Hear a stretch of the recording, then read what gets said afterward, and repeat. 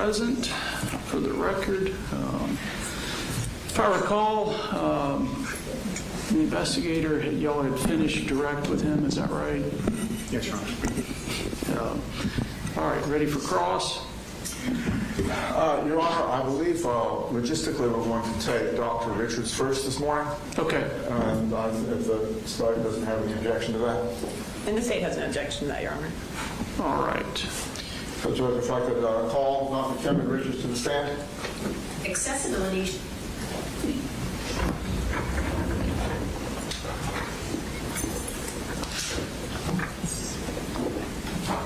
Do you need someone to go? Is there anyone? He may still be out in the hall. Dr. Richards.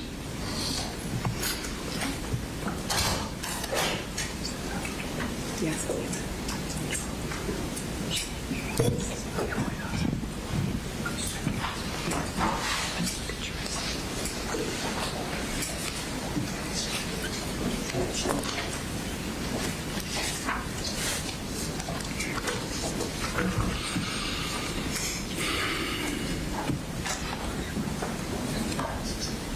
This is just what you sent us.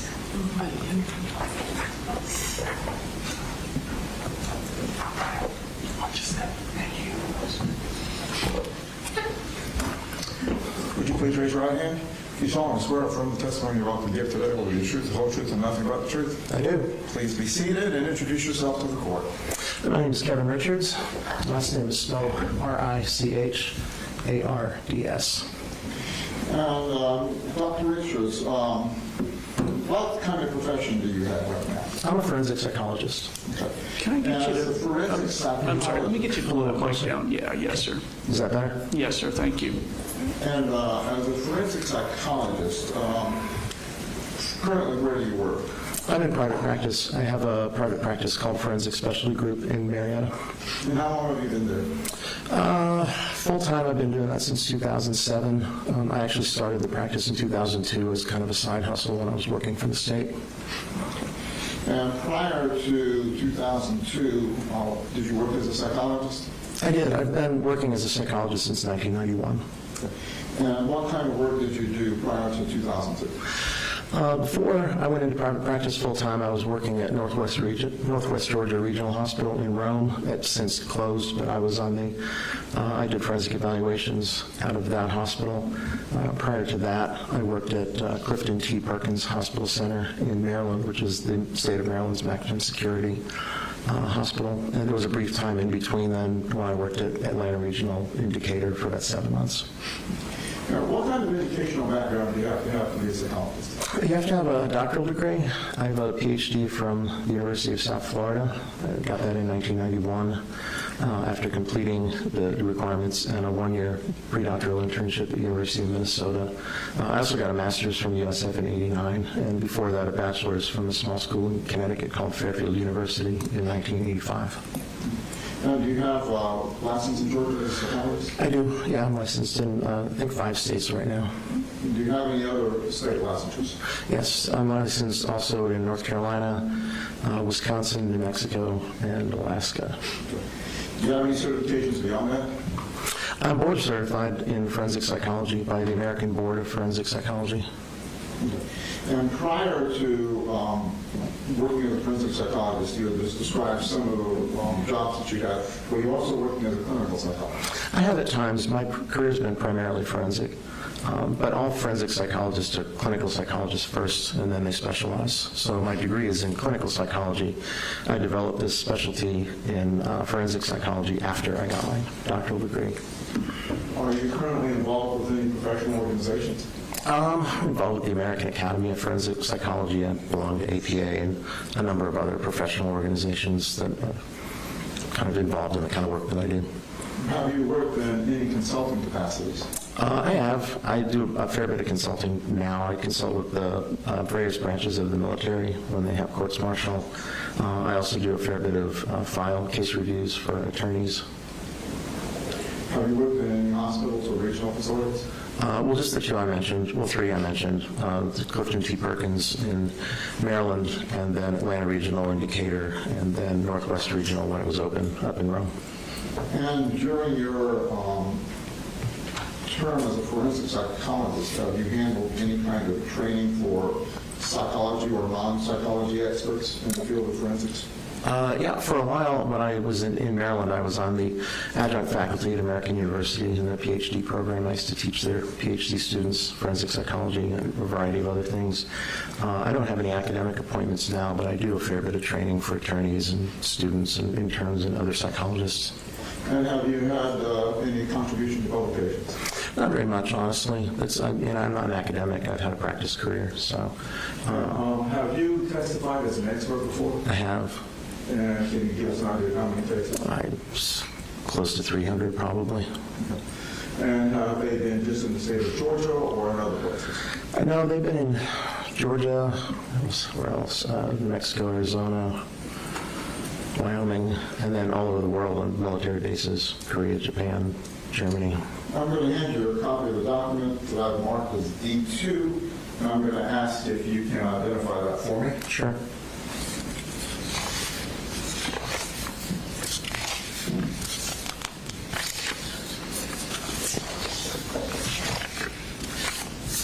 Yes, that's a copy of my CV. Did you contribute or compose that CD? Yeah, I wrote it. And looking over it, have there been any alterations since you drafted that?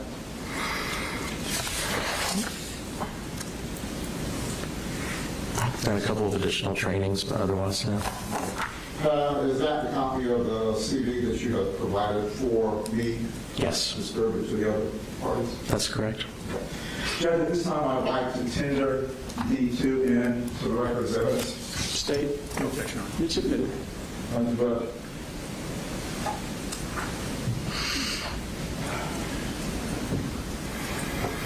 you're here testifying on a case with Colt Gray. How did you become involved with that case? I got involved when his original attorney, Mr. Kraft, from the Public Defender's Office, contacted me and asked me if I would be willing to do an evaluation.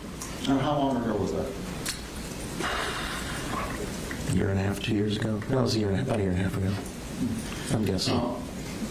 At that time, did he provide you with evidence or materials to look through? He did. He sent me a hard drive that had essentially, I think, the entire case file on it. And what kinds of information was on that? Oh gosh, there was a lot of police documentation, there was interviews, there was DFACS records, there was school records, body camera video from law enforcement. I mean, there was a lot. Was the request done for a full forensic psychological evaluation? I'm not sure what you mean by that. Well, a forensic psychological evaluation. Well, for a forensic evaluation, Mr. Kraft was particularly interested in looking at the case in light of the Miller v. Alabama decision about sentencing juveniles to life without parole. Talk a little bit about the difference between a clinical psychologist operation and forensic. Well, forensic psychologists focus on application of clinical principles to questions of law. So, as I noted earlier, all forensic psychologists are clinical psychologists first, and then they specialize in application of clinical psychological principles to legal questions. It's similar to physicians. Once you graduate med school, you're a doctor, but until you do a residency and specialize, you can't be a surgeon or a pediatrician or something like that. So what kind of investigation techniques and methodologies do you use? I do quite a bit of interviewing. I do a lot of case review, looking at evidence. If there are prior records, prior evaluations, I look at that. If there are collateral sources that I can talk to and interview, I talk to those people. I do psychological testing.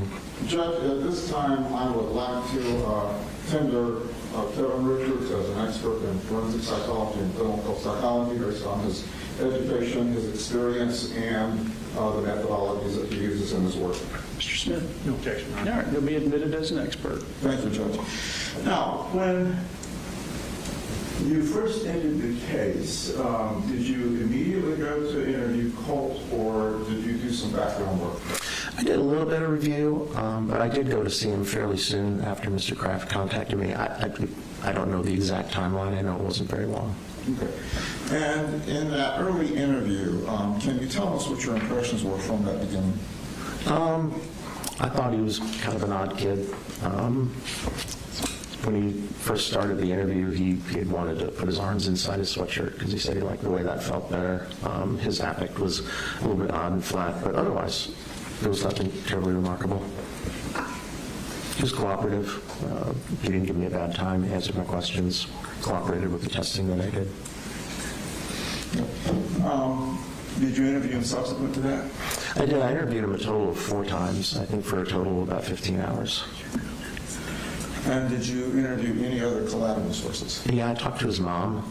I talked to her twice, and it totaled about 3 hours back in May of this year. Okay. After that review and investigation, did you also review the file that was given to you by Mr. Kraft, was it? It was Mr. Kraft that sent me the hard drive. Yes, I went through substantially, I think I looked at pretty much everything that was on it. It was a vast amount of information, and there was a lot of things that weren't really relevant, like, for example, watching every single body camera video for officers that responded on the day of the incident wasn't really relevant to what I was doing, but there was a lot of things in the hard drive that were. As a result of your investigation, did you generate a report? I did. I'm going to hand you what I marked by the efficient purposes D1 and ask you if you could identify that. Sure.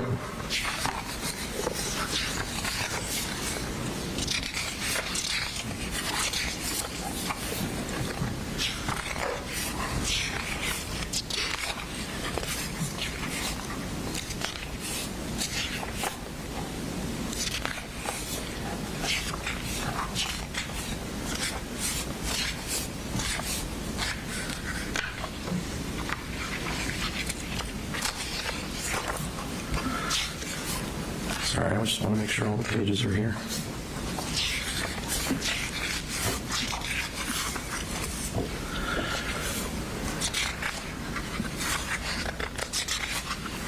Yes, this looks like a copy of the report that I wrote. As we go through some of these issues, I'll allow you to refer to it, but please don't read directly from it. Okay. For the testimony. Okay. Going back to your initial interview with Colt, did you immediately jump into covering the facts of the event, or how did that work out with you? No, typically when I do an interview, I start with easy questions, like what's your birthday, where are you from, where'd you grow up, And so a lot of the first interview was talking a lot about his history, where he lived, where he was born, who his mom and dad were, whether he had siblings, that kind of thing. Just getting kind of basic background information. And in that background information, did he cover his family life, the circumstances that happened between his parents, his brother and sister? He did. Okay. Some of those issues that came up when he was young, can you enlighten us as to what you think may be important in his development? There was a lot of moving around, a lot of chaos. There was the family moved in a really large number of times. There were financial problems. There were issues with neglect, lack of money, lack of moving into places that didn't have any furniture, having utilities shut off, not always having food in the house, those kinds of things. There was reports of some abuse by the dad. I think the dad was using drugs. Eventually, both parents were using drugs, which also had a detrimental effect on the well-being in the family. So it was pretty chaotic. There was a lot of, I think, abuse and a fair bit of kind of neglect and just a lot of transition and chaos. Now, where was Colt positioned in the family? He's the oldest of 3. He's got a younger sister named Jenny and a little brother named Coley. I think Jenny's 15 now. I think Coley's 12. When he was going into his background, did he describe anything to you that raised special red flags, like what has perceptions of the violence that he may have seen in his development? I think he talked about the stuff between him and his dad. I think there was a lot of chaos between the parents as well. I'm not sure if that was physical. I think maybe it was at times, but I think a lot of it was a lot of screaming and yelling. Did he give you an indication of whether he was closer to his mom or his dad, or did I think he had complaints about both of them at different times. I would say he probably had a closer relationship with his mom than he did with his dad. And how did any of this chaos that you were referring to and constant moving, how did any of that affect his feeling of stability in the family? I think he already started out as, like I said, kind of an unusual kid, and I think all of the chaos and so forth led to him. What it really led to him being was really isolated. A lot of times his mom and dad weren't putting him in school. They didn't take him to socialize. He didn't hang out with other kids. Didn't have like a normal childhood where he had friends and things to do. They were always moving, and like I said, he wasn't in school a fair bit of the time, and it kind of drove him into a sort of an isolated position, at which point I think he discovered the computer, and then that's kind of where that whole situation took off. Did he give you an understanding of how financial problems came about with the family? He said it was spending money on drugs and irresponsible purchases, things that couldn't be afforded, and then moving into houses and apartments they couldn't afford and getting evicted. Instead of spending the money on taking care of the family, buying trucks and boats and RVs and stuff like that. Just a lot of really irresponsible behavior with money. Did he tell you how many schools he had attended? I don't recall exactly. It was inconsistent because sometimes he was in school and sometimes he wasn't. I think there was an entire year where they just didn't even bother to register him.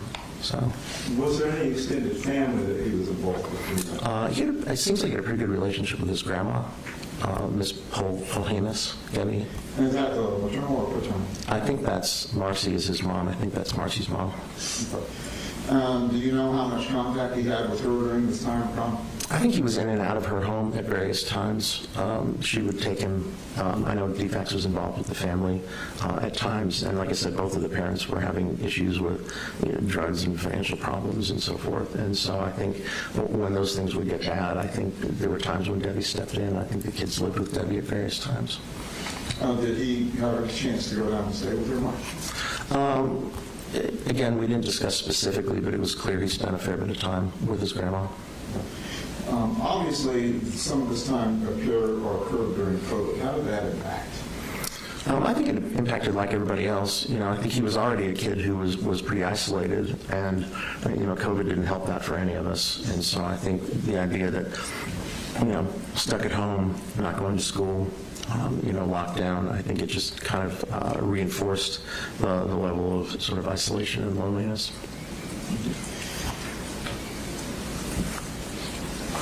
Now, you had indicated that you got involved a lot with the computer. Did he tell you any direction or any interests he had with the computer?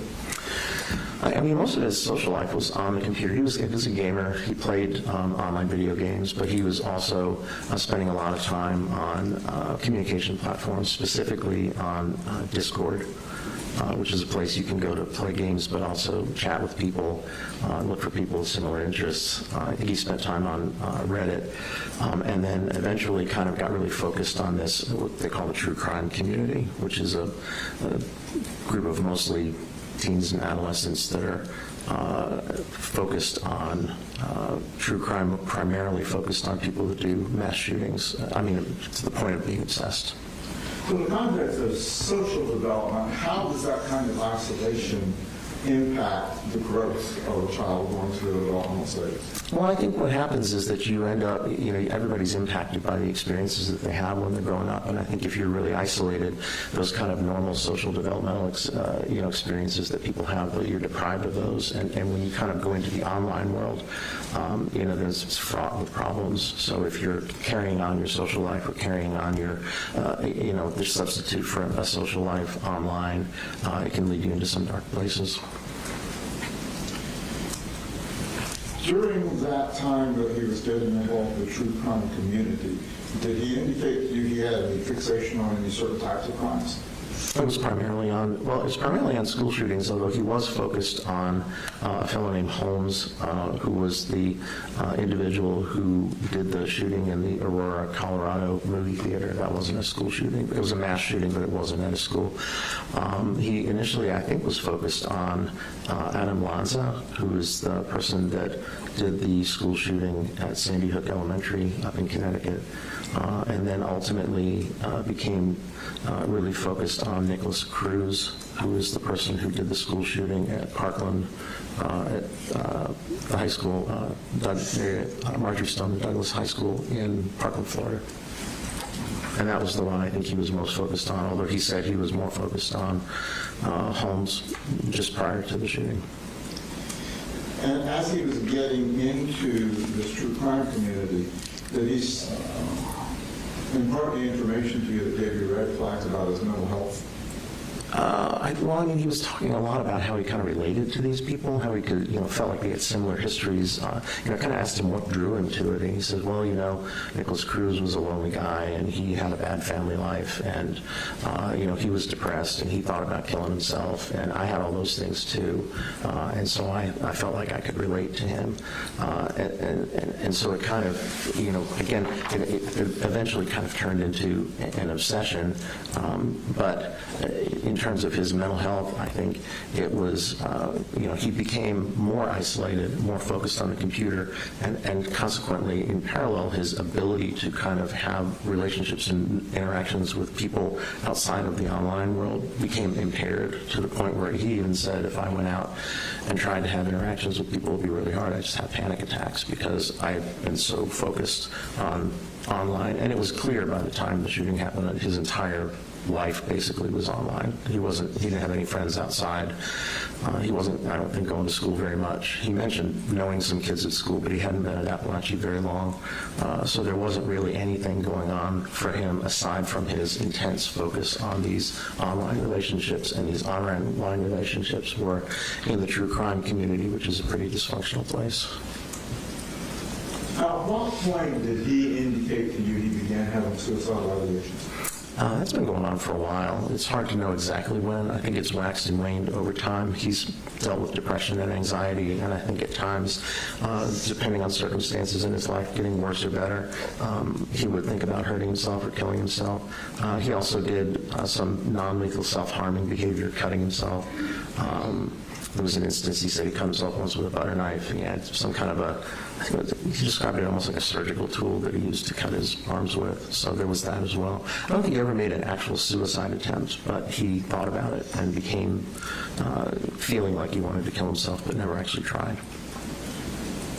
Are you familiar enough with gamers and TCC community to give us an idea as to whether that's a normal component, or is that something that was unique to him? Well, I learned quite a bit about the true crime community just working on this case. But that seems those are the kids that are in there.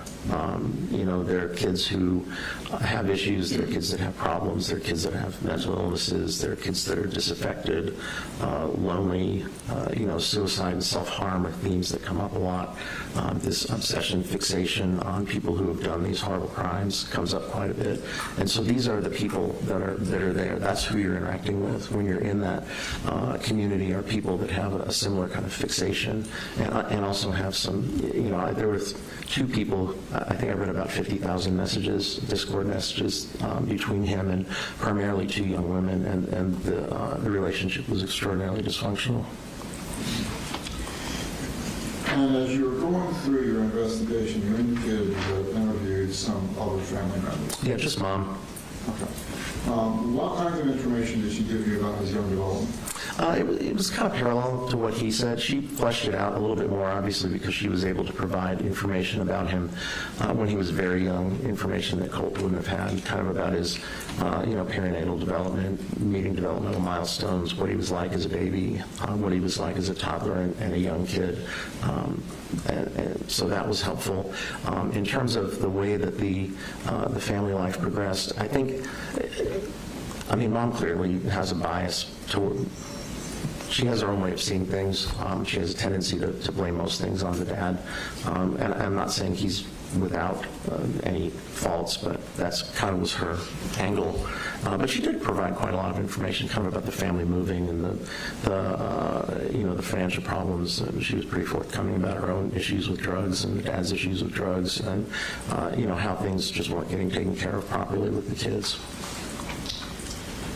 Did he ever give you any indication that the family had been involved with Department of Family and Children's Services at any point? Yeah, I think there were various times when DFACS was involved. I know there was, when his mother got involved in drugs, I think DFACS got involved then. I know they got involved right after the shooting as well, but I know there's been involvement. There were records that I got that showed that there had been contact with DFACS over issues with this family. Not sending the kids to school, not taking care of the kids, being neglectful. I remember specifically reading some records about truancy, about how he just wasn't showing up. They weren't, I'm not even sure he was registered. And to your knowledge, did he ever spend any time in foster care? Foster care, again, I don't recall. I know he was with his grandma a fair bit. I don't know that he was ever in any foster homes. Okay.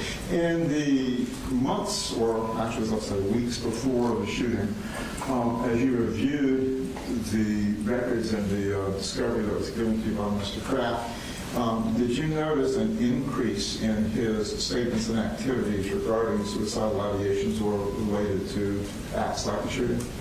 He was talking to a young woman named Amanda, who went by Mandy, and he wasn't saying anything specifically about doing a shooting. They talked about school shootings a lot. Both of them were obsessed in a very dysfunctional way with Nicholas Cruz, but he was making statements to the fact that he was paranoid, that he felt suicidal, that he felt he was hurting himself, but he was also making kind of ominous statements about how something was going to happen soon. It was going to happen on September 4th, and I think Ms. Coots had, Mandy had an inkling that that's what he was talking about, but he never specifically said it, but he did say that something big is going to happen on the 4th, and it was almost like a countdown in their messages as that was approaching. And did you get any indication that he had reached out to his family for help on the suicidal ideations? It didn't seem like it. Oh, actually, I'm sorry, you said did or didn't? I said didn't seem like, I know he made statements to the effect that he was telling his dad that he needed help, and when I talked to Mom said she noticed around the time not long before that he was having more panic attacks, more anxiety, that his level of paranoia maybe was a little bit worse. So I'm mistaken, actually. Yeah, he did talk about that, and evidently there was some effort afoot to get him into a clinic. I had some messages, they were basically phone messages between Colt's dad and a mental health facility trying to set up an appointment for him, but they never took him to an ER or a hospital or anything like that. It was trying to get outpatient treatment. Okay, so to your understanding, no one ever called the Crisis Mental Health Center for him? Not that I'm aware of. His mom mentioned when I spoke with her that she felt like he needed to go to an inpatient facility, but nobody ever took him to one, and nobody ever took him to an ER. Okay. And at the time of that the shooting occurred, I want to go back to something else for just a moment.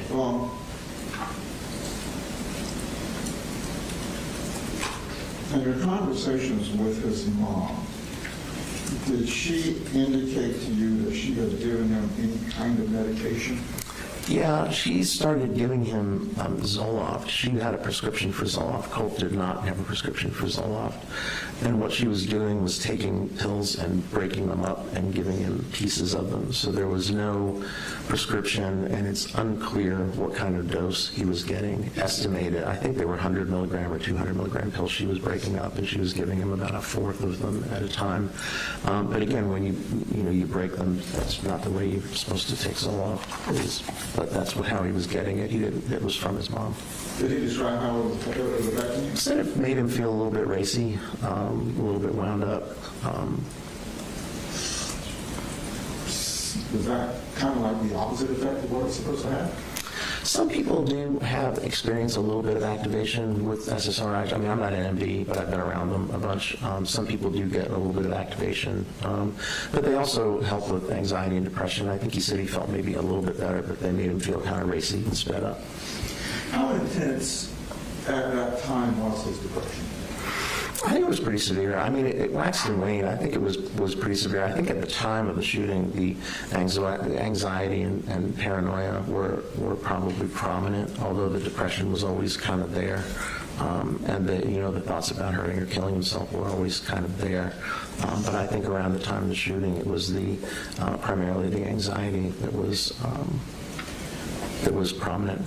What kinds of characteristics did his paranoia take on? He talked about being afraid that there were plots against him. He talked about believing that people were talking about him, like if he was out in public, he'd see people talking. It's called an idea of reference, when you believe that seeing something happening in public refers to you. If you see two people talking to one another and you think they're talking about you. He talked about believing that the teachers were plotting against him.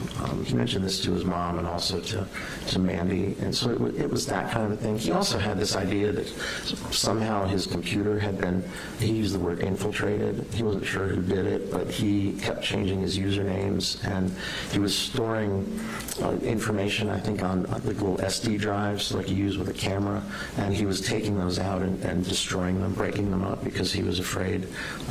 He never was able to tell me who he thought was doing it or why, but felt like somebody was probably keeping track of him. He said some more, I think, more outlandish things that I'm not sure, about cars going by the house and seeing people. I'm not sure how much of that was, maybe a little bit of an exaggeration, but I did believe he used to kind of conflate his paranoia and anxiety. He was real anxious, but he was worrying about things, and so there was an element of paranoia that he used to kind of conflate with the anxiety, and the two of them kind of coexisted like that, so. And are those the kinds of things that can impair someone's judgment if they're going through those episodes? Sure, yeah. I mean, if somebody believes that there are, forces marshaling against them, that can certainly impact the way that they carry on their life. Certainly he was doing certain things in response to the beliefs that he had, like destroying the hard drives or the SD cards and changing his usernames. But I don't think he was really doing, other things in the service of them. And you made a reference to his thinking the teachers were against him. Was that teachers at his current school or his older school? The teachers at his current school. Were you familiar with the circumstances that took place when he was in Jacksontown? I'm not sure specifically what you mean. When the FBI came out to investigate? Yes, yeah, I was aware that there was a message, I think, that got flagged on Discord about somebody making a statement about doing a school shooting, and law enforcement showed up at the house because they were able to trace they were able to look at the account, the email associated with the account, trace the email to him, and so they went and interviewed him about whether he had made this threat. Did you listen to Inspector Smith's interview of Colt when he was arrested? There were two of them. There was one at the school and there was one at CID, and I listened to both of them. And particularly the one at the school, what were your initial impressions when you read that? He was pretty hysterical. That was the main thing.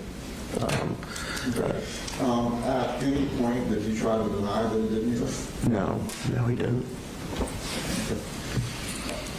When he was taken into RYDC, did they do any checkups or any assessments on him to determine if there were any psychological or physical issues? I think they do that with most kids, but what I learned when I was talking with him is that he was having these symptoms. He was telling me about this paranoia and stuff that he was having, and then I asked him, well, what do the mental health people think about it? And he's, I haven't told them.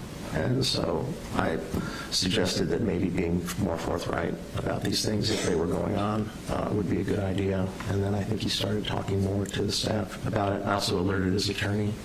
Did you have access to any of the records from BJJ? Not until just a few days ago. Did you get a chance to review them? Yeah, there was a lot, but yeah, I reviewed them. What was your understanding of his initial treatment plan? Initial treatment? When he was in RYDC? Okay. I think it changed over time. He was reporting some paranoid ideation that was continuing, worrying about other kids in the RYDC, worrying about the staff, worrying about the cooks putting stuff in his food. And I think at one time they diagnosed him with something called schizoaffective disorder, which is a schizophrenia spectrum disorder. He said they did. I didn't find evidence of that in the records. But they were treating him with antipsychotic medication and also an antidepressant medication. They're actually giving him Zoloft, which is what his mom was giving him. They started him on an antipsychotic called quetiapine, but evidently he had some side effects, so they changed him to one called olanzapine or Zyprexa, which he remained. I think he's still on it now, and the Zoloft. Do you recall what their determination of his diagnosis was? Yeah, they diagnosed him with a mood disorder, depression with psychotic features. They diagnosed him with conduct disorder. They diagnosed him with an unspecified personality disorder, and they diagnosed him with PTSD or post-traumatic stress disorder. What's unspecified personality disorder? It basically means that you think somebody has a personality disorder, but personality, there's a variety in the DSM, which is a diagnostic manual. There's a number of specific personality disorders.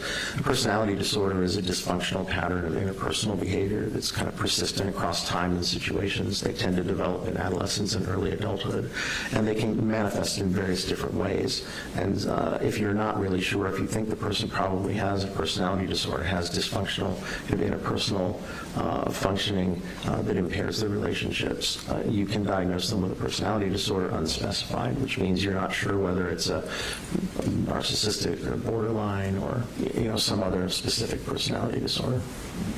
Did you find substantiation for that in your work? No, well, I mean, 14, 15 is really too young to diagnose a personality disorder. If you're talking about something that develops in, late adolescence and early adulthood, he hadn't even really gotten there yet. And, one of the things about kids in adolescence is that their character and their personalities are not fully formed. They're developing. They're works in progress. Their brains are still developing.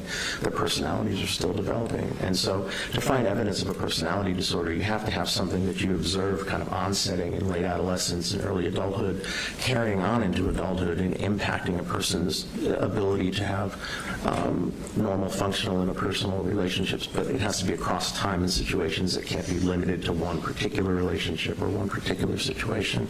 And when you're 14, 15 years old, it's really just too young to diagnose a personality disorder, in my opinion. What about with schizoaffective disorder?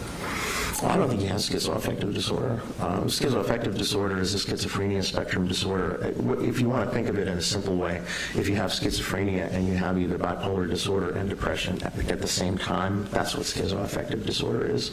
So a person has what we call the main criteria for schizophrenia, which is psychotic symptoms, hallucinations, delusions, disorganized behavior, that kind of thing, at the same time that they're having either a manic episode or a major depressive episode. I believe you said the diagnosis also included conduct disorder? Correct. What are the components of that? So conduct disorder, that changed in the DSM-5. It used to be diagnosed in a different way. There's basically a list of 15 kind of dysfunctional behaviors that kids can manifest. And if you have 3 of them, I think in a 12-month period, then you can get diagnosed with conduct disorder. There are also specifiers about your kind of emotional function. If there's a more kind of characterological developing pattern of these kinds of behaviors that are, again, occurring across time and situation, like personality disorder would later, then you can get diagnosed with, I think it's called with like limited emotional function or something like that. What kinds of behaviors did he exhibit that would qualify under conduct?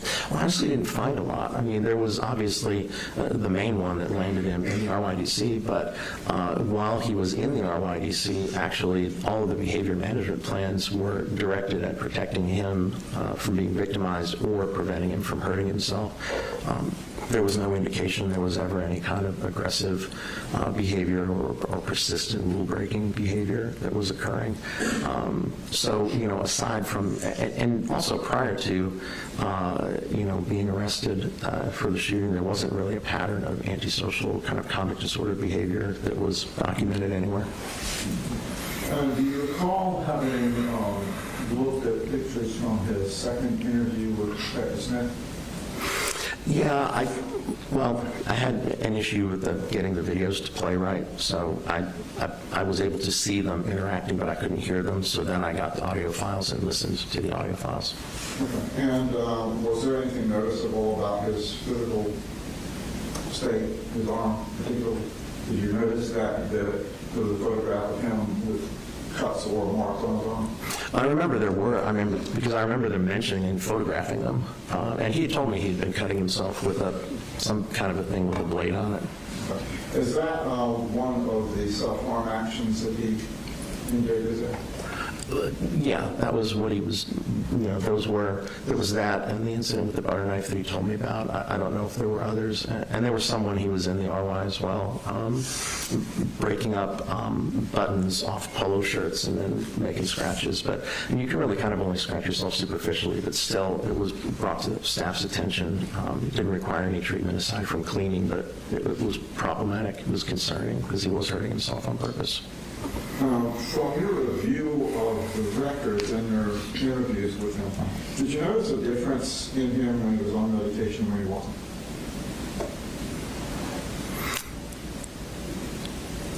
In terms of kind of just normal day-to-day interaction, I would say not particularly. He seemed pretty depressed and anxious most of the time when I was talking to him. He said that the medication helped some with the paranoia that he was still talking about being worried about people.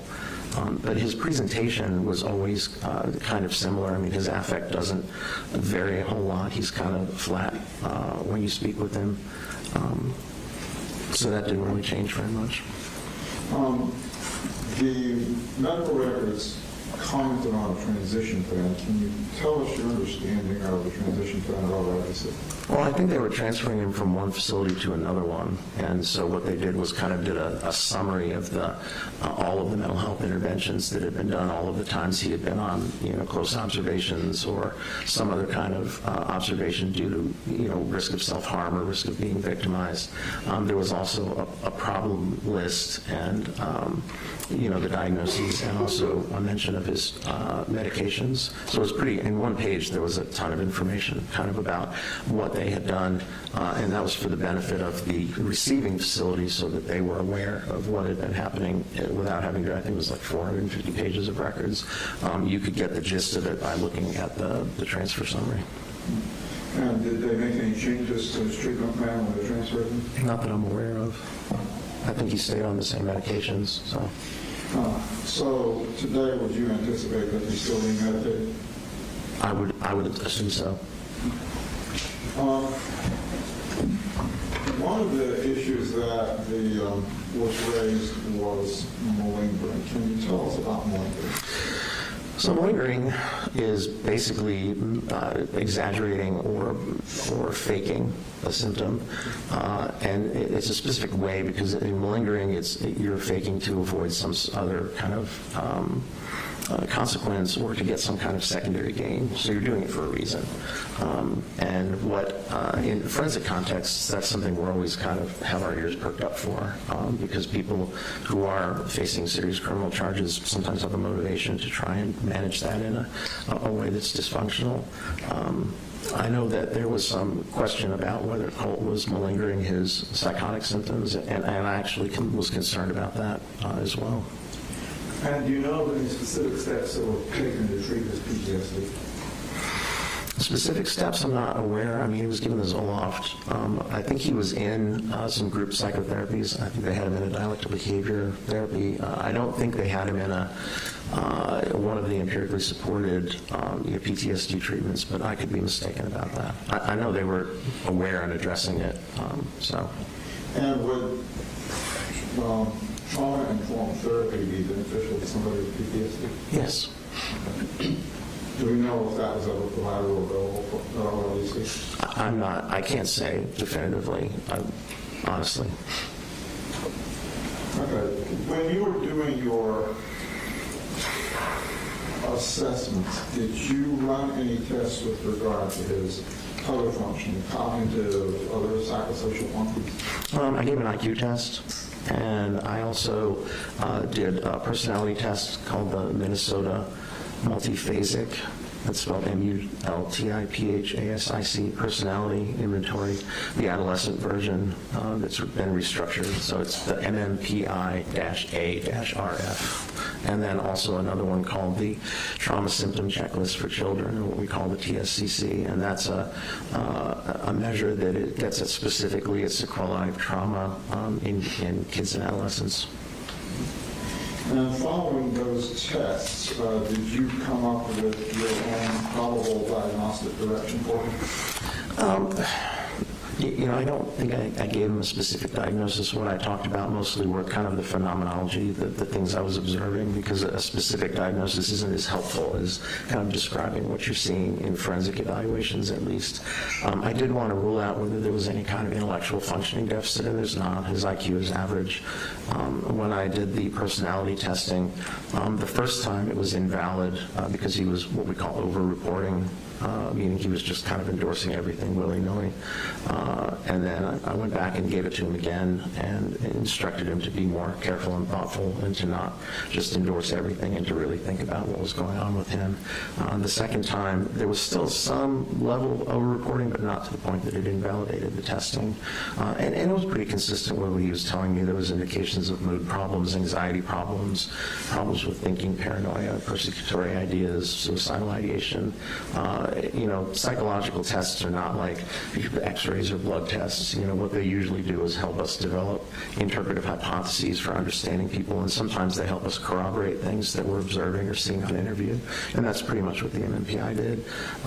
Colt never really talked about trauma, PTSD symptoms with me as PTSD symptoms. I would kind of ask him about, traumatic experiencing. Was he having flashbacks? Was he having dreams? And he said he had dreams about the school sometimes, and sometimes dreams about things that happened when he was younger. But the dreams about the school didn't involve the shooting incident. It was just him alone in the school wandering around. But he never really talked about the kind of, when you talk with people with PTSD, they talk about having flashbacks and dreams and traumatic re-experiencing, and they talk about trying to avoid things that remind them of the trauma and changes in their emotional functioning. And the diagnostic criteria are pretty complicated. He didn't talk about that, but on the TSCC, he endorsed a lot of trauma-related symptomatology, and it didn't appear as though there's validity checks in that test as well. It didn't appear as though he was manufacturing them, which I thought was kind of odd, because when I tried to talk to him about it, I wasn't getting much, but he was responding to it on the testing, and clearly the ROADC docs felt he had PTSD as well.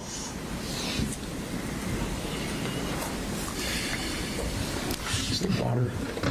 Yeah.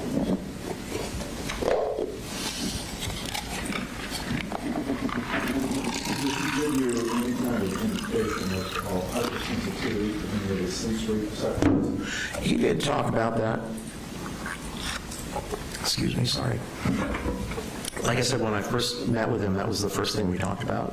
He asked if he could pull his arms inside of his sweatshirt and kind of hold his arms around him, because he said he felt more comfortable talking that way. He talked a lot about having issues with noises, particularly with textures, kind of sensory things.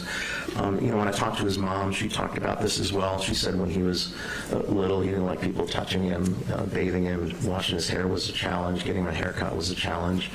Noises seemed to bother him. And I think that persisted. He had specific kinds of sheets and towels that he liked. He had little rituals that he did when he got out of the shower, like things laid out a certain way. And so that was the kind of thing that he related to me. Did any of that give you an indication of any other kind of spectrum disorder? Maybe. Well, it made me wonder whether there was, an element of an autism spectrum disorder. Because those kinds of sensory integration issues are common in people that have autism spectrum disorders. And his interpersonal behavior was kind of odd, so it got me wondering or thinking about it. It was something I considered as I continued to talk to him. Would that be something perhaps that would be good as a rule out and having evaluated for? I suspect if you wanted to do a specific evaluation for an autism spectrum disorder, that would probably not be a bad idea. In the end, I didn't feel like, based on what I got from him and what I got from his mom, I felt like there was some elements. He certainly has some elements, particularly sensory type elements, and some interpersonal stuff. But in talking to his mom, she said that, when he would interact, he was capable of interacting. He didn't have the kind of interactive patterns that we see, particularly with people that have autism spectrum disorders. But, his interpersonal behavior was odd, and we don't have a great sample of it because most of it was online. So, to do an evaluation for that might be worthwhile. I ultimately didn't believe that he met diagnostic criteria, and that's what I put in my report. And in your report on page 29, you talk about ACE factors. What are ACE factors? So that stands for Adverse Childhood Experiences. Years ago, the Kaiser Foundation and the I guess it was Health and Human Services did a big, CDC did a big study, and they looked at, was it between 1995 and 97, they looked at 17,000 people. And what they identified were a set of adverse childhood experiences, things that people could experience when they were in their developmental period that tended to be correlated with adverse outcomes when they got older. And some of these were psychological, psychiatric. There was increased levels of depression, anxiety, PTSD, substance abuse in people that had experienced these adverse experiences as children. What they also found interesting was that there was kind of what we call a dose response characteristic, meaning the more of them there were, the worse the outcomes tended to be. They also studied a lot of kind of physical well-being outcomes, but when I look at these, I'm thinking more about the psychological ones. And certainly, he was exposed to a lot of these things, and the manifestations that he has psychologically in terms of his interpersonal function, his anxiety, depression, and so forth. It's not really surprising. I mean, they're not the only reason, but certainly not surprising. Growing up in an environment where he was exposed to a lot of adverse things, that he would develop depression, anxiety, and struggle interpersonally. What is the concept called dose response? How does that relate to ACE factors? It just means that the more of them there are, the worse the outcomes are likely to be. And I think you said he had experienced most of the factors. Most of them at one time or another. Yeah. The last one I think was an incarcerated parent. That's only been recently. That wasn't when he was growing up. How does all of this relate to his overall functioning around the time of the shooting? Well, I think he was, basically he was a lonely, dysfunctional kid who was anxious, paranoid, depressed, and immersed in this highly dysfunctional world with these people that were obsessed with folks who had done school shootings. So his interpersonal behavior was very dysfunctional and kind of layered on with the psychological issues. He had just kind of disappeared into discord and disappeared into the true crime community, where he wasn't really having interactions or relationships with real people on the outside. I mean, there were real people online, but not real people on the outside. And with the things that he went through, what would be the normal course of treatment if somebody were to seek treatment for? Well, it would depend on the specific, kind of manifestations. I think with him, certainly symptomatically, you would try and address the depression, anxiety, any level of paranoia. You would want to try and do that to get some symptom relief with medication. But then, kind of intensive therapy. There are therapies that have been empirically derived to deal with those specific kinds of things.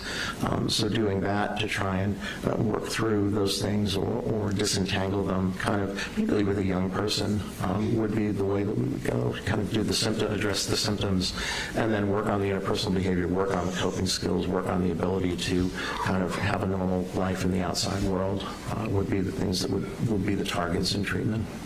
Given your interactions with him, would therapies have helped him? I think so. Yeah, I mean, anytime a kid is struggling with the psychological, psychiatric problems, and you've got someone whose brain isn't fully developed, whose personality isn't very developed, who doesn't really know very much about the world at 14, who hasn't developed a mature set of coping skills, and then you kind of turn them loose in this dysfunctional environment with these things going on, and coming from a home where there was a lot of neglect and probably some abuse, and not really any kind of normal interpersonal contacts. It's not surprising that he kind of ended up the way that he did, and having had some kind of psychiatric, psychological intervention well before he was this happened, the shooting happened, would have absolutely been beneficial. And you're talking about the development of 14-year-old teenagers growing up. Someone without psychological burdens that he has, will they develop in a way that they can make more normal decisions? I think, it's kind of, you think of it as, all teenagers, adolescents, young adults, the brains are still developing, and particularly the frontal lobe is developing. The frontal lobe is important because that's kind of where that controls decision-making, impulse control, anticipating consequences, making good decisions, planning courses of action, considering alternatives.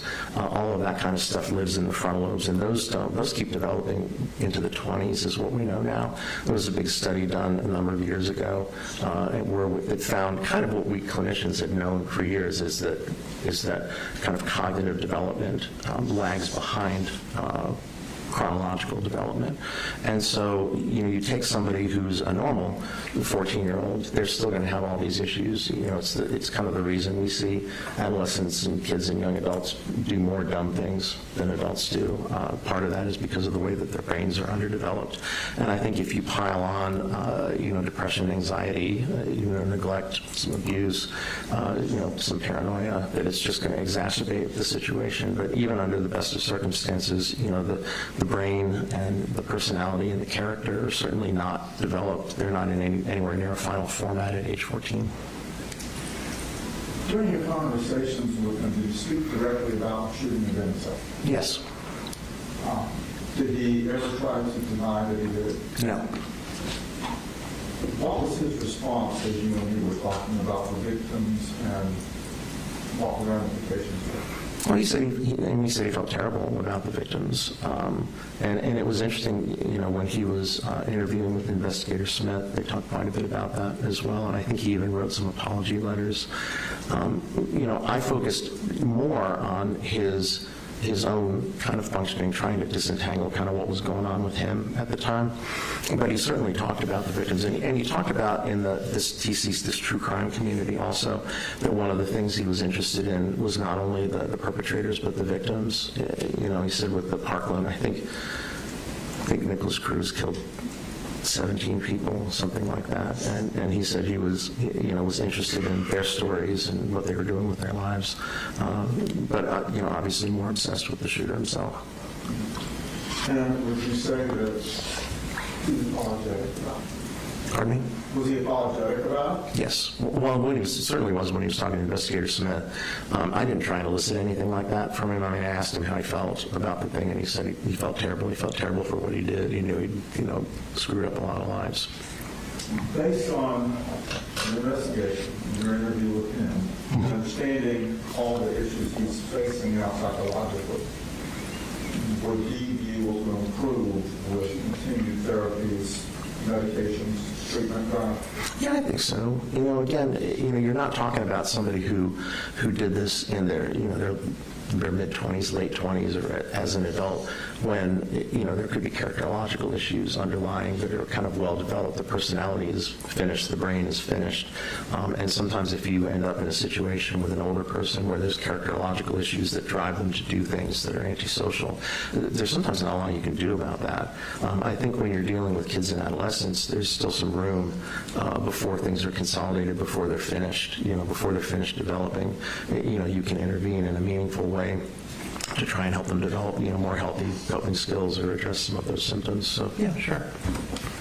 You had indicated that Mr. Kraft asked you to do this before in conjunction with the Miller versus Alabama factors for sentencing you. Right. Did you reach any conclusions about that? Well, yeah, they talked about incorrigibility and, irredeemable depravity, and I certainly didn't find evidence of that. He didn't appear to be on a really antisocial kind of vector. He wasn't a kid who was getting in trouble a lot. He wasn't a kid that had prior contacts with BJJ. He was doing all this weird stuff on the internet, but it wasn't, antisocial stuff. It wasn't kind of comic disordered stuff. And so what I saw mostly with him were things developmentally where, his interpersonal skills were poorly developed, his mood issues, his anxiety issues, and then the subsequent paranoia were all things that I think were manifestations of things that had happened with him when he was younger, developing, lack of support, lack of treatment. I think they could have been addressed earlier, and I think there's still room.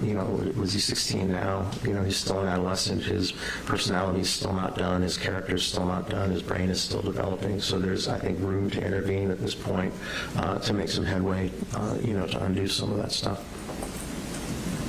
That's all I have, Judge. At this time, I'd like to move D1 into evidence request to be entered under seal. Mr. Smith, any objection? Is that the report? It's the report. All right, it's admitted. I think you got to be understood. He did. Your position? That's all I have at this time. That's fine. Also, Your Honor. All right, we'll file that under seal. Why don't we take a short restroom break before we cross? All right, we'll be in recess for 10 minutes or so. It's okay. Yeah.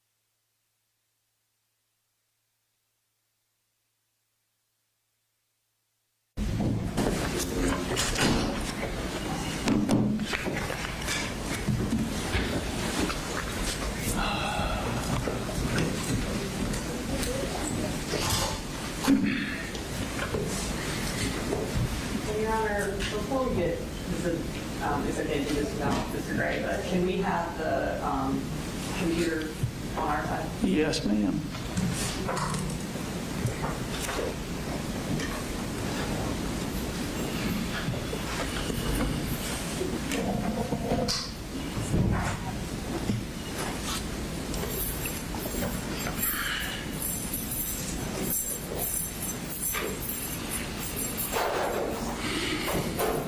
All right, for the record, we're all present. Mr. Smith? I'm Dr. Richards. I'm Brad Smith. I'm with the District Attorney's Office. Good morning. Ask a few things here. So the resources you relied on were Colt's medical records, law enforcement files, video footage of the shooting, and then various interviews with Colt, Colin, Marcy, and other people. Is that correct? That was the bulk of it. I mean, I had like I said, I had a hard drive with a lot of stuff on it, but I think those were the highlights. Yeah. How much time and energy did you put into each of those things? I couldn't tell you. I couldn't break it down that way. Okay. To be honest with you. But would it be safe to say that most of the information you had came from either Colt or Marcy? In terms of information I gathered myself, yes. You know, it was from him and his mom as a collateral. Okay. And even like a lot of the secondary sources with interviews and stuff from law enforcement, it's what they are telling law enforcement. Of course. And like even the Discord records is Colt saying stuff on Discord. That's correct. Okay. Now, Marcy, Colt's mother, you would consider her an unreliable source? I would say she is reliable to an extent. Okay. She certainly has an angle. Yeah. And you were aware that she had, in the few years leading up to this incident, she had limited contact with Colt. Yes, I was aware of that. Okay. In fact, in November 2nd of 2022, Marcy leaves the house that Colt lives in and goes down to Fitzgerald. Right. Okay. And it wasn't until August 11th, 2023, almost a year later, that Colt goes down to stay with her from August 11th of 23 to October 4th of 23. That sounds about right. So about 2 months that they lived together. Yeah, they didn't have a lot of contact. And then he leaves in October because Marcy tests positive for drugs. And she comes up to stay with him the next year, July 6, 2024 to August 16th of 2024. That sounds about right. It's about 1 month. Yeah. Okay. I think she said it was about 5 weeks. So in the 2 years leading up to the shooting, she was with him about 3 months. Yeah, not very much time. Okay. And during that time, she had serious intoxication issues. She did. Tested positive for drugs. She did. And that was a lot of the reason that he was removed from her and she left. Yes. Sort of things. In fact, she was in rehab for about 6 months with no contact, wasn't she? I believe you're right. Okay. And she had her own criminal justice issues. She did. Okay. And she had psychiatric issues on top of the intoxication. Yes. Okay. Were you also aware that Colt and her, even when they were separate, did not speak to each other very much? It didn't seem like he had a lot of contact with her. There was a brief period of time not long before the shooting when she was living up there in Winder. But for a lot of the time before that, especially when her issues with the drugs and so forth happened, the contact was really limited. Okay. In fact, they mostly just texted with each other. I think that's a fair characterization. Okay. Now, your first interview with Colt was May 16th of 2025. That sounds right.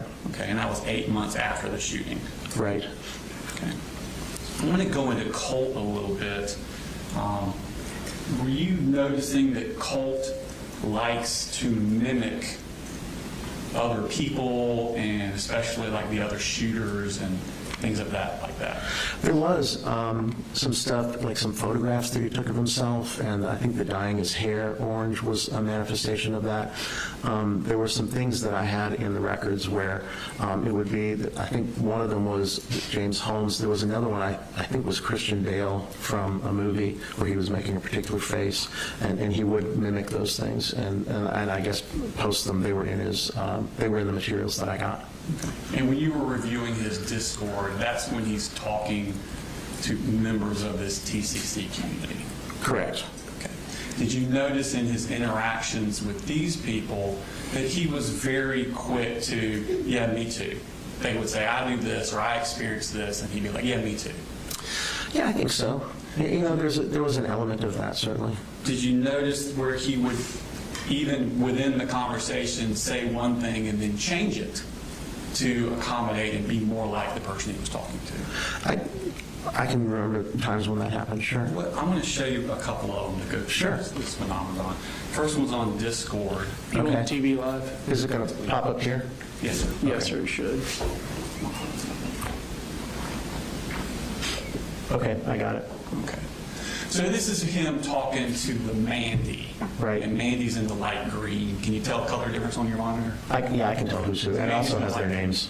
And Colt is occasional burner. Right. And he is in the blue. And this is August 29th of 2024, so a few days before the shooting. And they're talking about Nicholas Cruz and Right. their obsession with Nicholas Cruz, correct? That was what they talked mostly about. Okay. And Mandy asked him, have you put a cookie in your sub yet? And he writes back, cookie in my sub, question mark. Okay. Okay, so this isn't them talking, this is them writing and reading each other's writing, correct? Yeah, I think that's what it I don't know if they ever actually talked. I think it was all these text messages on Discord. So when he types in cookie in my sub, question mark, he doesn't know what she's talking about, does he? Either he doesn't know or didn't remember. I mean, clearly he asked her for clarification. Okay. And then she says he would put a chocolate chip cookie in his sub sandwiches, referring to Nicholas Cruz. Right. And then Colt immediately says, oh yeah, multiple times. I see that. And that him kind of like, first he doesn't even know what she's talking about, but then, oh yeah, I do that all the time. Yeah, I think there were probably times that he did that. And I mean, again, I reviewed between Caitlin and Mandy like 50,000 messages. So, Yeah. I mean, there were times when he did But this. so that's an example of Colt changing his answers about things to fit in with these people. I think that's not an unfair characterization. I think he was very invested in trying to fit in with this unusual community. So, I mean, it seemed like he had plenty of his own independent information, but certainly this is an example of a time where he accommodated based on what somebody else said. And if, let's say, for example, putting cookies on your sub sandwich was a sign of psychosis, this would be him kind of malingering, exaggerating that symptom. Yeah, I mean, I don't think it is, but Right. yeah, I mean, but yeah, I mean, it could be that. It's hard to know because we're looking again at a small sample. But certainly, I would agree with you that he was interested in being perceived as somebody that did this same thing that Nicholas Cruz did. Yeah. If he actually puts cookies in his subs. Let's put another example that's a little more pertinent. Sure. This is also in the Discord with Mandy and again. Okay. So, sorry, this is not me. So, Can I ask, are these, is there an exhibit number? Your Honor, I'm going to need a little indulgence. Our next witness is going to put all of these in. I believe the Discord is in. It's in the Florence business record section. It was entered earlier. I would say the one I showed earlier was page 13 Okay. of the occasional burner account. There's an occasional burner account and there's an F-bomb account. This is page 59 of the occasional burner account. And the exhibit number? I'm sorry, I missed I that. can put it on record shortly. Okay.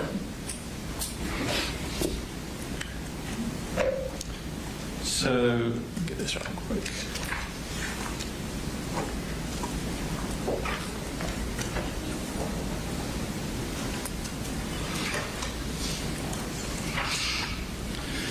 And this one, genderless black hole at the very top there, says, I'm on 6 different meds, and they really don't do anything but make me stoned ASF.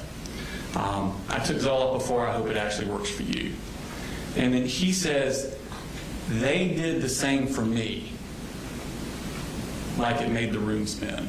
Now, she's talking about 6 different meds, and he says they did the same for me. But he was never on 6 different meds or multiple meds. He was only on Zoloft. That's the only one I'm aware of. Yeah, it was just the Zoloft his mom was giving him. So the they, to try and make it sound like more, he's trying to, again, fit in with this genderless black hole, and he's changing the amount or types of medicine he's taking. Correct? Yeah, you could read it that way. I mean, he could be referring to meds as they, but the only one he was on is Zoloft. That's true. Okay. He wasn't on 6 different meds. You skip down a little bit into the middle of the green there. Okay. Genderless black hole says, the worst side effects I've had were with hallucinations, but that wasn't on Zoloft, thankfully. And then she says, still get hallucinations somewhat, though. And then he says, mine are auditory, correct? Yes. And that means he hears voices. Right. That would be hearing things that aren't really there. And then he says, although it may be schizophrenia, who knows? Right. And then she says, oh my God, same twinsies. I have visible ones too. And he says, same. Right. So when they talk about hallucinations, he first says, I have auditory hallucinations. Full stop. Right. And it's not until she says, well, I have visible ones. And then he changes it and says same. Yeah, I agree. That's what he Again, him did. changing, talking about his mental state, what he says his mental state is, he changes it to fit in with this group. Right. He adds onto it. Okay. And then let's go to page 61. In this case, you have them talking about drinking a lot. This is another person he's talking to. I do not know the gender of this person. But they're talking about getting blackout drunk. Right. And Colt is talking about how often he gets blackout drunk. Is that correct? It looks like it. Okay. And then at the very bottom, the next to last one, Colt says, I literally just steal it from my dad. I see that. Okay. Did you listen to Colin's interview about his home life? A long time ago. Do you remember him saying that he didn't drink and he didn't allow alcohol in the house at all? That rings a bell, yeah. Okay. And do you remember Marcy's interview where she says the same thing? Right. Okay. Yeah. So what he it's worth. says, literally, I steal it from my dad. That's not true. No, it's not what he told me either. Okay. So, And then he says, sometimes I'll ask some random dude to walk in and get me some. Again, I never followed Colt around. I'm sure you did. But based on your understanding of how often he actually got outside his house, does that sound like something he would do? seems unlikely. That's what I was thinking. Okay. And then we move to page 62. And same person that he's talking to, now they're moved on. Man, just do some DXM, bruh. Colt says real. And I'll ask you to drop the method whenever I'm up to it. He says, do you even know what that is? And he says, yeah, it's over-the-counter stuff. They're talking about Benadryl. Right. I think that's on the next call out. Yes, and then he says Benadryl. Colt does. Right. And then he comes down a little bit and says, you just got to pull through the tiredness. After that, it's pretty much schizophrenia simulator. I see that. So Colt's saying that when he takes Benadryl to excess, he'll get schizophrenia simulator. Colt talks a lot about schizophrenia, doesn't he? He does. Okay. And then PK Waffle Fest says, that's not the worst part. It's the anxiety and the dread and seeing spiders. I'm terrified of bugs. So he's the one that first talks about hallucinations when he's on this and refers to bugs. Right. And then he says in the next one, the highest, go back up to the first one, sorry.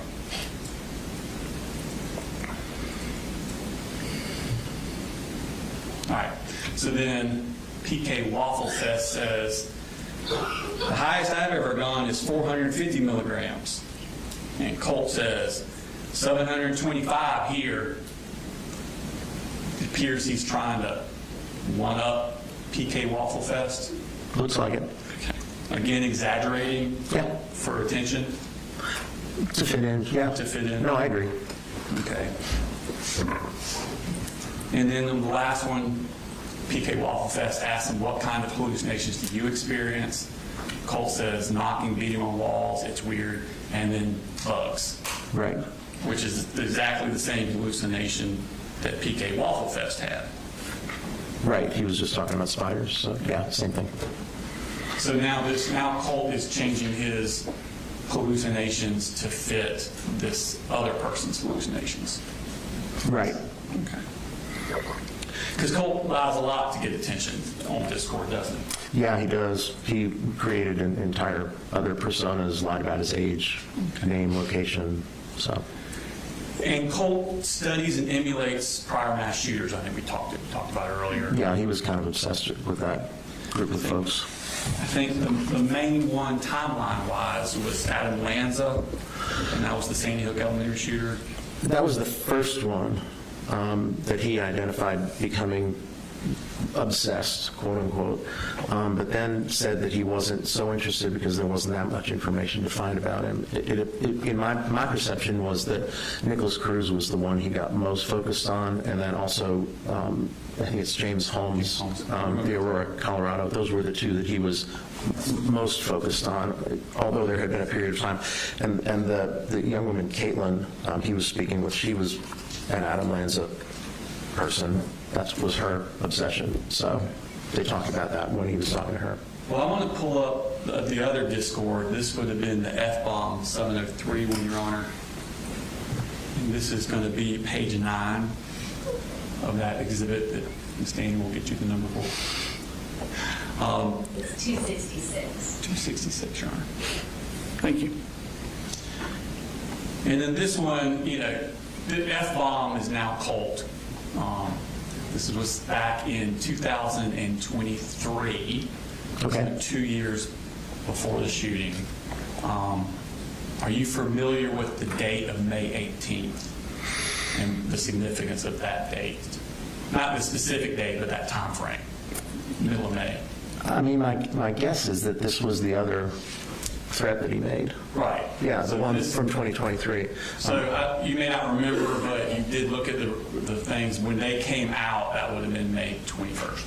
That sounds about right. So this is right before they came out to. Right, I think Discord flagged this, and then they figured out who it was, and then they went and talked to Colt. Right. And then he says, God, I've spent hours researching Adam. That's the third line down. Right. Okay. And that would track. I think it was around 22, 23 when he got, and then he said Adam Lanza was the first one. So I would guess about that time he was focused more on him. And then at the bottom, he's asking what the other person's target would be to commit a mass shooting. He says, I'll probably kill my dad, then go to my local elementary school. He says, but I might move to Connecticut and shoot up the new one for laughs. Right. And then on page 12, he says, I already have an outfit for if I commit a mass shooting. He got Adam's exact outfit, same shoes, same hat, even has a vest. I see that. And in the very bottom, he says, apparently Adam even wore sunglasses during the shooting. Yeah, I don't know if that's true or not, but I mean, that's the kind of micro detail that Yeah. these folks were interested in. Yeah, they get down into every little thing about that shooter, how they dressed, what they said, what they did, everything. Yeah, it seemed like it was so deep, it was like any piece of information they could find and put out there was kind of what they were after. And even like I said, Colt said his frustration about Adam Lanza is there wasn't enough information. There wasn't enough to find out about him, but clearly there was, some things, so.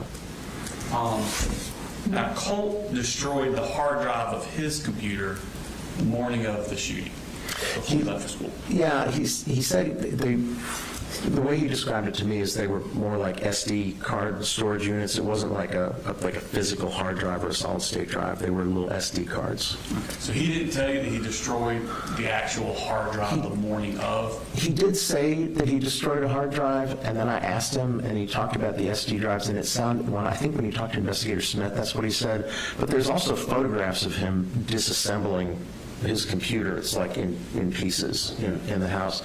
And it appeared, I'm not a computer expert, but it appeared as though, it could have been that he removed a drive. And he certainly did refer to it as that in the messages. And Colt told you that he did this because he was being surveilled by a government agency. By somebody. He said it might be the government, but he thought he was infiltrated. And then he got this idea that there were government agents driving by the house, and is what he told me. Yeah, I think Colt reported he believed he was being watched or followed both in person and online. Said he believed he had seen large black vehicles passing by his residence that he believed were from a government agency. Right. He stated he was unsure of why this type of surveillance would have been happening, but took actions to protect himself, including destroying data storage items from his computer and changing usernames frequently to avoid being tracked or followed. Right. Okay. And you thought that was significant for Colt. I thought the idea that he was paranoid and felt like somebody was paying attention to him was significant, and I thought the fact that he followed through and did something in response to that belief. I think some of the story about government agents and SUVs, I don't know about that. I mean, I think he was paranoid. I think he felt somebody was watching him. I think some of the other stuff was embellished a bit. So you believed it was signs of like delusional thinking? I think it was signs of paranoia. Again, it's when you're trying to decide whether something is delusional, one of the things you can think about is whether somebody will change their behavior in response to it. So if you're paranoid and you think somebody is looking at you online and then you destroy media storage, that's doing a behavior in response to kind of a paranoid idea. Again, the elaboration with the SUVs and the guys with sunglasses and stuff, I don't know about all that, but I think there was some level of paranoia. I think some of the specific stuff was probably embellished a bit. Okay. And that was based on destroying the SD drive? Again, it was the idea that he was paranoid. I don't think he has a schizophrenia spectrum disorder. I don't think he's, but I do think he had paranoia that was part of his mood disorder that was impacting his thinking. But didn't in May of 2023, didn't he do something on his computer that caused the FBI to call the sheriff's office to come to his house? Yes, they did. And that would be a logical reason, if you're going to continue doing those things on your computer, to destroy your SD cards. Sure, that would be another way to explain it. And that wouldn't be delusional or paranoia, would it? No, that would be reality-based. Okay. Did you do any research yourself on any of these other school shooters that Colt had? No. Okay. I mean, I maybe looked at Wikipedia just to orient myself, Okay. But I didn't go down the rabbit hole or anything. I was just kind of making sure I understood who we were talking about. I kept waiting for the FBI to show up at my door with all of my searches. Yeah, I don't know. Yeah. Did you know that Adam Lanza destroyed the hard drive of his computer? I didn't know that. Okay. Did you know he also did it on the morning before he went and did the shooting? No, I wasn't aware of that. I didn't. Did you know that he left it in the middle of his bedroom floor exactly like Colt did? No, like I said, I don't know, but I did see the photo that Colt did that. Would it surprise you to know that Colt did know that? No, not at all. Okay. Were you given his phone calls that he made after he was arrested from the RYDC? I did receive some. I did not listen to all of them, Okay. but I listened to a couple. I'm going to bring your attention to a phone call made on October 12th, 2024. Okay. At 11:38 a.m. in the morning. I guess that's what a.m. means. And Your Honor, this is not in evidence yet. I asked for some indulgence. That was our next witness is going to be introducing these into evidence. And we had to take this doctor out of order. I understand. What exhibit number will it be? That's a good question. So the jail calls are being introduced as exhibits 267 through 335, and they are labeled by date. So on the thumb drive that we'll give you, it'll be within that range, and it'll have the date of October 12th on there at 11:38. All right, thank you. So this is going to be October 12th, 11:38 in the morning. It's a phone call between Colt and his mother, Marcy Gray. And we're going to play the clip part from 8 minutes, 34 seconds to 8 minutes and 53 seconds. Okay. Next comment, how could anyone look at this kid twice and think that he was just like Lanza? In quotes. I guess. So what they're doing is they're looking through posts on the internet, and people on the internet are comparing Colt to Adam Lanza. I got you. That's what they're talking about. Okay, thanks. People have been saying that. In my room, they can really connect to the computer on the floor.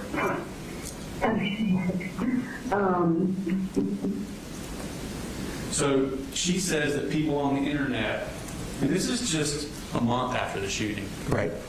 people on the internet are comparing him to Adam Lanza. And he says, wait till my room pictures get released and they see the computer on the floor. Right. That's a lot of forethought on his part. Oh, yeah, I'm not surprised at all. I mean, again, there was a lot of forethought. So before the shooting, he's anticipating the crime scene photos being released onto the internet. That's what it sounds like. Okay. Did you know that Colt didn't just destroy his computer like Adam Lanza did, that he staged it to look exactly like Adam Lanza's looked? I was not aware of that. I don't find that surprising. But you had interpreted it as paranoid delusions. Again, I think it's important to note that I believed he was paranoid and anxious at the time, but I didn't believe that and I believe he thought that there was some people talking about him. But at the end of the day, I don't believe that's why he did what he did. Right. So what I'm saying is that those things were coexisting and impacting his insight and his judgment.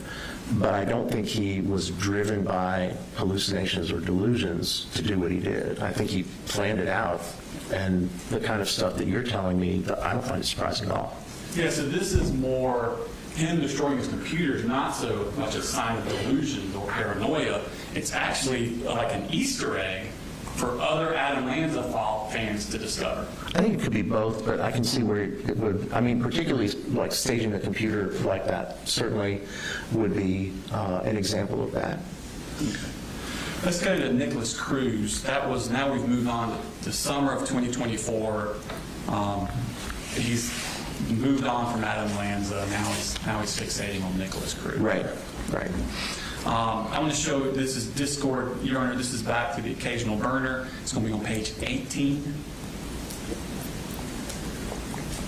And he says there, Nick's bad, by the way. The image there, if you click on it, is just an image of Nicholas Cruz. And then Colt posts the image of Nicholas Cruz and then says, Nick's bad, by the way. The way he says, holy shit, while being arrested, it's so funny. Okay. So he has watched Nicholas Cruz's arrest based on this, correct? I'm sure he has. Okay. And he thinks it's funny that Nick Cruz said, holy shit, when he was arrested. Right, that's what he says here. Okay. He and Mandy were both pretty obsessed with Nicholas Cruz. Right. Yeah. And then Mandy brings up that Nicholas Cruz mentioned voices. Right.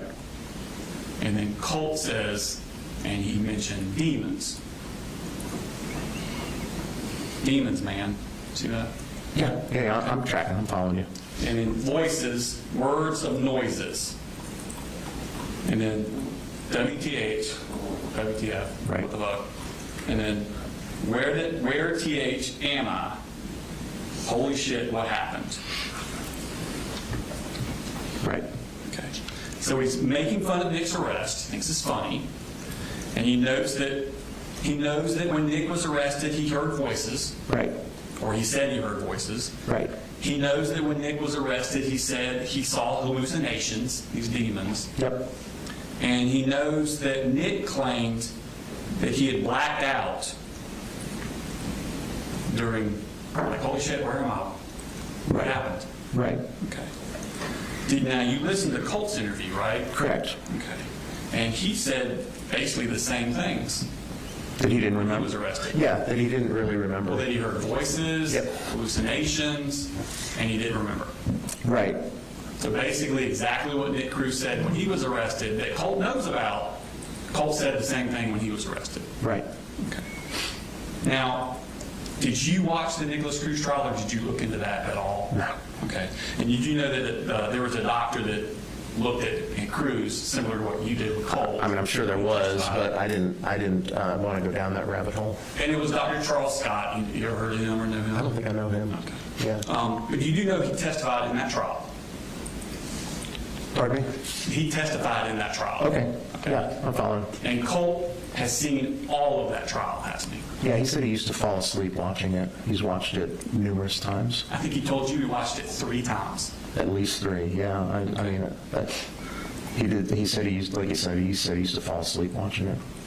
And during Colt's interview with law enforcement the day of the shooting, he told them that Nick was notorious for faking his schizophrenia in his interrogation. Yes, he did. So he's watched that and he knows that. He does. Okay. Now, when Colt's talking to you at y'all's interview in May of next year, he tells you that the reason he watched the Nick Cruz trial was because he felt terrible for the victims and he wanted to know their stories.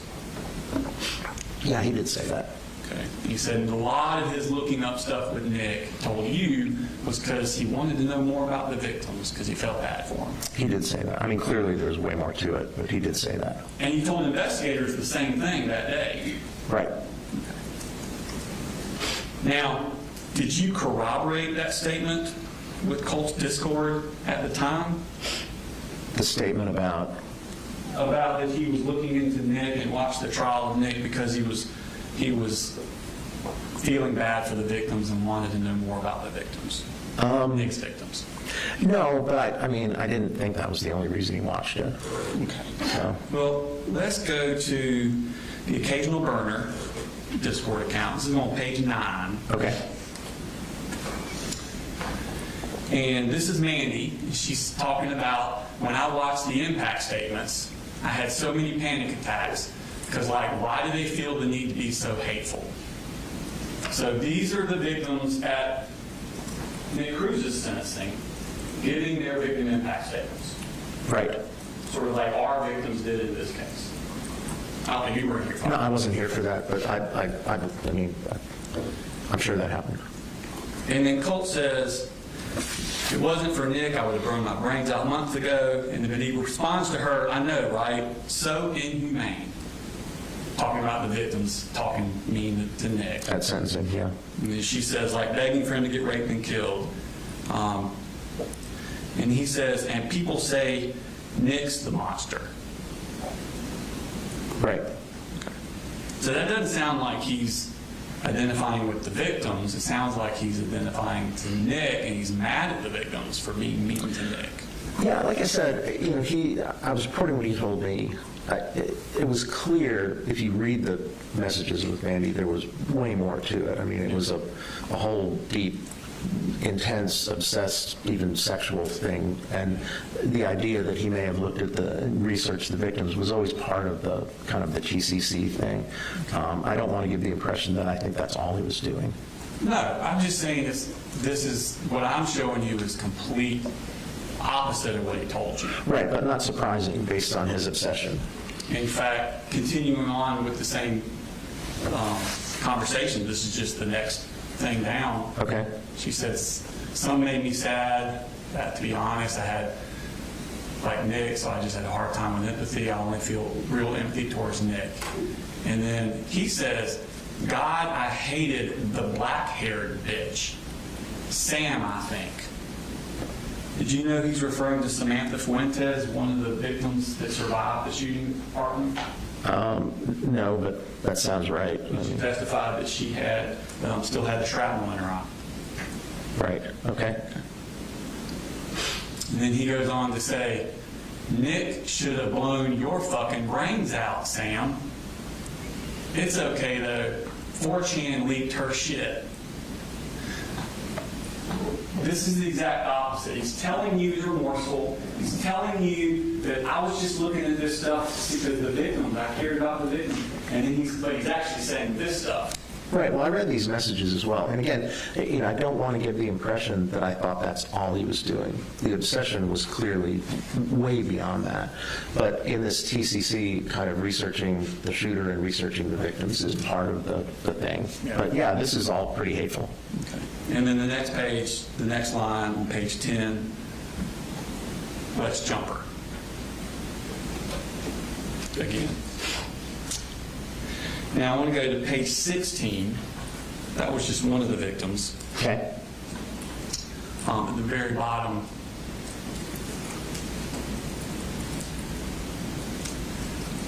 He says, one of the teachers across from Scott mentioned she locked eyes with Nick before he shot Scott and injured her.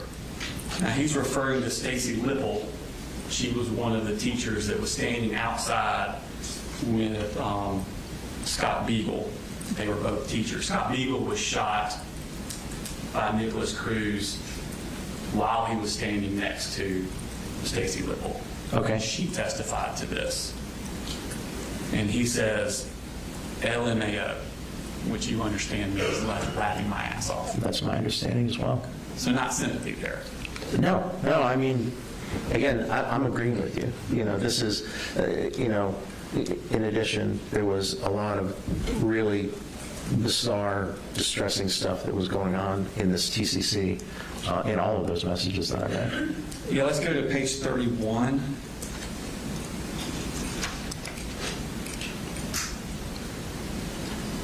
Now, you click on the first image, an obituary will come up. Okay. Let's get down to the obituary. And that is Michael Schoolman. It was his obituary that Colt has found on the internet. Right, I remember seeing that. Okay. So Colt went looking for this, found this man's obituary, and he is the adoptive father of Parkland victim Scott Beagle. Scott Beagle is the teacher we just talked about. You were just talking about. He was, yeah. Gotcha. Okay, he's passed away. So Right. he puts that image into the Discord. And Mandy says, is that him? And clicks a video, or attaches a video. Now that video is of Michael Schumann testifying at Nick Cruz's sentencing. Right. Okay. And Colt says, yep. And then she says, I hate that guy, and Colt posts a video. Did you click on that to see what that video was? I don't know, because what is it? That is the school surveillance video of Colt shooting that man's son. Of Cruz? Of Cruz, I'm sorry, yes, Cruz shooting that man's son. There was So Colt puts the obituary of Mr. Michael Schoolman, Right. who's the father of Scott Beagle, Right. and then posts the video of Nicholas Cruz shooting his son, Scott Beagle. I saw several videos that appeared to be of Nick Cruz in the school and shooting, but I couldn't tell who he was shooting at. But there certainly were, if that's what it was, then I'm sure I saw it, because there were a number of videos of him in the school with the weapon, and in some of them he was firing the weapon, but I couldn't tell who he was shooting at. So he has no sympathy for Scott Beagle or his father, Michael Skin? No, again, no, clearly not here. No, Okay. no. And then he goes on down. Every time I watch this, the way I want to pin him down and stick a blade in his chest multiple times. Right. And then he says, same for that fucking Borges guy. Right. Do you know who he's referring to there? No. That was Anthony Borges. He was also a victim who survived. Okay. Fucking Nick should have come back around to double tap him. Now, Mandy, actually, according to Mandy, I don't know if she's telling the truth, but Mandy says she lives in that area of Parkland. I think, yeah. And knows Borges. Okay. Okay. And then she's like, I can't believe I was friends with him. I swear he had a crush on me when I was 13. And Colt says, dox him. And the Biden says, I'll kill him for you. Right. So when Colt tells you this, that he has sympathy, the reason he was looking for this because he has sympathy for the victims, he is lying to you. If I believe that was the only reason, yeah, but no, that's clearly not I'm not sympathetic. asking what you believed. Yeah, I'm asking what he said, that is what he said. and Yeah, that is him lying to you. it would appear so. Okay. Now let's move on to James Holmes. That's the Aurora theater shooter, the Batman movie. Yeah. He went to the Batman screen. Colt researched him and started idolizing. Well, he researched him for a long time, but he started idolizing him almost right up to the shooting, and then even after the shooting. That sounds right. Colt's shooting. No, I knew what you meant. Yeah. Now, for James Holmes, he was, the people in your position for him were Dr. Jeffrey Metzner and Dr. William Reed. Do you know either of them? I'm not sure. Yeah. But they were the ones that evaluated James Holmes and testified at the trial. Right. And did you know that with the Dr. William Reed, they actually tendered video of Holmes's psychiatric evaluation into evidence? I wasn't aware of that. Yeah. So where like when you met with Colt and did all your stuff with Colt, Right. they actually videotaped it. Okay. When Dr. Reed did it, and that tape was put in the trial. Okay. Okay. Tracking. Did you know that Colt watched all of it? Not surprised. Okay. Did you know it was 15 episodes long, 8 hours each, according to him? Yeah, and again, it's consistent with this obsessive fixation. So yeah, I'm not surprised that he would have done that. Okay. In fact, he talked about that with his mom on the jail calls. Your Honor, this is on November 16th, 2024, 11:23 a.m. This is from the 10:05 minute mark to the 11:18 minute. Thank you. So Caitlin, you know, that obviously the usual email I love use and stuff like that, and I'm excited about them on the responses compared to that. Okay. And that I've really been fixating on James Holmes, and I think that looking to him, that he would find a lot that is correlated to me in him. Okay. I don't know anything really about him. Oh yeah, it's like every mental health person I've met with is like study James Holmes because he really images me into the real life. He's so effective in general mental things that. Okay, I'll read up on him. I wonder if there's a documentary on him. There's some, but a really good watch is his 15 episode long, and they're like 8 hours each of recording of him and the psychiatrist. They pretty much going over questions. Okay. I can probably find some stuff on YouTube or something. So remember, please how to get a book about him on Amazon? Yes, I will. I got written down. Okay.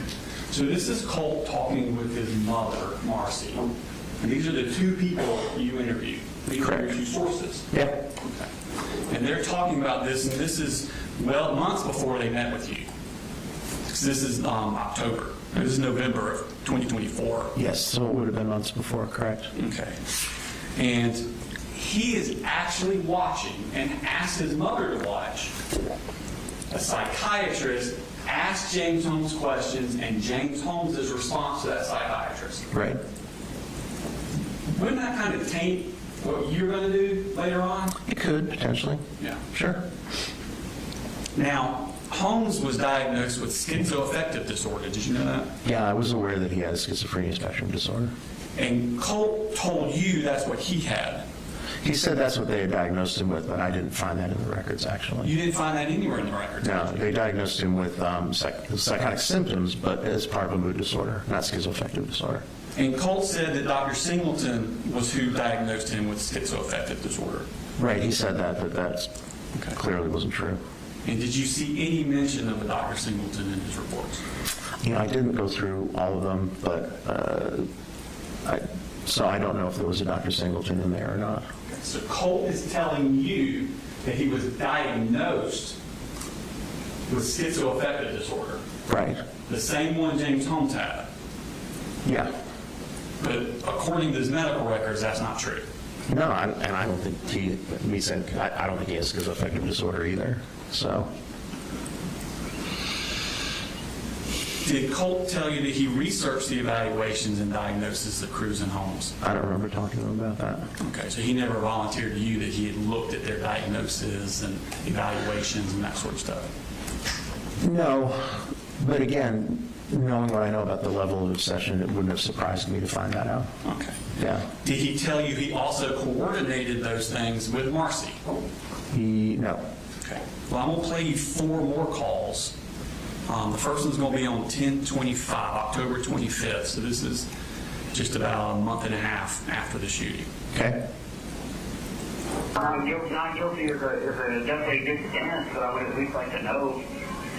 Well, So what's going on here is they just found in the news that Colt's original attorney had sent in a waiver of arraignment and a not guilty thing. So it happened outside of court. Colt wasn't there, didn't know this had happened. So he's finding out from his mother that his attorney had entered a not guilty plea on his behalf. Got it. That's what they're talking about. Okay.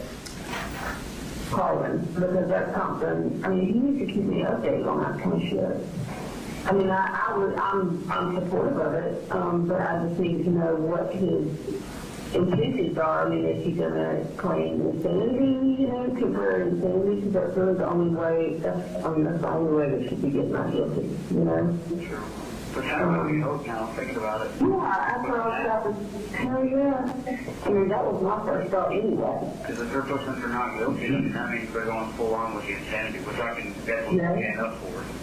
Yep, and, with you seeing the doctor and her wanting to try, some medicine for schizophrenia, that's just even more to back it up. They don't need medicine for when it's possible, it's there. Do what? They don't need medicine when you possibly have to. That's not what I was saying. So that's them talking about using mental illness as a chance to get a not guilty. Right. Okay. And that a doctor would really help that. Right. Okay. And that's on October 25th. Go to the next day, October 26th.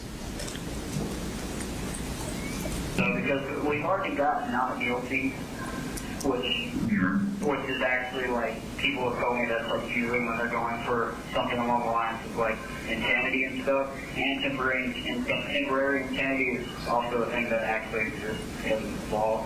Oh, And that, along with them saying like putting everything on dad, like the deterioration stuff and getting second-degree murder and stuff, like what my things will be.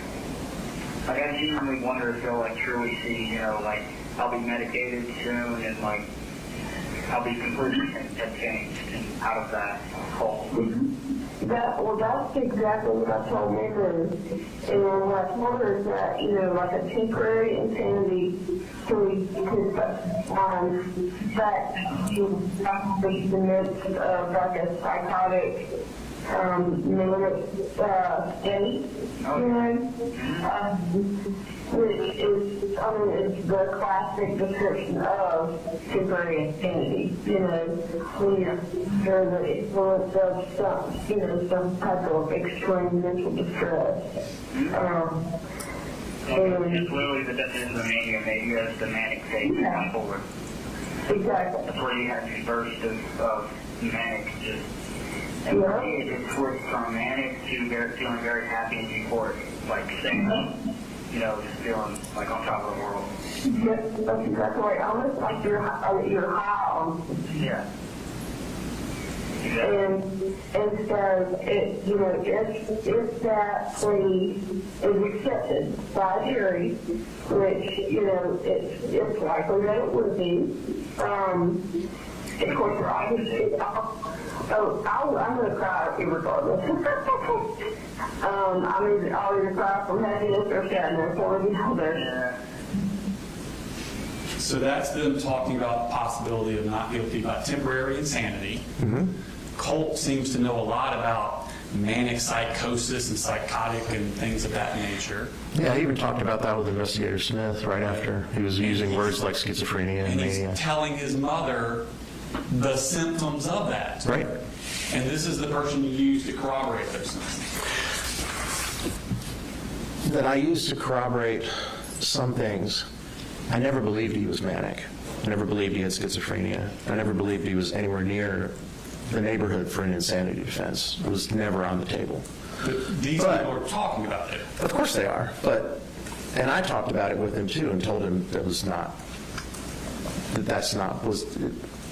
something that was feasible, and never, you know, I think I even wrote in my report, you know, they can talk about insanity all they want, but my evaluation of him didn't reveal any actual mania and didn't reveal a diagnosis of schizophrenia and didn't reveal sufficient symptoms to warrant an insanity, temporary or otherwise, finding.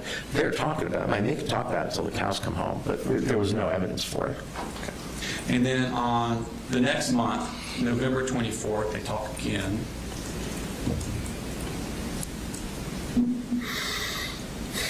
I also started looking through James Holmes' case because I think you can find a lot of correlations. Can you look into his case? Oh yeah, I got some. I want to recommend to you. It's by a guy named Pete Huncho. His channel is Pete Huncho.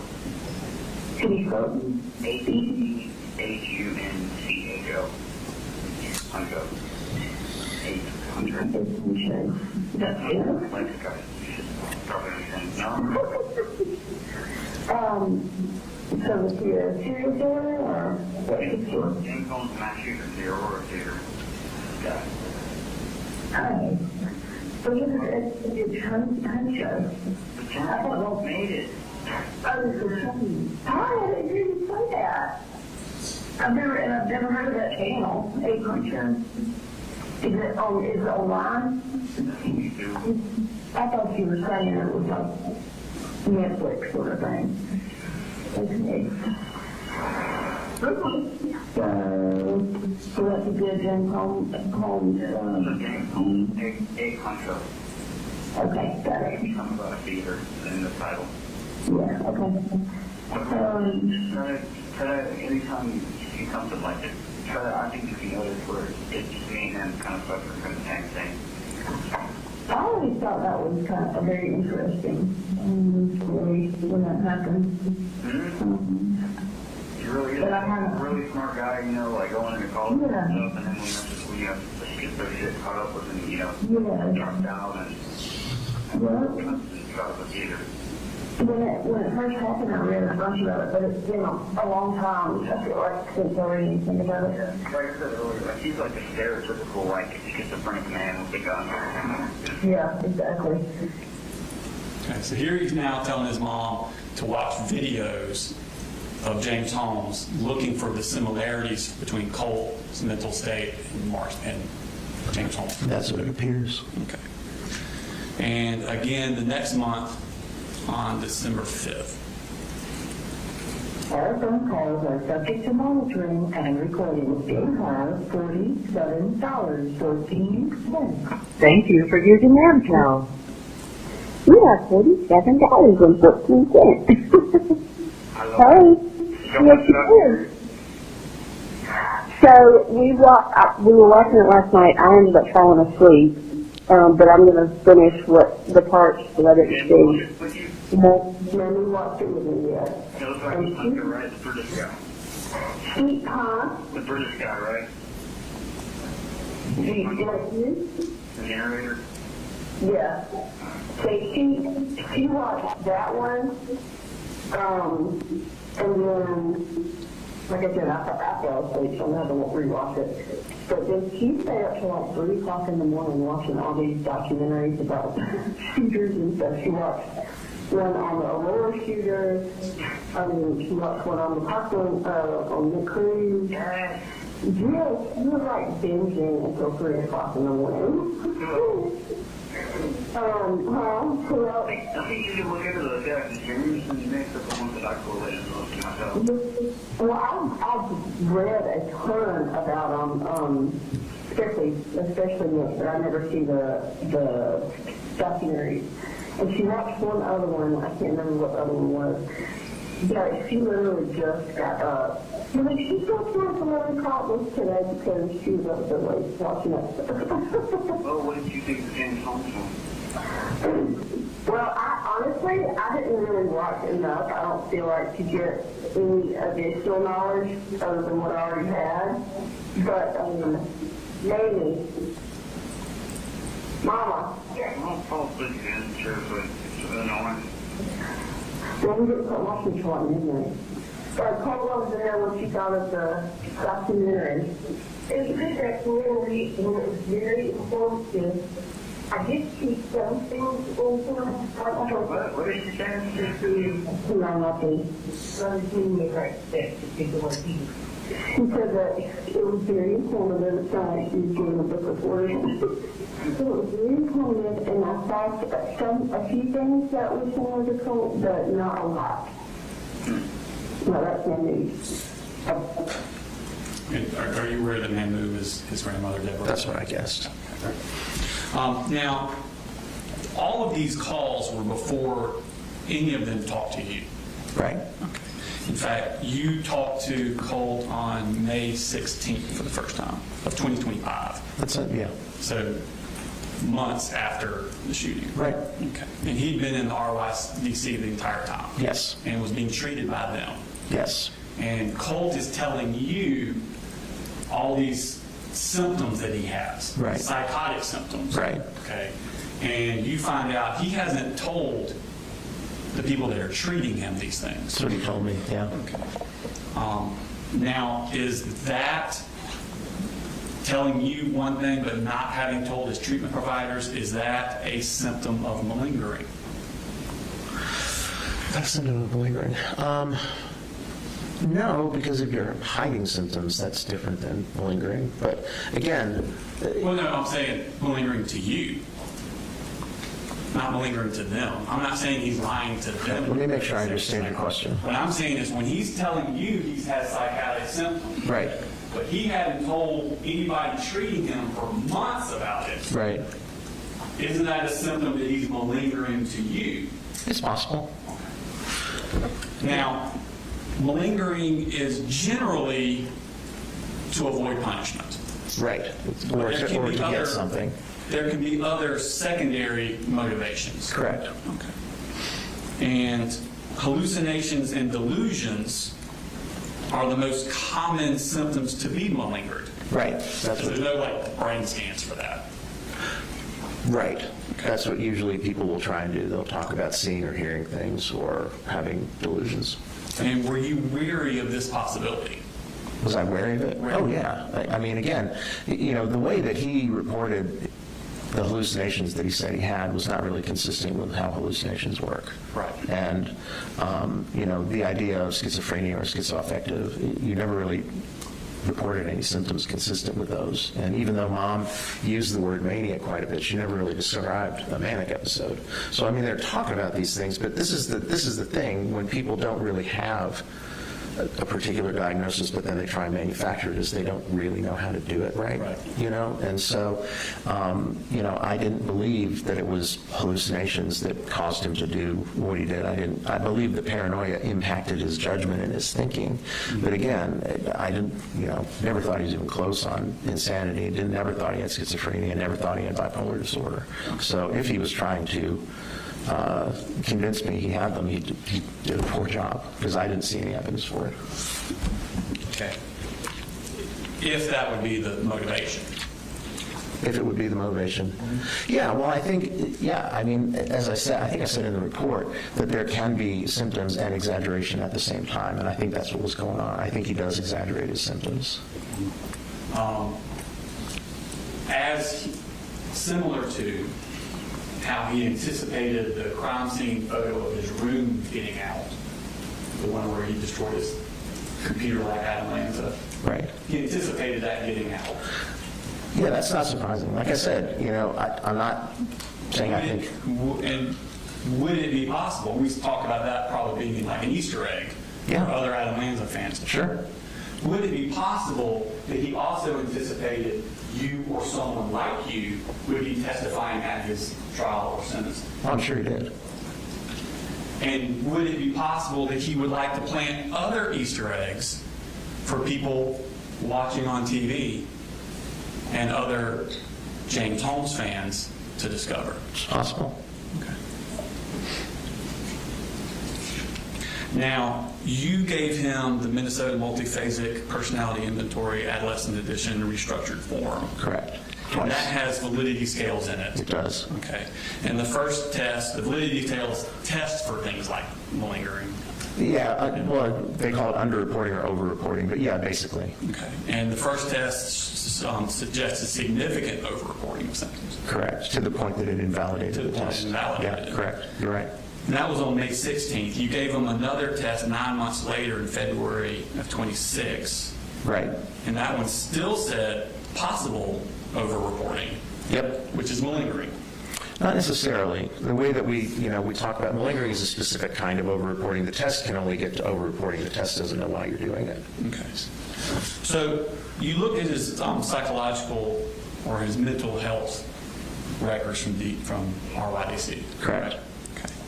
Now, he was seen for his first psychiatrist was Dr. Simone Dupree. That name sounds familiar. Dupree. I don't know her, but... Okay. I was going to assume it was a woman also, so I'm glad you... Yeah, sorry. I shouldn't have done that. Glad you did go with that hypothesis. Sounds like a woman's name. So she, or Dr. Dupree, interviewed or met with Colt on September 10th, 2024. This would have been 6 days after the shooting. Right. Okay. And she stated that Colt denied suicidal and homicidal ideations as well as psychotic symptoms. Right. And the psychotic symptoms would include hallucinations and delusions. Right. Okay. So on September 10th, he's denying that. Right. Okay. And she also puts in her report, patient did not display any remorse for his actions. Okay. And he's not put on any medications at that point. Right. Okay. Now, the next day, September 11th, 2024, he meets with a psychologist, which is Christopher Ackerman. Do you know Christopher Ackerman? I don't know him, but that name is familiar. Okay. And he says that Colt reports occasional auditory and visual hallucinations. Okay. The last time being 3 days ago. So 3 days prior to September 11th was when he was having auditory and visual hallucinations. 3 days ago. But 1 day ago, he told Dr. Dupree he has none of those. Right. So that's inconsistent, right? Yes, it is. Okay. And then Christopher Ackerman actually puts in his notes that the youth endorses symptoms on malingering screening. And he says malingering of psychosis appears evident. Okay. Okay.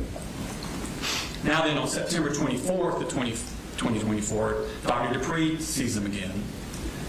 And she writes that he denied suicidal, homicidal ideations as well as psychotic symptoms. So now he's back to denying them again. Right. I don't see or hear things.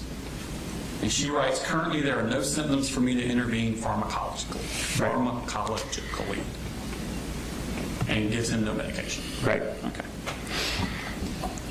The next month, he says, Dr. Dupree sees him again. This is October 22nd.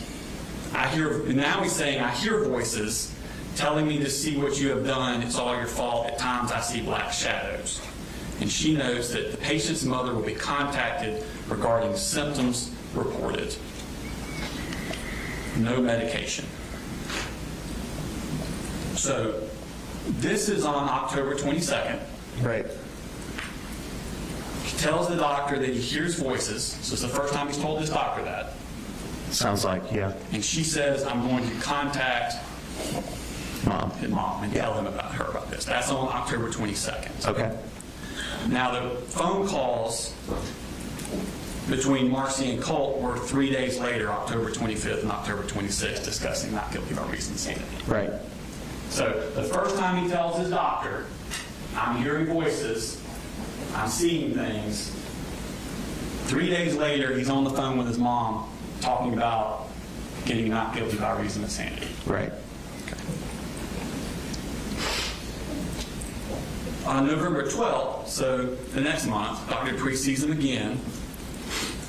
He says, something happened yesterday. I felt that everything was muffled. I felt that I was like in a tunnel, heard whispers berating me. But he denied psychotic symptoms. And she writes, youth endorses symptoms on malingering screening. What's that last word? Malingering screening. Screening. Oh, screening. I'm sorry. Test. Yeah, I don't hear well They gave him a sometimes. test to Got test it. for malingering. Yeah. And he indicated they had symptoms of that. Okay. And still don't give him any medication. Okay. The next month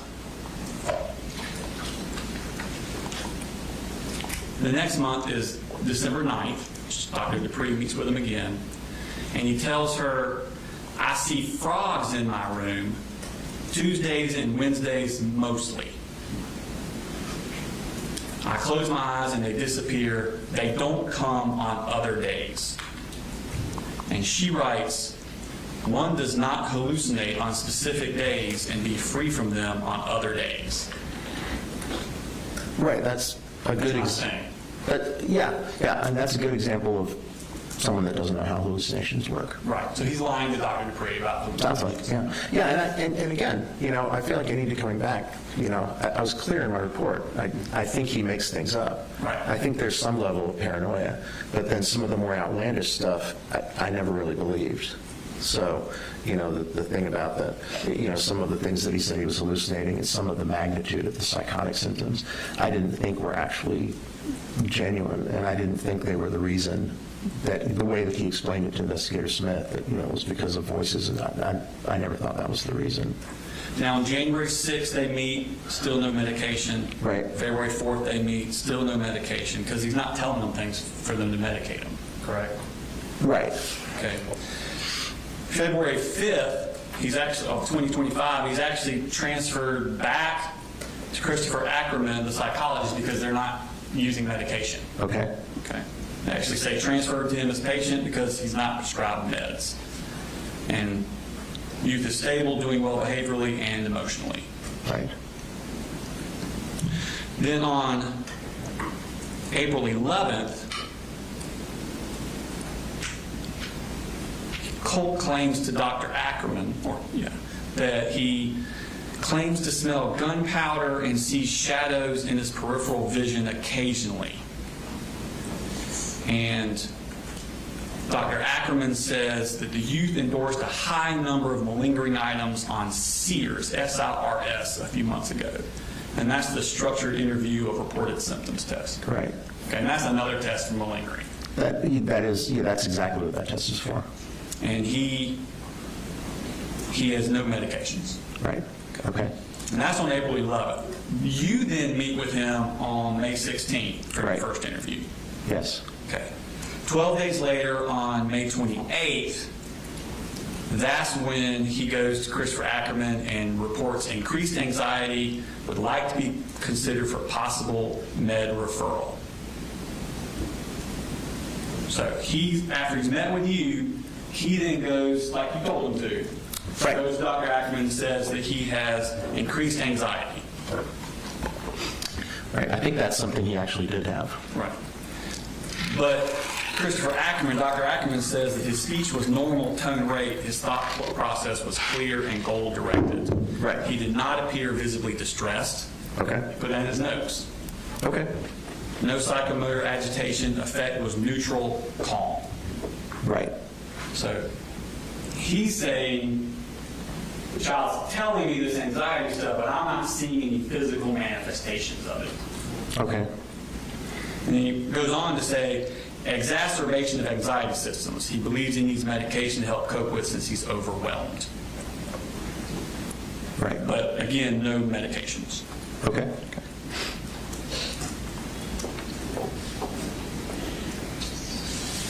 Then you meet with him again on June 19th for 2 hours. Sounds right. Okay. So a few weeks after that. Right. And then it's in July 16th, 25, is that when he meets with Dr. Ackerman again.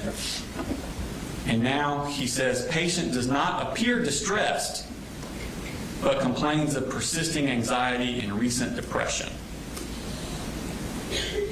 So again, the doctor's pointing out in his notes that the kid is telling me one thing, but he's not showing manifestations of those things. Yeah, I'm not sure what he was looking for. I mean, a lot of people that tell you they're depressed or anxious don't look acutely depressed or anxious when you're speaking with them. But, Okay. you know, that is what it is. I mean, the anxiety and depression are things that I think were there. He comes across as kind of, or did with me at least, as kind of flat most of the time anyway. But that's, you know, okay, if that's what, you know, I wasn't there. Right. So that's what he observed.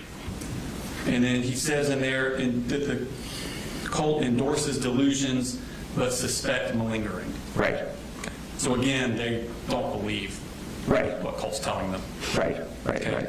So now he goes to another psychiatrist. So he leaves Dr. Ackerman, the psychologist, and goes to Dr. James Freeman, who's a psychiatrist. Right. Do you know Dr. Freeman? I don't know Dr. Freeman, but I recognize his name from. Okay. And he says, youth notes mood swings, anger issues, some paranoia, but notes FB. I don't know what that means. FB/NM of incident. Flashbacks. That sounds right. Now notes flashbacks. What's the other one? NM. NM? Anyway, of Anyway. incident that led to his being detained. So we're Right. now getting flashbacks of the shooting.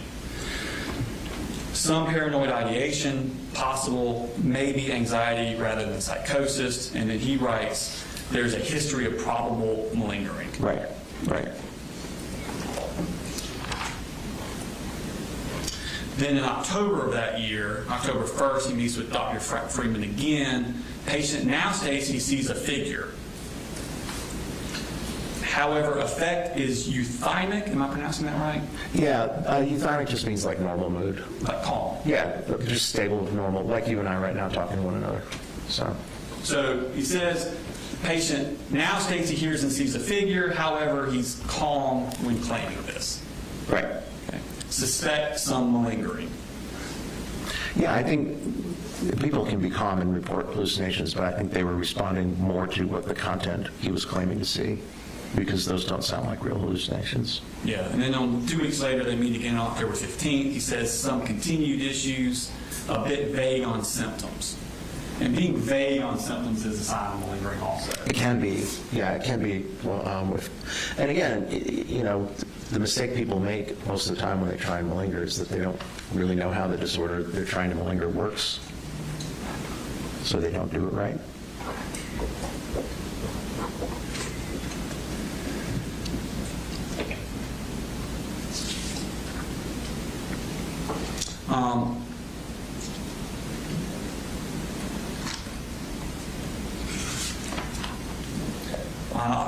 December 4th, 2025, Hughes states he hears and sees his father. Some other AV hallucinations as well, though less defined. And then he puts significant degree of embellishing symptoms likely. Yep. In fact, the doctor actually put embellishing symptoms in all caps. Right. I saw that a few places in the records. That'd be significant, wouldn't it, that they put it some words in all caps? I suppose, yeah. Okay. But yeah, I think he was right. So. Again, on December 29th, 2 weeks later, again, Dr. Freeman likely embellishing and or malingering of psychotic symptoms. Right. Keeps trucking on through the next year. We're now into 2026. Again, now this is March 14th, 2026 with Dr. Freeman. At this point, he says, when event briefly discussed, so I guess they're talking about the shooting. That would be my guess. When event briefly discussed, youth did not express remorse or seem emotional. And then he wrote, if 18 would likely meet criteria for antisocial personality disorder. Yeah, I'm not sure I agree with that. I mean, malingering doesn't make you antisocial, but okay. I don't think he's saying it's because he's malingering. He just says that 18 would likely meet criteria for Yeah, I'm not sure where he's getting that, but okay. And I think you testified earlier with personality disorders, they're too young at that age to actually diagnose with somebody. Right. Because the personality is not really finished. It's not all the way done yet. But apparently Dr. Freeman is seeing signs of that at this age, but can't diagnose him because he's not 18 yet. That's what he's saying. Yeah, Okay. yeah. I mean, that's what I believe he's saying is that I think he's saying if he was older, he would diagnose him with that. And someone with antisocial personality disorder is also a higher risk for malingering, correct? Correct. Okay.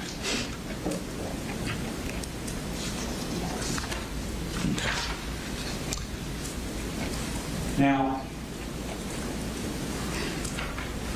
other signs of malingering.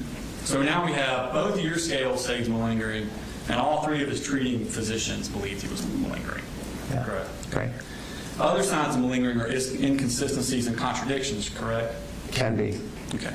When you watched Colt's interviews from the day of the shooting, did you check them for signs of malingering? Did I check them for signs of malingering? Yeah. A lot of the stuff, it didn't seem. Again, I keep coming back to the idea that I know that's what he said on the day of the shooting, but that didn't. The way he was talking about psychosis and schizophrenia is like not how they work. Okay. You know what I mean? And so I've never thought he did the shooting because he was hallucinating things. And so if he was telling investigator Smith that, then I don't think that was true. Okay. Now, one of the things he said,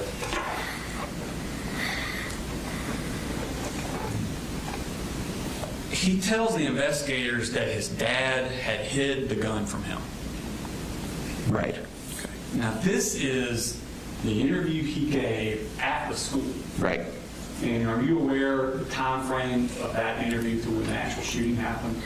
I think the first one happened like in a classroom in a school, and then the next one was, I think it was later that day at CID. Like, this is like 30 some odd minutes after the shooting. The one where he was all hysterical, yeah, that was in a classroom, and my impression was that it actually started, the way it sounded is that it started in the hall and then moved into a classroom. Right. But this is after he's been arrested, and he's giving that first interview.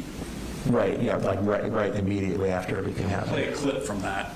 Okay. I heard yesterday, Your Honor, this is going to be the clip from the Apalachee at the school, and it's from 6:09 to 6:26. Thank you.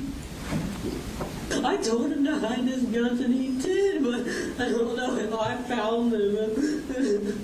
Your dad hid the guns? Yes, he already ordered a gun safe. I mean, this is one of those situations where, like, Ethan was, like, oblivious.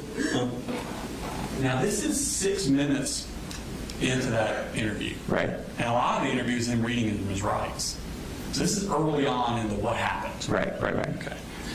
And Colt volunteers that I told my dad to hide the guns, and he did.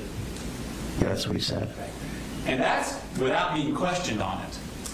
Right. He volunteered that Yeah, I think that was spontaneous. I don't think anybody at asked the him. onset. Right, sure. In your review of the materials that you sent about the case, were you aware that that's not true? Oh, yeah. Okay. So, in the emotion, with him crying, right then and there, he has the ability to make up a complete lie to this officer. About where the gun was, yeah. Okay. Yeah. Because the father did not hide the guns. No. In fact, he testified at trial under oath that he did not hide the guns. No, it was in Colt's room. In fact, Colt goes into pretty elaborate steps to describe what he went through to get the guns. Let me play a couple more clips. Remember, the first one's at 1745 to 1854. Okay, so you said you looked for a while for the gun today. Yes, sir, because he hid it. hid it? That's what I'm trying to say. It wasn't his fault because Where did he normally keep it? in his room. Do you know where in his room? I think in his closet, but when I found it, I think it was in his toolbox. I can't remember. He definitely tried his hardest. I know he did. Okay, but you told your dad. When did you tell your dad to move it? You said was it months ago? Or days ago? It was like a month ago. I've definitely been fighting this off for so long. Oh my God, this is so dramatic. I know for all of you, I'm so sorry. And you said you think it was in his toolbox? I think it was, yes. Okay. It was somewhere really well hidden. Okay, where is his toolbox? In his truck. And you know, like trucks, they have.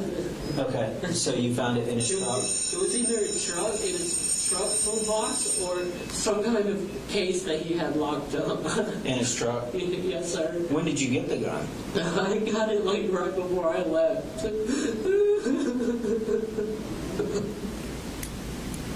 So he's saying that it was in his dad's truck,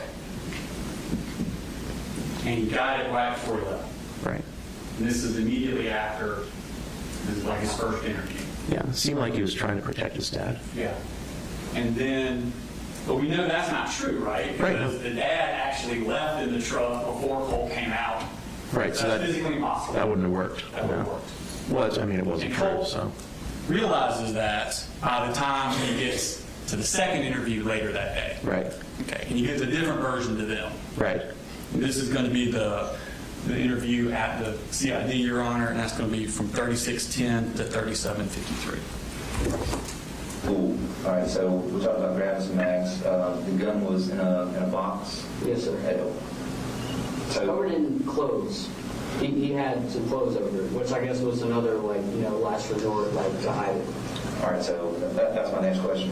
To you, is that hidden, or is that somewhere where you know to go find it? No, that's hidden. I looked for it for a good while. That was a really good, that's not him just half-assing, I'm going to hide this. He knew at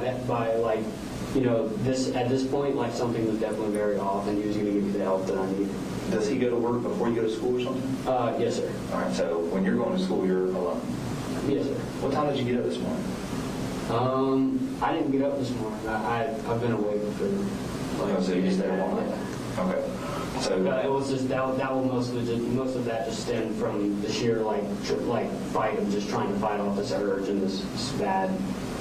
So once your dad left for work, is that when you started looking for the gun? Yes, sir.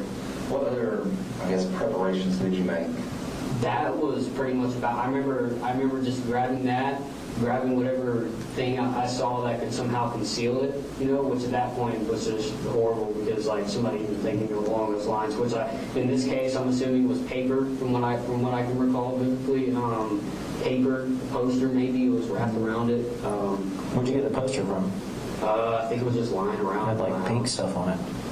Yeah, it's just in my house. I just picked it up. Is something like your sister made? I don't know. I didn't look at it. I just wrapped it around because the outside was white. And I did the same thing. You did that? So now he's changing it from, you realize now it's inside the house. Right. Found it hidden under clothes. Right. So the day of the shooting, immediately after, he's not being forthcoming about it. He's lying. Right, like I said, I think he was trying to protect his dad, because he never represented anything to me other than that he was always in possession of it. It was a different story than what he told the investigator. Now, Colt told you, we talked about this,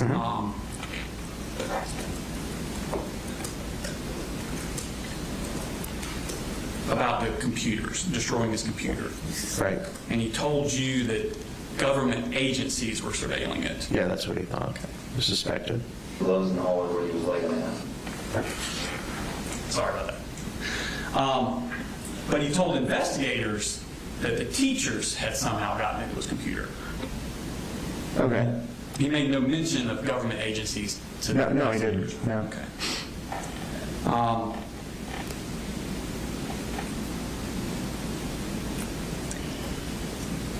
Go ahead and play the clip, bottom of the page. All right, this is going to be the interview at the investigations, 432 to 547. You've, in the 4 or 5 Discord accounts that you've had, and do you have any other social media?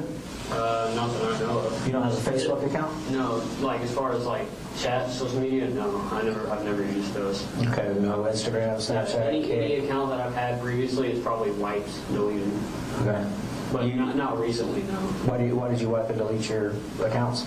I'm talking like months ago, like, and honestly, I don't know. I mean, that's just a habit. I mean, that's like, making new emails, like thinking. How many different emails do you think you've had? It's only limited for phone numbers, so like 6. Okay. What's your current email address? I have 3, I think. That you know of? Yeah. What are your 3 email addresses? They're at Gmail, but I know 2 of them I can't remember, but I know the other one was more of like a burner. I think it was Declivity Decentralized, and I can't remember the set of numbers. Okay. Declivity? Yeah. What does that mean? I don't know. It just shows like really unique words. So you said that Colt told you that the reason he changed his passwords and usernames frequently was because of government surveillance. Yeah, or somebody tracking him. And you use that as another example of him having delusions. Yeah, I Paranoia. think he was paranoid. Yeah. But that's not what he told them is why he did it. He told them it's just a habit he does, like changing his emails. Okay. In fact,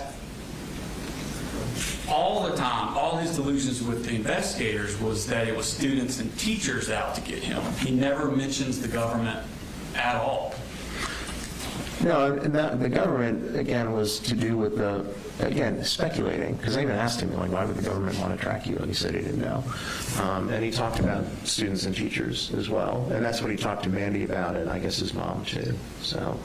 But in over 3 hours of interviews with the investigators, he never mentions the government. He always mentions teachers and students. Okay. And it's not until he talks to you that the government comes in. Okay. Okay. And he told you the FBI was following him? Yeah. Did you know that James Holmes also said the FBI was following him? Yeah, I didn't believe the FBI was following him, but it doesn't surprise me that James Holmes would say something like that. Right. And it was in the video that Colt had watched. Right. Okay. Yeah. So now, with you, the person he anticipates will probably testify. Right. He is saying something similar to what James Holmes said. Right. He's planning another Easter egg. Suppose so.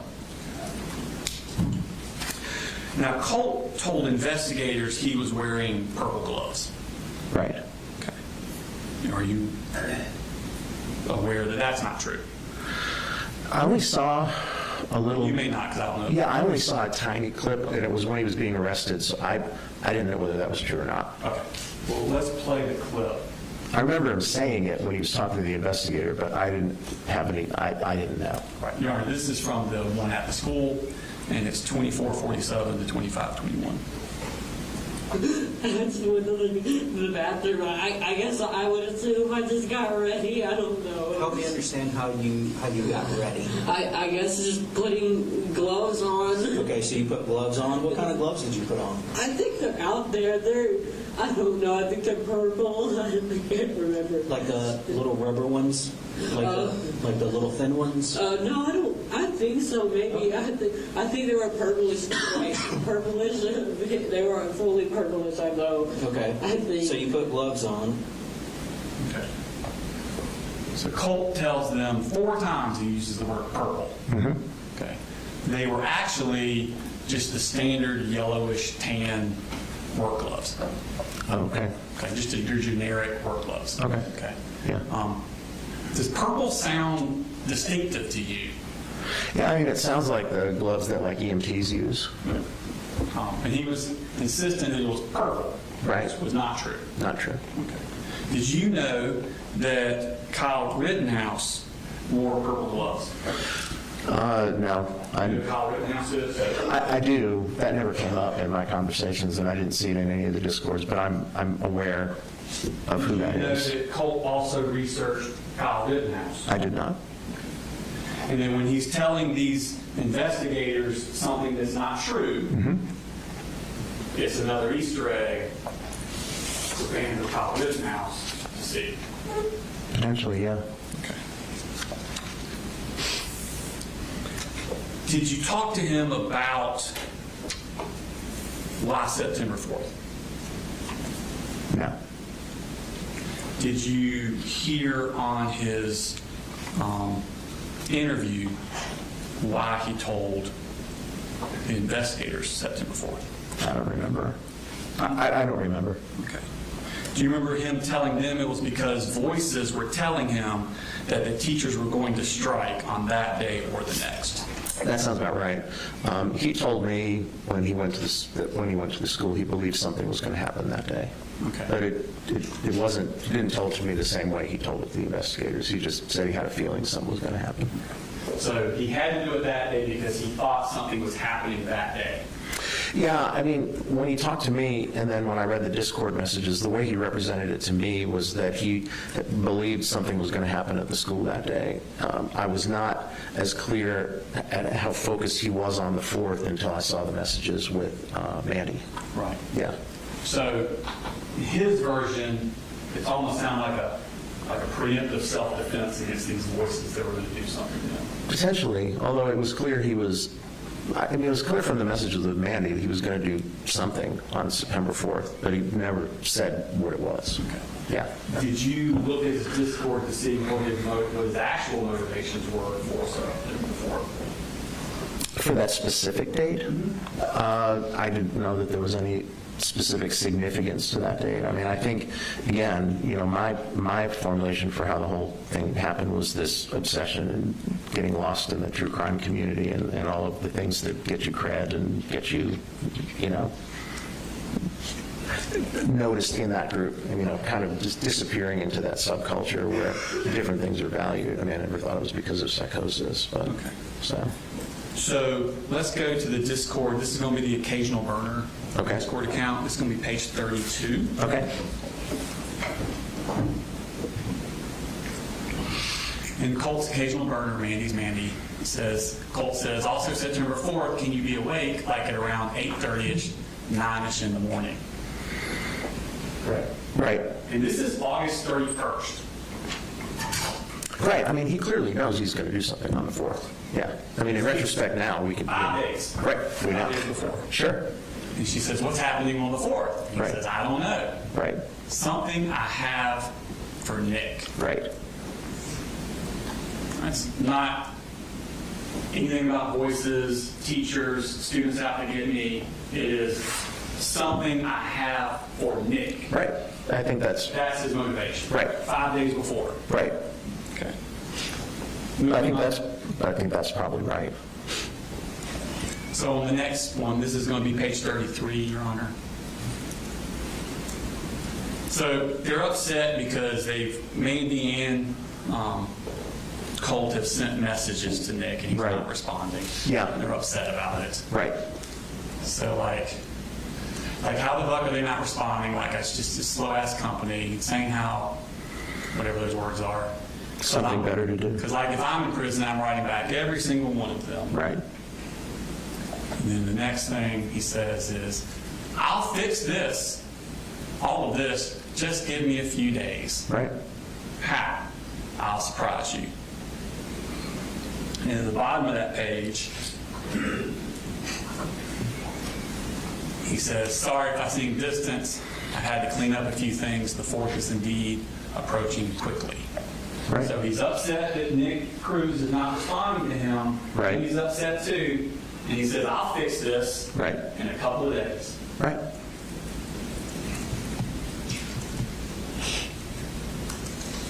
Then on page 34, he says, again, this is September 2nd, so now we're 2 days out. Mandy, I can't wait. 3 days, Nick is going to be in love with us. Surprise.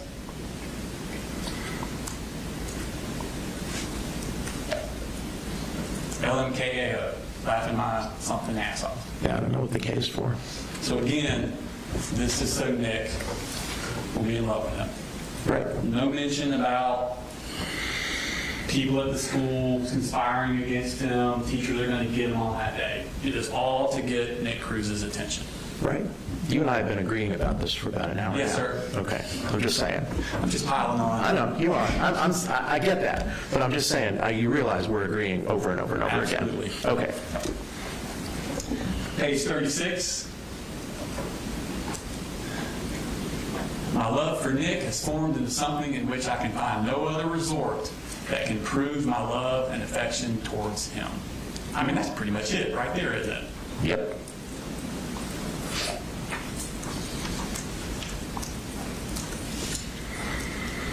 But by the 4th, let's go to page 40.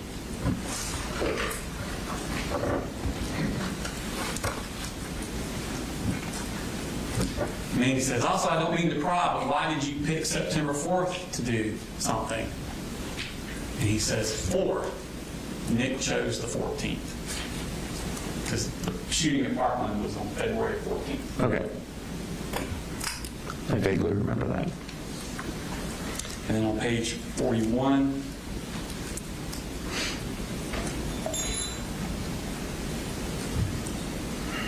he says, he showed a clip of somebody running. He says, me as running away from the police on the 4th.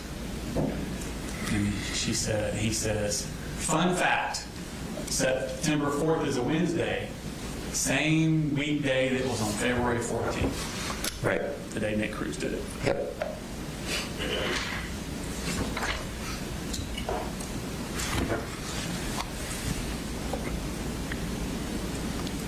Did you remember Colt telling investigators that he called a suicide hotline in the bathroom immediately before the shooting? No, I don't remember that.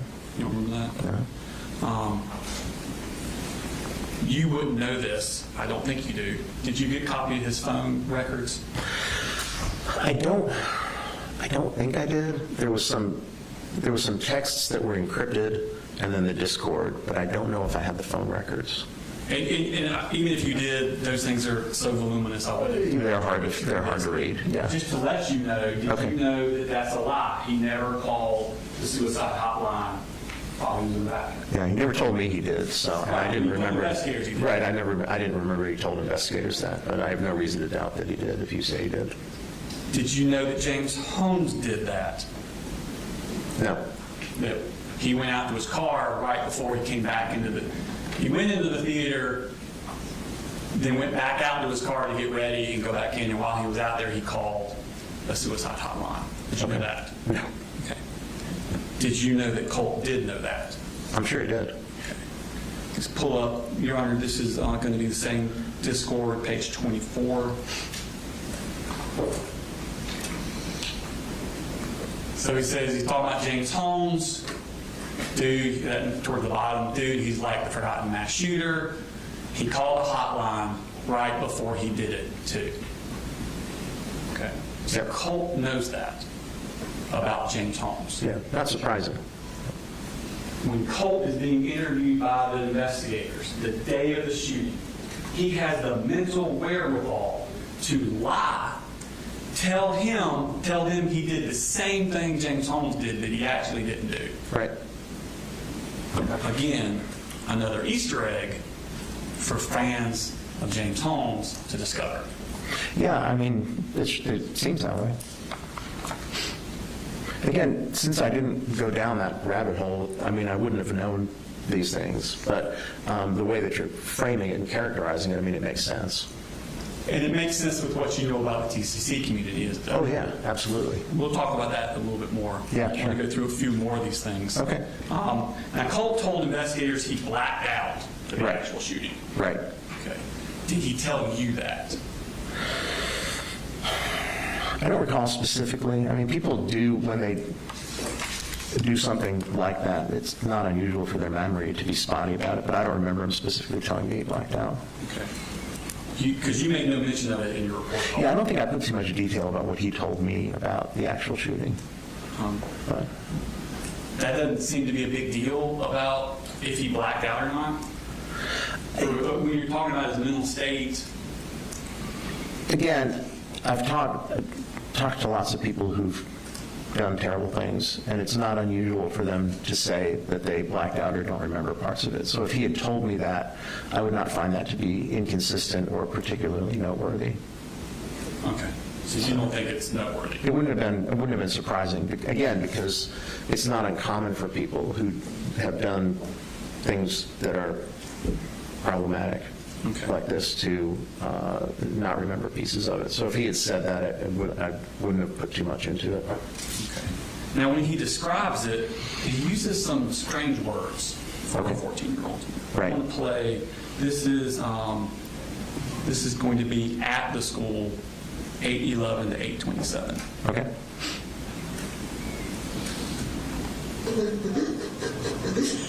Where's the bathroom that your book bag I was think in? it's down there. I completely just became decentralized through all of it. I came back and I was on the fucking floor. I completely just became decentralized through all of it. Yeah. That's a strange word. It's an odd word to use. Yeah. Did you know he used that word before? I was not aware of that. In fact, he tells investigators that his email is decentralized declivity. Right. I did remember that. Yeah. Or declivity decentralized. I think it was the other way around. But because they asked him what declivity meant, and he said he didn't know. He says he blacked out during the shooting and uses the word decentralized. Right. But he had the wherewithal and the forethought to, before the shooting ever happened, to make an email account with that same word in it. Yes. It's almost like he can predict the future. And by I'm not predicting the shooting because we know he was planning that. Right. We're predicting the blacking out part. Potentially, again, yeah. I mean, I don't know if he knows what the word means, but I think he goes on throughout his interviews and says phrases, transformed into a state of psychosis. Right. Says that twice. Yeah. Almost a blackout state of mania psychosis. He says that once. Right, that's not a thing. Then one time he says, like psychosis state of blackout, because that's an actual thing that people can have. Sounds kind of pre-thought out, doesn't it? Yeah. I mean, he's clearly, there's no question that he's researched mental disorders. But it seems like he already has those things ready to say. Yeah. But again, whatever the blackout mania psychosis, I mean, that's not a term I would ever use, so I'm not sure what he was referring to. But you're right. I mean, it seems as though that was teed up. Yeah. And again, that's the same thing Nick Cruz said when he was arrested. We've already shown that Discord. Okay. So he's now setting up the blackout Nick Cruz Easter egg. Right. To do right after. Yeah. And, again, since I didn't go down the rabbit hole with them, it's an interesting way to think of it. I think you're probably right. And again, not surprising the way that he was had disappeared into this true crime community. It seems like something somebody would do. Yeah. So you do know the basic synopsis of the shooting. He's in a bathroom. Right. He comes out of the bathroom, goes to one door, it's locked, goes to the next door, goes in, shoots the room, runs back down the hallway, shoots some people going down the hallway, and he's arrested at the end of the hallway. Right. Law enforcement had put together a PowerPoint timeline that was really helpful for me to kind of orient. I didn't realize how quickly it all went down until I watched that. And he tells investigators that he was in the bathroom, he blacks out, and when he comes to, he's on the floor in custody. Right. And doesn't remember anything in the middle. Right. And that's what he describes to them. Right. But that's not what he says on jail calls the next month with his mom. And this is going to be on October 21st, 8:24 p.m. from 10 minute 10 second to 12 minute 14 second.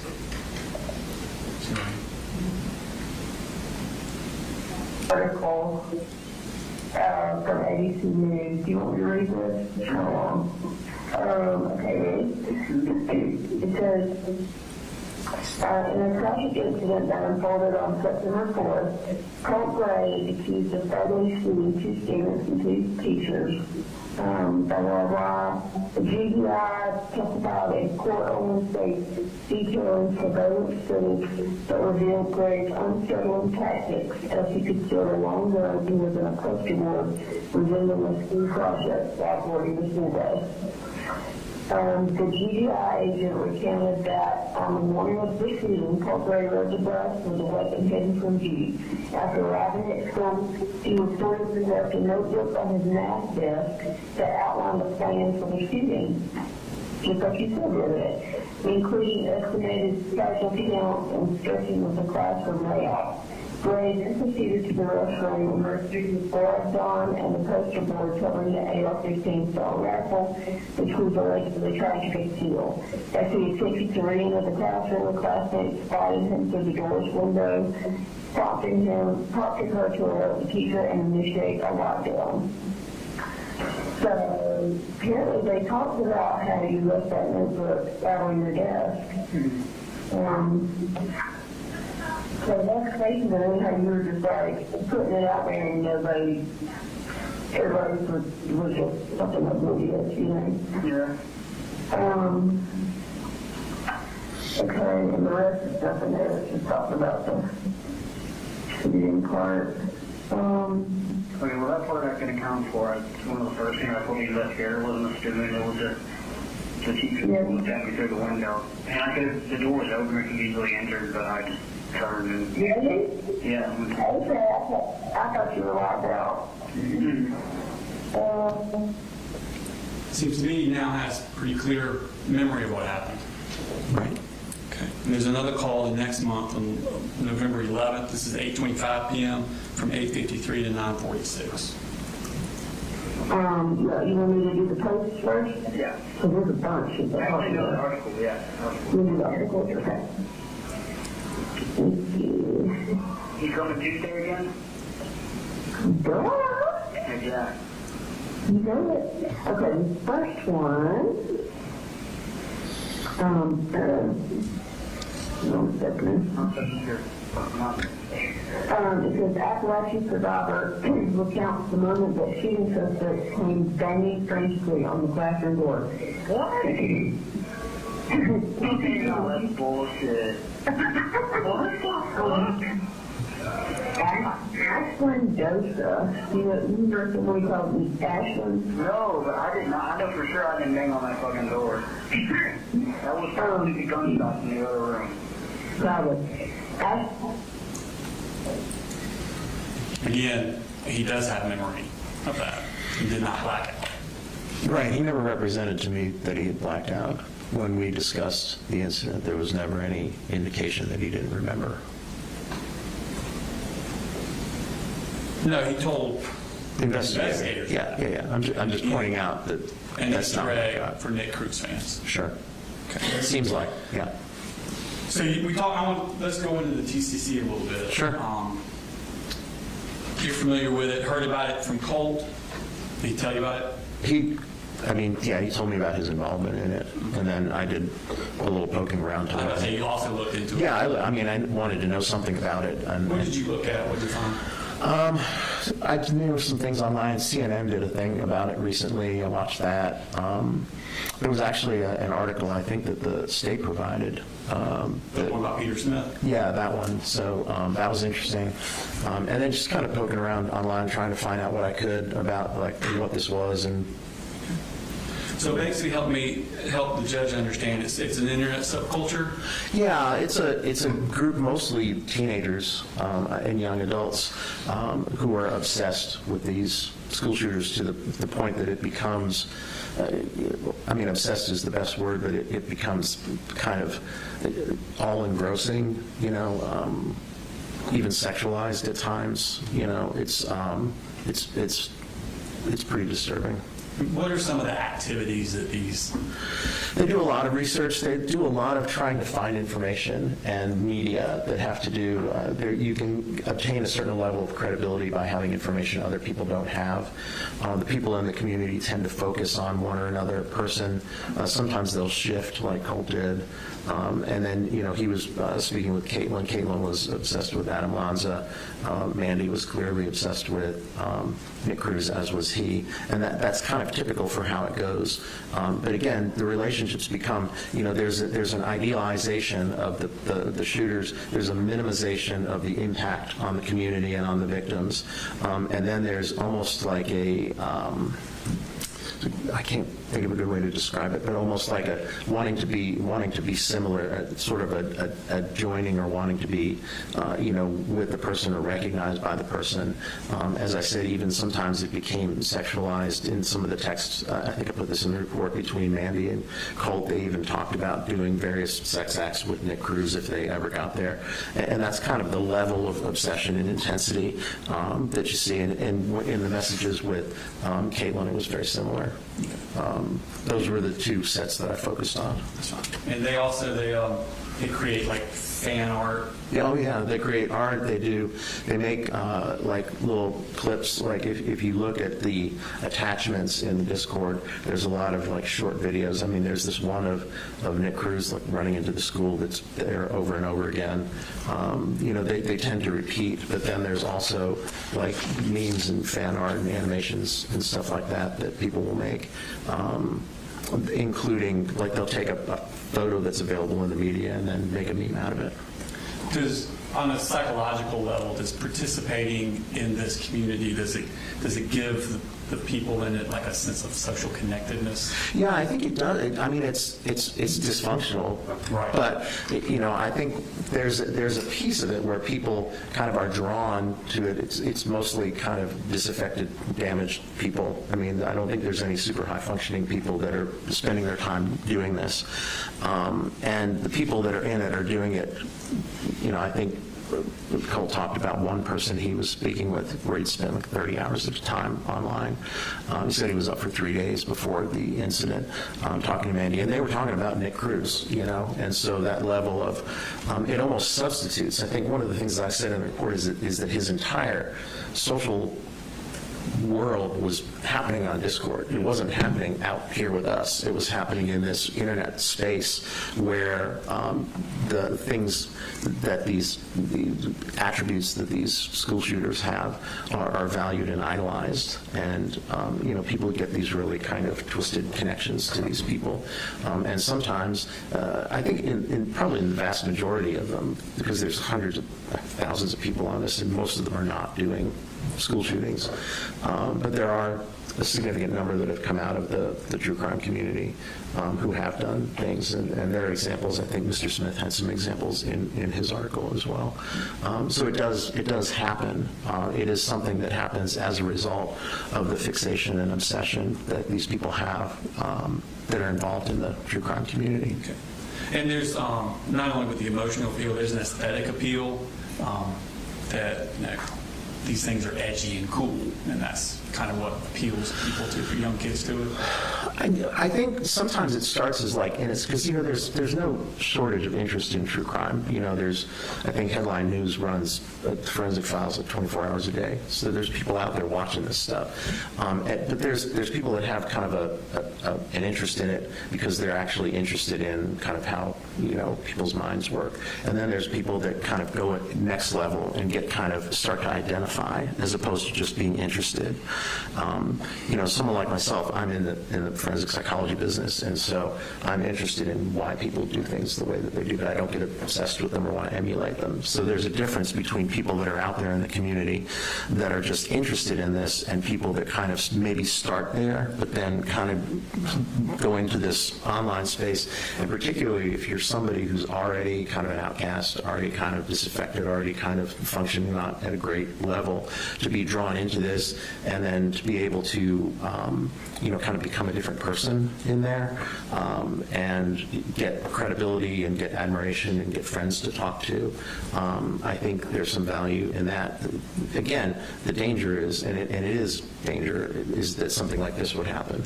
So, but I think that, I don't claim to be an expert on the TCC, but that's how, I needed to understand what was going on. We have Peter Smith's going to testify. Yeah, okay, yeah, so you're set. No, but I needed to be able to understand kind of what was going on. It's one of the reasons I tried to get in touch with, I had phone numbers for Mandy and Caitlin, and I tried to reach out to both of them because I wanted to talk to somebody else that was in there, just to kind of hear what they had to say, but neither one of them talked to me, so. Do they, members of this community, do they have like inside jokes, associated hashtags? Oh, yeah. And do they assign significance to certain numbers, symbols, emojis, things like that? Yeah, there's all kinds of their own sort of modes of communication, hashtags and stuff like that that they use. And these obscure symbols and imagery, they're usually only understood by them, not for the outside world. Yeah, if you were to just go and read the messages, there would be some things that you probably wouldn't get. And then there'd be, there's some that's pretty clear. Okay. So. And is some of the content, like it's a dark subject, but is some of it kind of on face like cute little things that they would do? I think that's what they're shooting for, because there are things they referred, cute is a word that Mandy and Colt both used to describe Nick Cruz repeatedly. So, and I guess there are pictures out there of him smiling or whatever, and those are some of the ones that got memed. So, have you ever heard the phrase mimetic participatory violence? I have, but yeah, I've heard that. I'm blocking on what it means, but well, we've got this community, right? And the members research the memes of past shooters, right? Okay. And then they participate and commit their own shooting. But when they do, they leave behind that same meme content from other shooters. Right. Mimetic meaning based on memes, which is based on the things that were going. Yeah, it's coming back. So they research, they find out all this stuff about the people in the true crimes community, the TCC generates in the door. Right.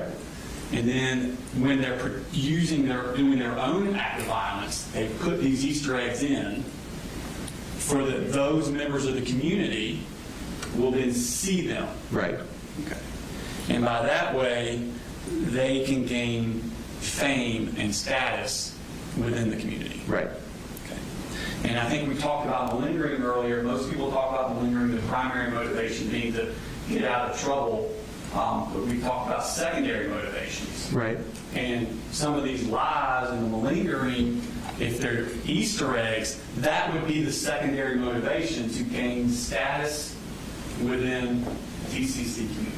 Right. If anyone ever decided to start researching him, they might put those things together. Right. Let's go back to Discord. We're going to go back to, this is the F-bomb one from 2023. Okay. I'm going to do page 22 and 23.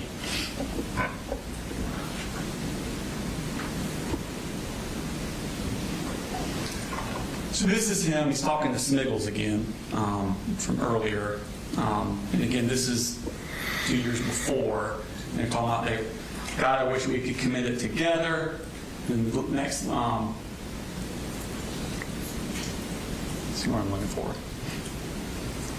Okay, there it is. Okay. So God, I wish we could commit it together. God, people making edits of us would be fucking strange. So he's already thinking that. Right. Way back 2 years before the shooting, he's thinking, do the shooting so that we can get the edits. Seems like. And then on page 23,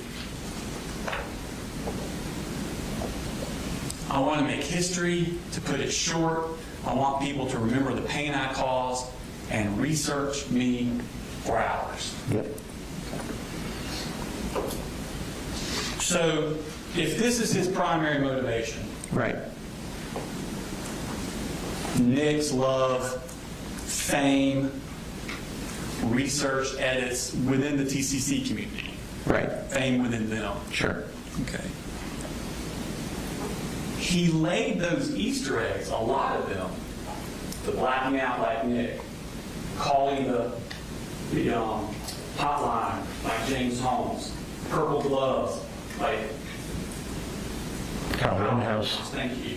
All of these things that he said, there were lies, that he said in his interview after the shooting was laying of these Easter eggs. It seems like. Seems like. So if his ultimate goal is fame within the TCC, the shooting wasn't the final step in that plan. Because he continued the plan after the shooting. Oh, I got you. Yeah, it seems like. No further questions? Redirect. I'd like to get the witness done before we take our lunch break. Okay, that's just an objection. Yes, sir.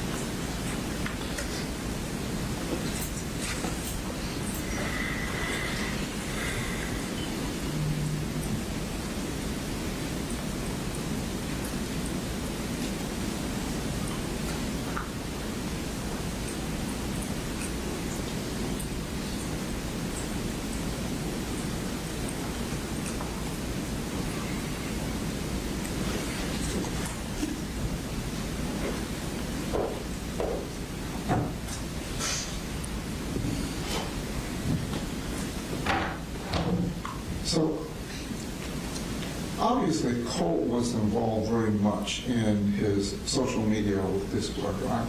Clearly. How does that relate directly to the issues that he's facing and his diagnostic issues, his depressive issues, PTSD? How does interaction with that community relate to his mental health issues? Well, I think, people that have those kinds of issues, they have I guess it could be depression, anxiety, but more like have that kind of history feeling, disaffected, isolated, are the exact people that end up in there. And so I think it's not surprising that he ended up in there, given the issues that he had. People with those issues don't end up in there sometimes too, but I think if you wanted to make a connection, it would be because of the way that he was in the world and kind of his prior experiences that had kind of isolated him to this point where he then goes into the computer and then his whole world is in there. And that's what I think happened. Do children his age have a tendency to mimic those around them in the community they want to be a part of? They can, sure. When they're 13, 12, 13, and 14, how reasonable is it to assume they want to be accepted? Well, I think most people do. I think teenagers and early adolescence, I think that's a period of time where kids are real sensitive to that kind of thing. Would it be fair to say that Colt, for a lot of years, felt as though he wasn't accepted and a part of his family because of the way the troubles and the chaos went?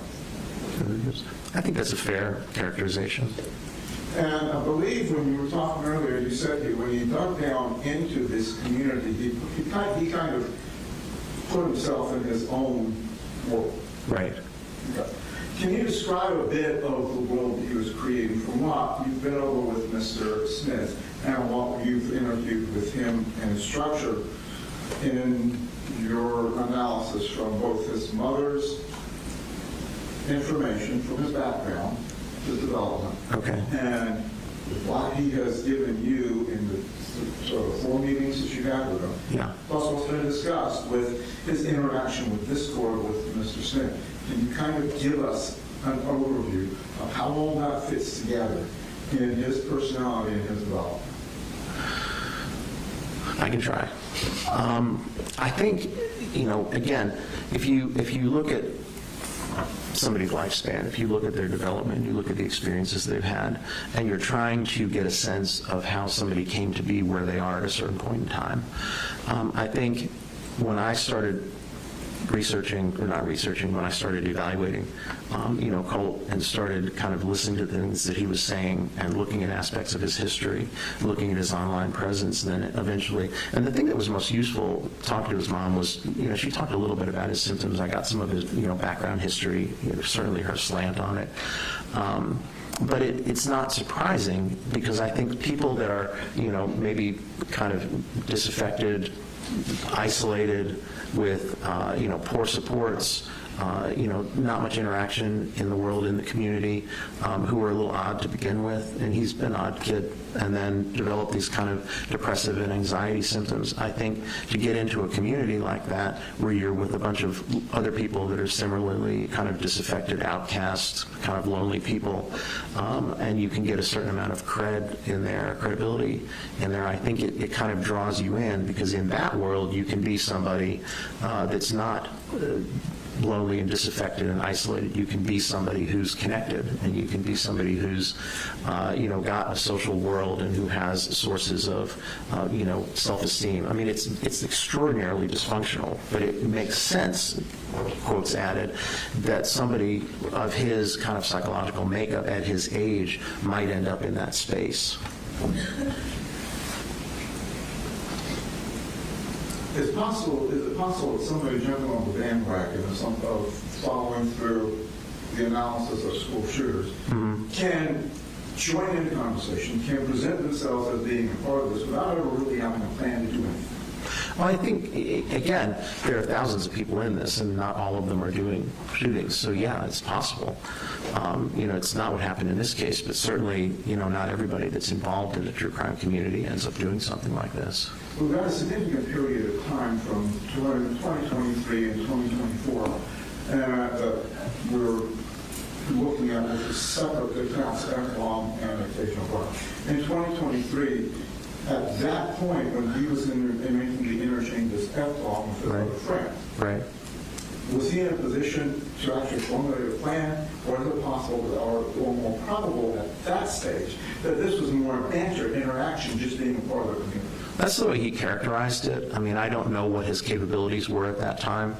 I don't know if he had access to weapons, or was enrolled in a school, or could have reasonably done something like that. Certainly, he was at least fantasizing about it and talking about it, and trying to use it to get attention from people in that community. And he was getting significant attention response, wasn't he? Seems like.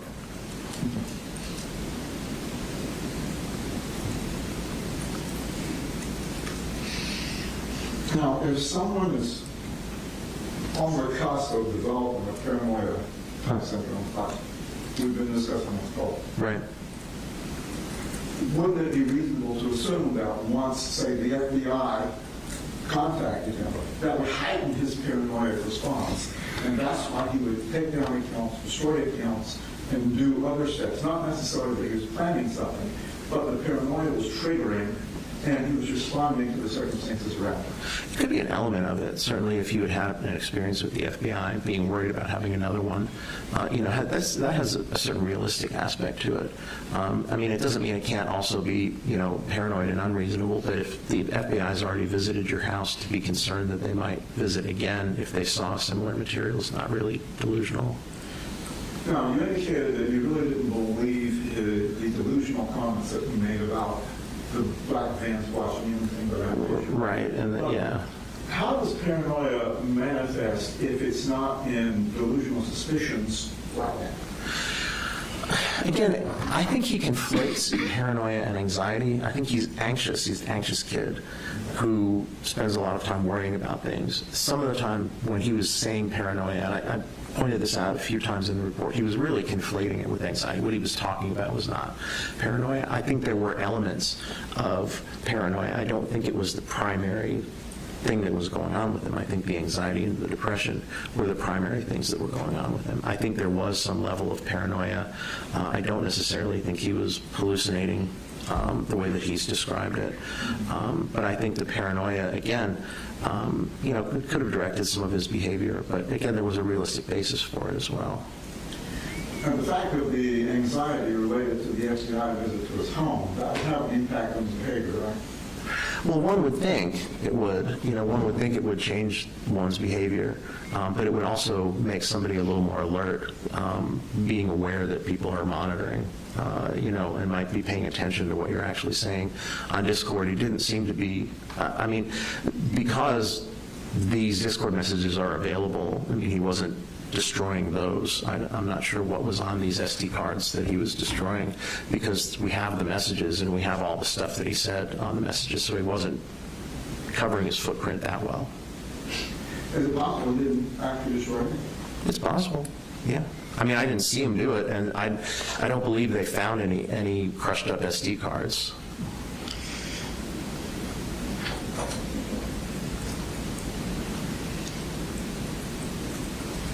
Children, when they're growing up, oftentimes have heroes, don't they? Sure. Is that a normal developmental manifestation? Yes. And generally, parents are able to guide children as to what kind of heroes they look at and follow, right? Right. Did that happen in this case? Did he get guidance from his family? Didn't seem like, no. It seemed like he was pretty much on his own, in his own little world from a pretty young age. So when he gets into these discord in the true crime community, is he looking at some way to not only fit in, but have a hero?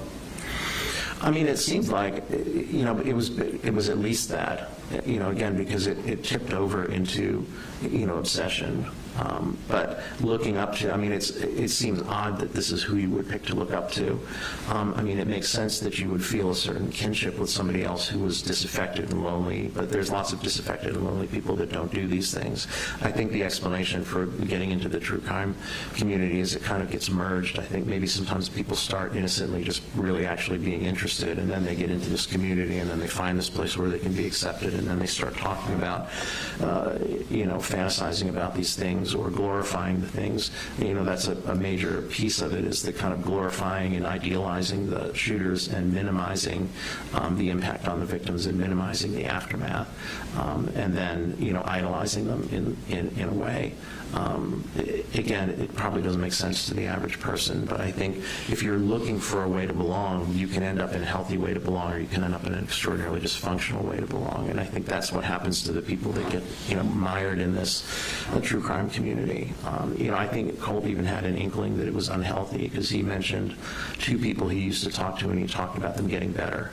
He said, well, Caitlin got better. She got therapy, and she doesn't do this anymore. And Calvin was the other one, got therapy and got better. And I think Calvin was even trying to get him to quit, being in there, recognizing it was dysfunctional. And during your testing and talking to Colt, would you say that he was emotionally appropriately developed for a 14-year-old, 15-year-old when you were talking to him? No, he didn't seem to be. I think his emotional development was really problematic. He was missing a lot of the things that kids get when they're growing up in terms of, attachments and stability and peer relationships and all of those things, and, healthy parents that are nurturing and present and not having a lot of their own issues and not neglecting them and not abusing them. So there was a lot of things that occurred in his childhood that were abnormal or that were not normal, not usual, and stunted his development kind of emotionally and interpersonally. And I think that, kind of, again, when you think of it that way, the idea that he would have found himself kind of immersed in this true crime community and overvaluing these other disaffected people, even though they had done these horrible things, I don't want to say it makes sense, but you can kind of see how one got from point A to point B. The similarities to some of the other shooters that Mr. Smith was alluding to, how does that play in his trying to feel a part of the community, if that was the goal, or how does that play into satisfying whatever hole he had in him in creating this world? Well, again, you've created now kind of a mythology around yourself, because you've done this thing and you've, shown a similarity to these other people, and then, it creates a certain amount of status for you in a again, it's extraordinarily dysfunctional way. But again, it's this, I'm going to do something that's going to, stand out. I'm going to do something that people are going to notice. I'm going to do something that Nick's going to notice. As kind of twisted as that is, it is an attempt to belong in an extraordinarily problematic way. And is it safe to say that it would then fill a hole that he's been trying to fill? I think so. Does that mean that he is at a point that he can't be treated and brought back to some level of normalcy? Well, as I was saying earlier, when you're talking about kids that are teens and adolescents, even when they get themselves into problematic places, the fact that their brains aren't fully developed and their personalities and characters are not fully developed. Clearly, he was immersed in this. Clearly, he was obsessed with this, and clearly, he was guiding a lot of his behavior at getting attention and credibility in this community. But the idea that you could, at age 14, 15, 16, that you would kind of say there's nothing you can do with somebody whose brain and personality and character are still in a state of flux, are still developing, and also if they haven't had, kind of a realistic shot at treatment. I think to just say at this age we know it's pointless kind of ignores how development works. And if Colt were exposed to something other than this community or taken out of this community, how do you think that would impact his emotional growth going forward? Well, if he could really get himself extricated from it and really kind of work on pro-social interpersonal interactions and learn how to cope with things in a healthy way and learn how to manage the feelings that he has, and process the things that he understands, certainly you could find a different way of relating. Tell me a little bit about antisocial disorder and why you think it may not be applicable. Again, he's doing a lot of things in the aftermath. There's doing a lot of lying and, the malingering, but those are not necessarily indicative of an antisocial personality organization. Certainly he does some things that could certainly lead to that. He's clearly been able to do things that disregard the rights of others. He's clearly been able to do things that had an extremely adverse impact on the lives of others. Appears maybe remorseful, maybe not. I can see how that would make people think he was on a trajectory like that, but there was not a lot of other kinds of things that you usually see with conduct disorder and so forth kind of developing, forward. I think if you, look at the things that he did in this instance, I don't know that it necessarily captures the entirety of his personality. Again, I can't say. Certainly there was a lot of problematic stuff, but to say that there's absolutely nothing you can do or you shouldn't give it a try, or, we're just going to give up now, knowing, again, what I know about brain and personality and character development, seems like, it's certainly one way to go, but it seems like it ignores, what we know about people's ability to make change, particularly at a period, when they're still developing. If we were talking about somebody that was 27, 28, 29 or older, I would be much less optimistic. Now, there's been some comment about his blank effect, the fact that he doesn't seem to be overly emotional and showing remorse. Is it possible that someone who has not in a normal social environment may not know the nonverbal cues to trigger that so others will understand what they're feeling?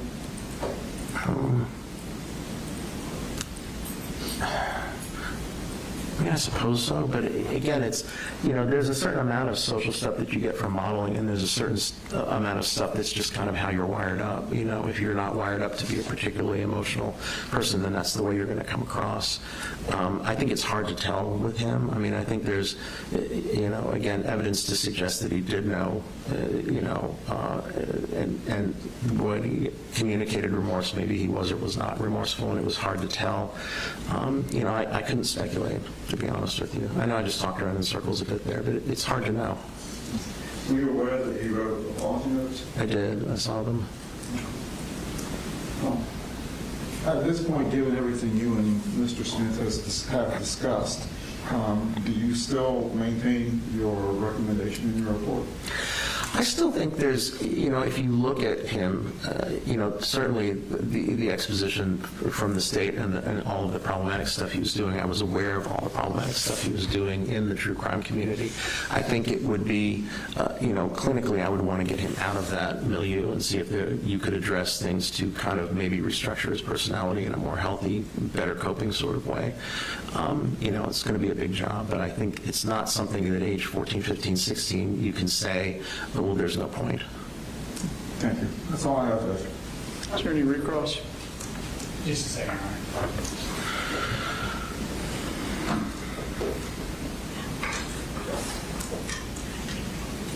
Good question, Your Honor. All right. Witness may be excused. Yes, Judge. Thank you, Doctor. Thank you, Your Honor. Yes, sir. Appreciate it. We'll go ahead and take a lunch recess, 1:45. Your Honor, we do have the 2 o'clock city witness. Okay. We will start to get ready. Is there anything to do between 1:45 and 2? Yeah, that would be enough time for me. We'll be in recess till 2 o'clock.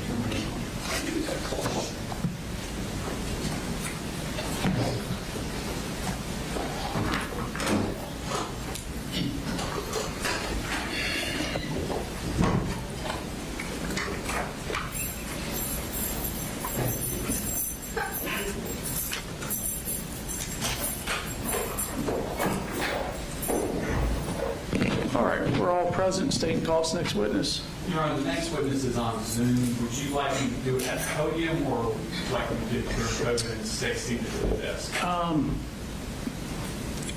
okay with either as long as the witness can hear you. Are you able to hear Mr. Smith? Mr. Smith, are you able to hear Brad Smith, the DA? I will say that was a little garbled. Can you hear me now? Yes, sir. I think this will probably work, Your Honor. All right.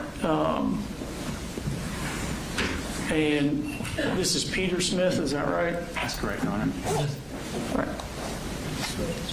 Do we need to turn the TV on? Yeah, I suppose we do. All right, so Mr. Smith, if there's any issue that comes up with you being able to hear or see us adequately, just do something to get my attention and we'll address that. Otherwise, I'll assume everything's working correctly. All right, everybody ready for the witness? Mr. Allen, we good? Yes, Judge. Okay. Mr. Smith, before we start, if you could raise your right hand, please. You swear the testimony you'll give in the matter now pending before this court will be the truth, the whole truth, and nothing but the truth, so help you God? Yes, sir. Okay. You can put your hand down. And if you could introduce yourself for the court. Yes, my name is Peter Nolan Smith. I'm an extremist researcher and journalist living in Canada. And how long have you been a researcher on extremism? Probably the last 6 or 7 years. It's been full time. And how did you get involved in this? Initially, I was a beat journalist. I'd run a few projects in college where I would look at kind of harmful and pernicious cults, and then I started to apply that to my work. Now, I'm generally out of journalism, but work for a variety of NGOs or private companies providing information about extremist movements, particularly the far right, the Islamic State in Kurdistan province, and more recently, nihilistic violent extremism, which includes the true crime community. Okay. So how did you get to be involved looking at the true crime community? It started to intersect with extremely violent neo-Nazi movements, participants who were part of online spaces that we would call part of the true crime community, or TCC. We're also parts of kind of online collectives or communities that would have similar kind of worship or lionization of mass killers. Have you done any writings on your research? I'm sorry, sir, could you repeat that? Have you done any writings about your research? Yes, sir. I've been published by a variety, like I said, of NGOs, particularly one that focuses on Canada, the Canadian Anti-Hate Network, and then multiple news publications, as well as the U.S. Army's Counterterrorism Center, their academic journal called the CTC Sentinel, specifically on the subject of the true crime. All right, this time I tender him as an expert on the true crime community. Mr. Allen.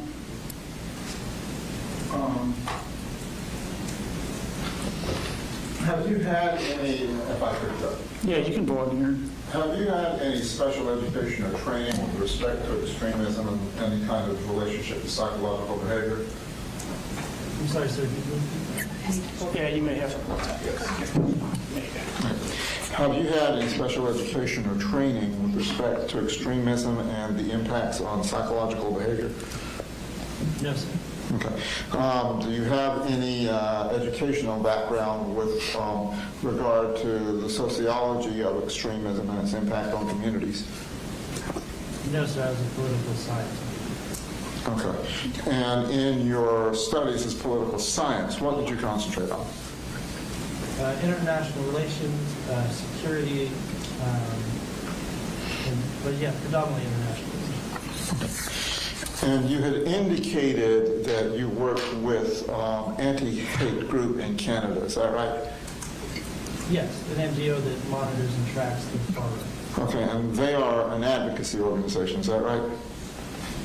Yes, sir. Okay. And in most of your publications that you have listed, they have been related to advocacy, is that correct? I mean, many of the publications relate to research, monitoring, and propaganda analysis. I wouldn't say a majority of my work has been related to advocacy. Okay. What other training have you had with regard to international relations and or the extremism community related to the TCC? I mean, I'm an investigator. I've taken courses in open source investigation, but if you're talking about training specifically related to the TCC, no. Judge, I'm not sure that he meets the qualifications under OCGA's 7702, I believe, is the section related to expert testimony, Judge. I know he's written some documents, but that's more of a chronicler more than it is somebody who has an expertise. I think if the court wants to accept his information as a lay opinion, that would be appropriate under 701, but I don't think he qualifies as an expert, Judge. Mr. Smith. I would disagree, Your Honor. As far as an expert, he just has knowledge about something that the average layperson wouldn't have that knowledge of to help the fact finder in their decision-making process. I would also note that the expert that the defense called used him as a resource for his own opinions about the TCC. So he was actually used as a resource by their expert because that expert did not have enough knowledge about the subject, and used him as a basis for that knowledge as he testified. Do you want to take a minute to elicit from him how much time he has spent researching the true crime community, how he went going about that? Tell us about your research of the true crime community specifically. Yes, sir. Again, like I said, initially it started when we noticed that it was observed by researchers that mass casualty attackers, particularly ones who weren't expressing a distinct ideological motivation, were repeating instances, like linking themselves in kind of a chain of different actors, repeating details, including their own, as well as references to various online communities within their manifestos, within the writings on their firearms, within their guns, or like words written on the gun, for instance. There are numerous cases that get called back repeatedly, and this kind of led to a larger expanded project where we analyzed cases that had been linked to the TCC. This is for the paper that was written for the CTC Sentinel. When that was being done, we examined these cases. We found 21 TCC-linked cases and plots across 2024 and 2025 that showed some clear indications that people had been active within these communities. Since then, it is kind of a daily occurrence to spend time on social media, documenting the symbols, the language, the different social media platforms that these individuals kind of use and utilize to communicate with one another. It's not a unified group or a formal organization or even a political movement. It's a very large and broad social community that in very rare instances, but in prevalent instances, includes extremist violence. How have you gone about studying them? We do a large amount of logging of kind of visual language, the words that are used, or the language that is used repeatedly, instances of like manifesto analysis, post-attack. In the case of individuals who are interceded before plots take place, analyzing their online footprint. I think it's fair to say that there have been dozens of cases over the past 3 years, potentially more, where I have investigated those specifically. And yeah, have just spent the past kind of 3 years immersed specifically in the kind of nihilistic violence and true crime community ecosystem online. All right, I'm going to permit him to testify as an expert, and of course, his experience or lack of it will just affect the credibility of what that testimony is. First off, Mr. Smith, what is the true crime community? So it's a diffuse and decentralized network. Is kind of at its core a social community that includes a large variety of interests, from people who just have a kind of passing interest in the subject and genre of true crime, but at its most extreme and violent, lionizes, glorifies, and encourages acts of mass violence, not for any particular political end, but for the notoriety, to resolve grievance, and as well as the social standing among the other members of the community that it can provide. And who is it mostly comprised of? What type of people? I'm sorry, sir, could you repeat that? Who is it mostly comprised of? Oh, it skews quite young. It's international. We have a flurry of cases in Southeast Asia. Predominantly, though, it is a North American and Western Europe based phenomenon. And yeah, the participants skew particularly young, though there are outliers and exceptions to that. And what platforms are they using for this community? So it originated on a variety of websites and forums, particularly around the Columbine shooting, and then from there kind of evolved to include Tumblr, but now is so expansive that there's few social media and online spaces where there isn't some sort of presence. TikTok, Instagram are probably two of kind of the largest at this point. But that's by way of both their popularity with youth as well as the editing tools that allow the creation of original content very easily. Back in 2024, would Discord and Tumblr be used? Were you able Sorry, what was that? Back in 2024, were the platforms Discord and Tumblr used? Yes, absolutely. Until very recently, I mean still today, but until very recently, Tumblr was a kind of significant point of interest for the TCC. Discord as well, it's a private chat application. Individuals can create servers to talk about any subject that they choose, really. And yeah, many have been dedicated to the TCC and the creation of their community. The phrase TCC, or True Crime Community, is that a label that outside people have put on it, or is this a moniker they have adopted themselves? This is definitely a moniker that was adopted by the community.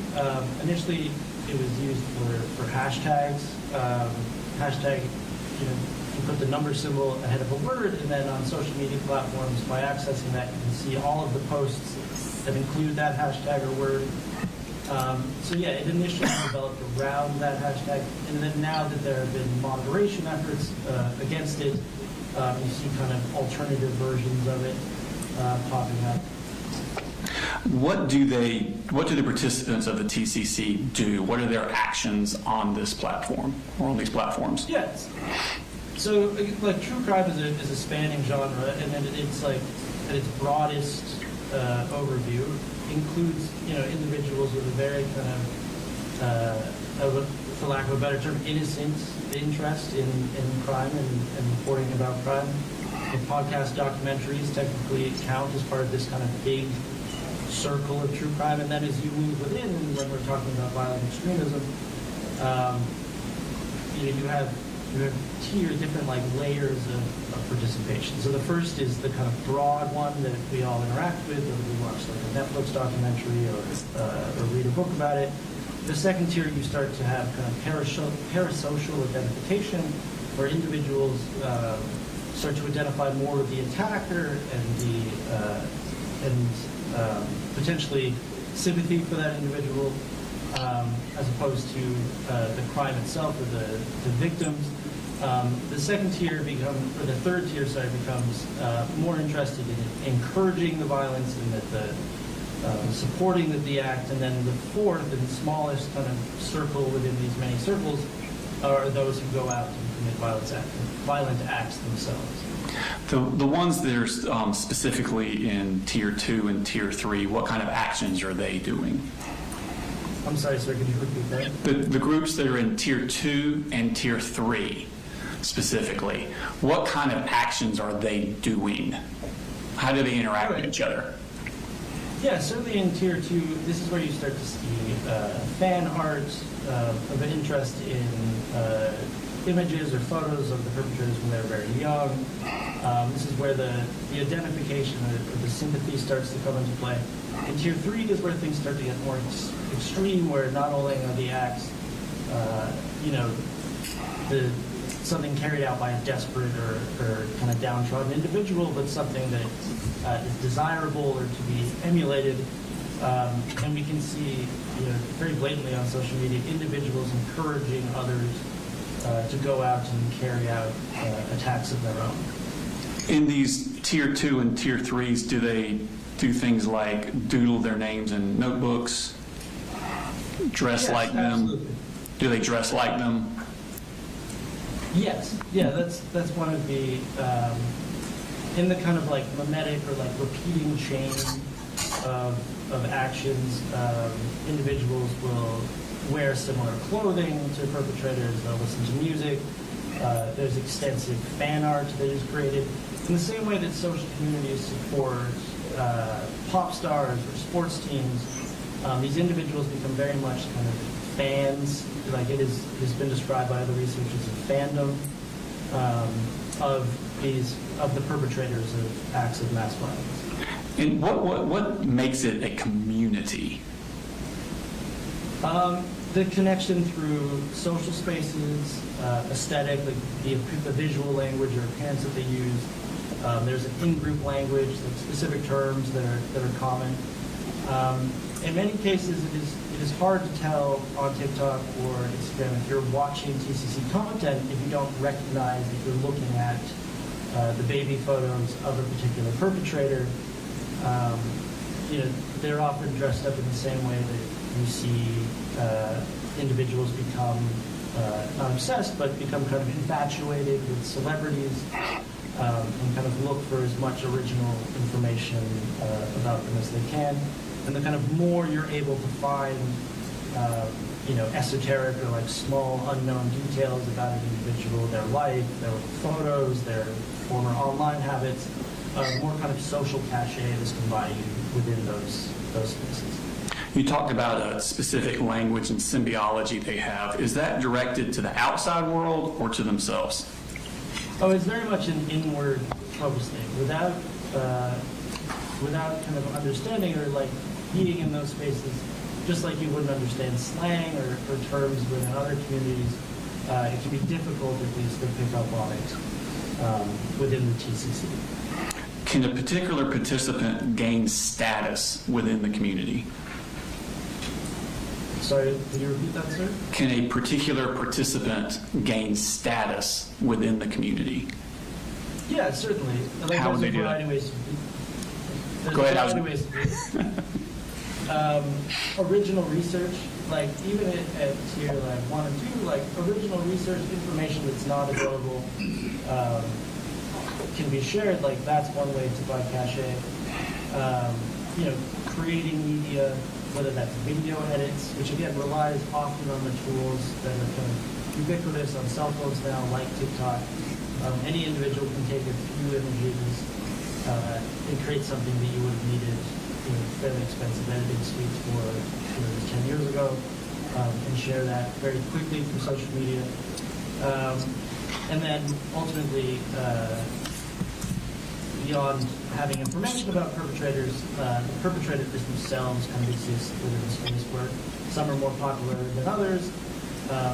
Even when we look at individuals who've committed acts over the past 3 years, some of them are supported or find that kind of notoriety within the community, while other ones are more or less forgotten. There's no like formula for that specifically, but yes, like status is obtained through original research, original content, and then ultimately the status of the perpetrators. Okay. Does the TCC have a particular ideology? Like, are they white supremacist, anti-Semitic, anti-LGBTQ, conservative or progressive, anything like that?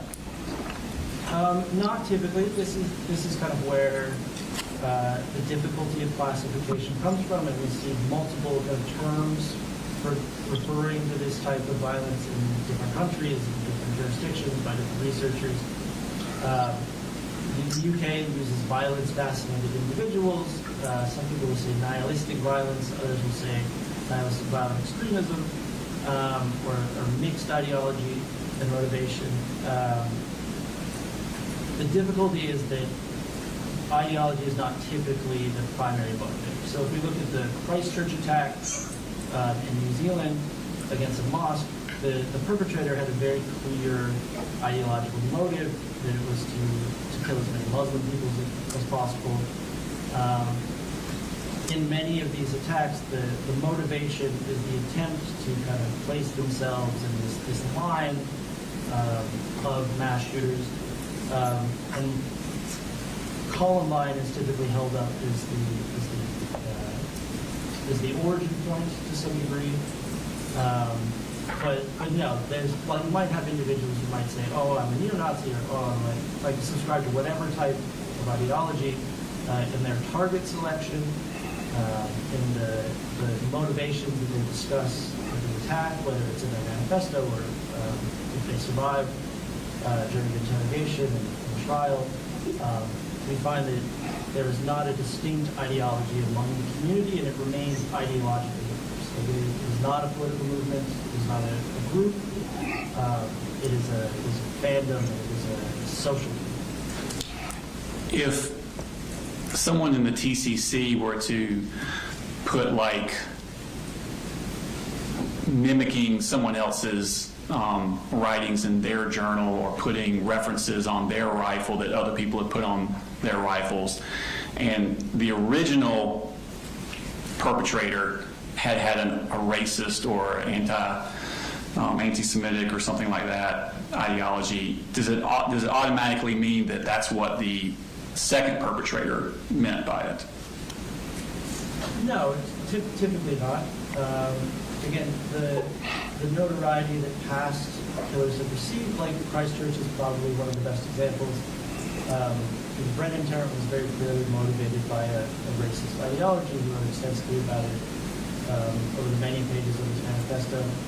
But we do see, the impacts of that in the media and on culture were very widespread, and we see individuals who kind of ape or reproduce elements of that attack who don't seem to share the same ideology as Tarrant. It can be difficult to parse out. It is kind of it's often considered to be a novel form of extremism, but it exists within kind of a shared community, and the distinguishing factor is the lack of ideology, or at least the lack of ideology is a primary motive. Samantha Rucknow, who committed an attack in Wisconsin in 2004, I believe, she wrote very racist statements in her manifesto, but ultimately her target selection was just against random individuals at her school, including the teachers. There's very little indication that despite having this ideology, that was what motivated or prompted the attack, rather than her grievance and depression and desire for notoriety. So yeah, we would classify that as being this within the space of nihilistic violence, as opposed to one that was motivated by a particular ideology. What makes one mass killer more or less popular in the TCC than other mass killers? That is a question that doesn't have a good answer at this time, unfortunately. Like, there are a variety of factors that seem to count. Again, the impact on the culture, the media spectacle that gets created around it, the following analysis and interest by researchers and the community, but and obviously the body count. Very unfortunately, the amount of victims is a contributing factor, but not always. There are attempted attacks that exist within the TCC in great areas of interest, and there are successful attacks that they rarely talk about. There is no kind of silver bullet for understanding what is going to be significant in the space or not. But individuals who do carry out these attacks, do seem to understand the type of content that the community would be interested in, whether it be manifestos, their social media history, or sometimes we've seen that they kind of tailor what they're leaving behind, ostensibly for researchers and media to find. But yeah, there's no kind of firm formula for what gets turned into a subject of interest. Would the amount of content available to the TCC affect their popularity? It certainly seems to. But there are individuals who've made sure to leave, very large amounts behind who just haven't been picked up. There's unfortunately not, like I said before, there's just not a clear formula for what they're going to pick up and what they're not. Would additional content that came from the perpetrator after arrest, like continuing to feed content, would that affect their popularity? Oh, absolutely. There's a big culture of not only digging up the past, but trying to initiate contact with perpetrators, writing them letters, and then sharing those kind of in spaces. Yes, absolutely.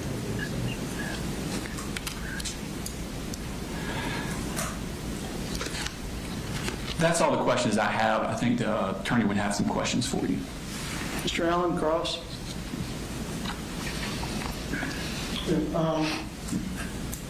With regard to the research you've done, how many case studies with TCC turning into active shooters occurred? Oh, thank you. Were you able to hear that? Yes, sir. Okay.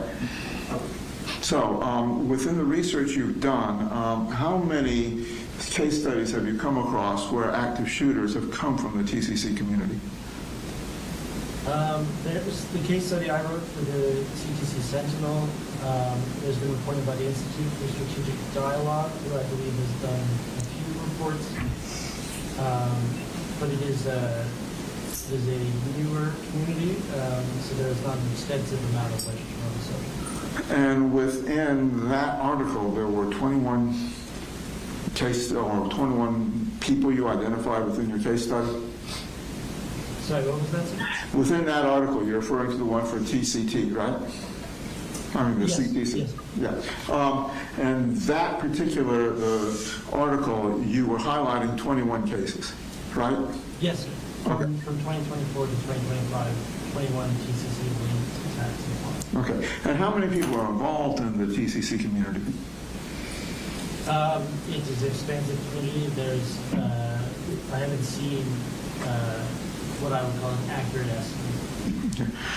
Within that, has there been any select control group study done to determine what kind of psychological impacts the various tiers you identified have on the community? Not that I'm aware. Okay. And within those 21 individuals that you cite to, how many of them turned into active shooters? I would have to consult David to answer that question. I'm not 100% sure. Do you recall any of the cases and what kind of materials or manifestos are left behind? Oh, yeah, certainly. Like there's Samantha Ruppnow, which I already mentioned, and Solomon Henderson, Robin Westman. Sorry, just like I'm just listing off names.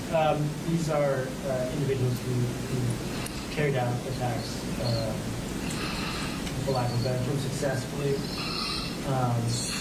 and then left behind online footprints or manifestos that connected them to the thesis.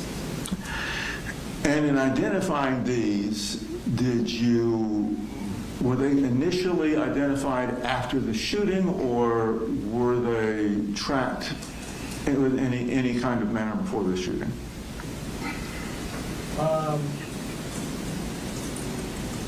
Sorry, can you repeat the question? In other words,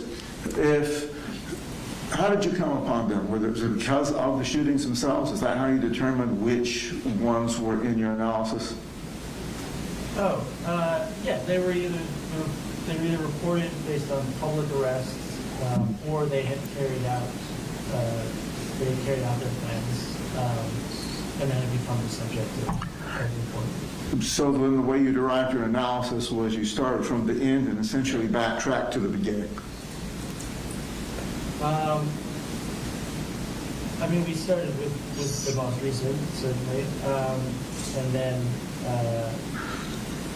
yes, to a certain degree, like the community is fairly, well, the behavior has existed for a long time. Fandoms related to the Columbine shooters were emerging very shortly after the attacks. It is a fairly novel community that started, it was roughly estimated, a couple of years before 2020, like 2017, 2018, that it kind of solidified into what we think of the ecosystem as today. How does that compare to other fandoms, like, say, Star Wars fans, or other than the fact that sometimes at the end you have a shooter that you're identifying, but how do they compare to other fandom communities? Well, the fact is that most people who are involved in TCC are non-violent. Even those who get very deep to, as far as tier 3, it might be a macabre, but it is a perfectly healthy interest to whatever degree, or at least a common one.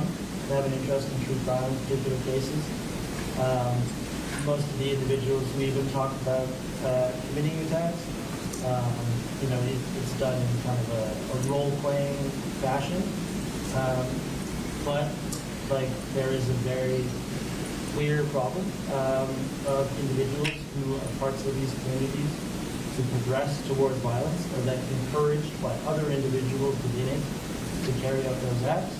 And ultimately do, and then leave behind signals, or signs, or symbols, or callbacks to whatever else to past attacks that do come from that community.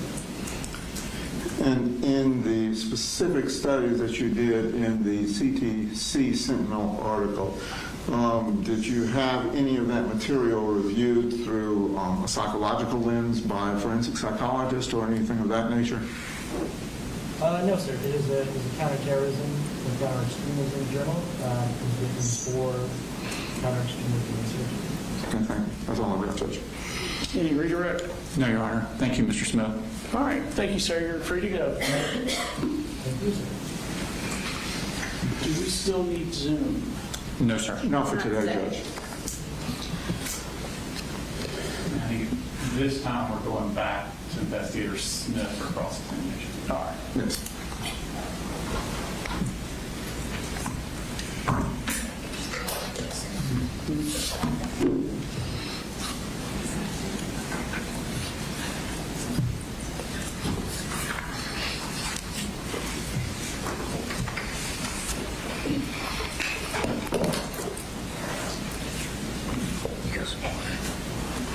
Are you ready for us to go straight into it, Your Honor? Yes, sir.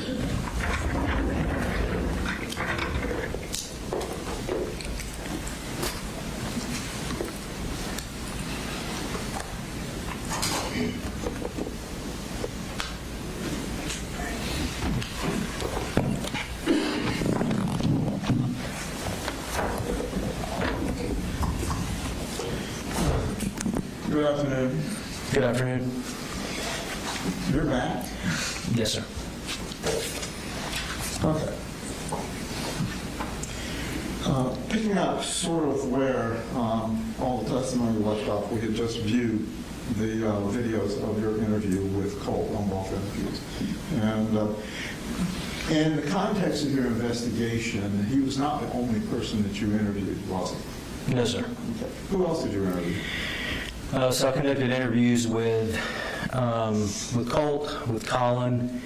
I reviewed or watched a forensic interview with Colin's daughter, Jenny Gray. Also conducted interviews with Marcy Gray, I believe Annie Paulhamus, Mr. Charles Paulhamus, and Miss Debbie Paulhamus. Okay. And can you give me an idea as to what kind of time frame those interviews took you? I would say within the first week to 10 days.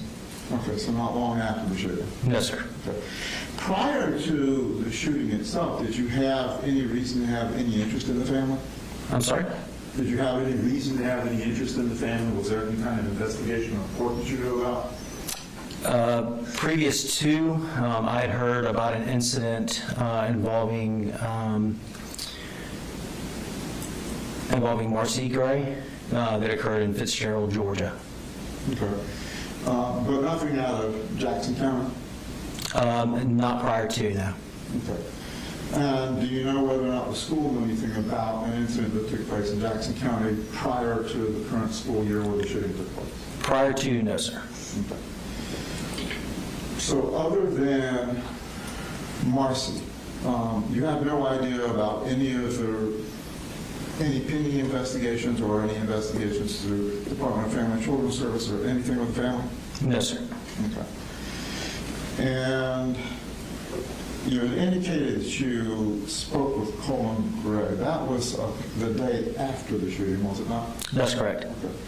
And during that time, you got a fair amount of information from him with regard to Colt in school, right? That's correct. Okay. Now, he indicated during some point in his interview that Colt had been bullied in his prior school. Yes, sir. Okay. And he did not indicate that he did anything other than visit the school on that. Is that correct? I think that's fair to state. Okay. And as far as you know, he didn't seek counseling or anything for Colt as a result of the bullying? That's correct. Okay. And as part of his bonding with the child, that's when he bought the AR that was used in the shooting? Yes, sir. Okay. Do you recall from his interrogation or his interview how long Colt was in the school in Jackson County? How long Colt was in school in Jackson County? Yes. I would assume the entire time they lived there. Okay. And during your investigation, did you get any school records with regard to his attendance? I do not believe that I got those records. I think that fell to DFACS. I believe they obtained his records. Okay. Now, when Coleman got the gun for Colt, he did not indicate to you that he had bought any kind of trigger locks, safety locks, or lock boxes for that gun, did he? I'm sorry, can you repeat that? He did not indicate to you that he bought any kind of trigger locks, lock boxes, or anything of that nature for the gun? We didn't discuss that during the interview. Okay.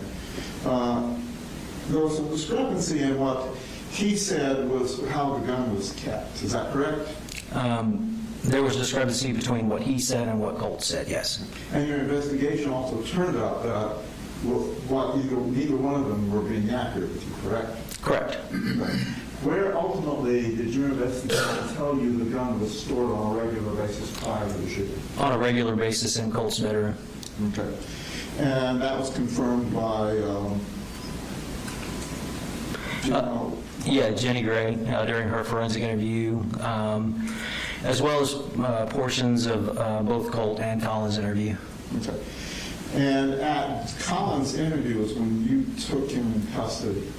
Is that correct? At the end of, yes, sir. Okay. Now, during that interview, you also cited to him some information from Inspector Ward, or Special Agent Ward. Who was she? She's a special agent with the Georgia Bureau of Investigation. Okay. And was she also one of those that confirmed that the weapon was not stored in any kind of locked facility? Yes, sir. She had conducted an interview with Colin the prior day. Okay. During your interview, Colin also indicated that he knew about Colt's self-harm. Yes. And what did he tell you he did about it? He told me that after Colt had caused self-harm, after he cut himself, that he had taken Colt's knife. Okay. And did he seek any kind of help for Colt? No, sir. Did he take him to a doctor to look at the cuts? Not that I'm aware of, no, sir.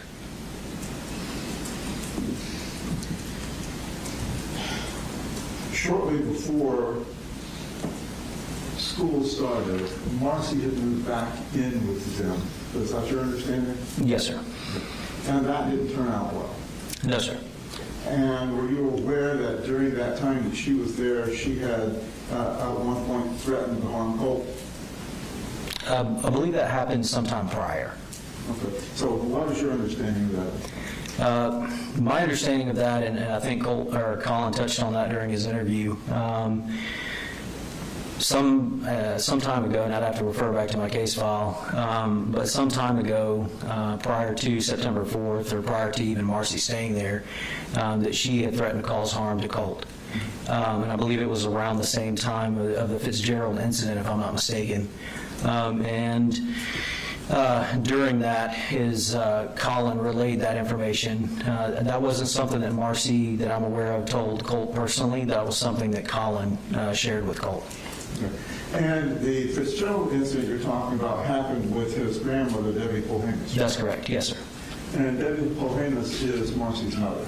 That is correct. And the incident you're referring to is when she was tied to a chair? Yes. Okay.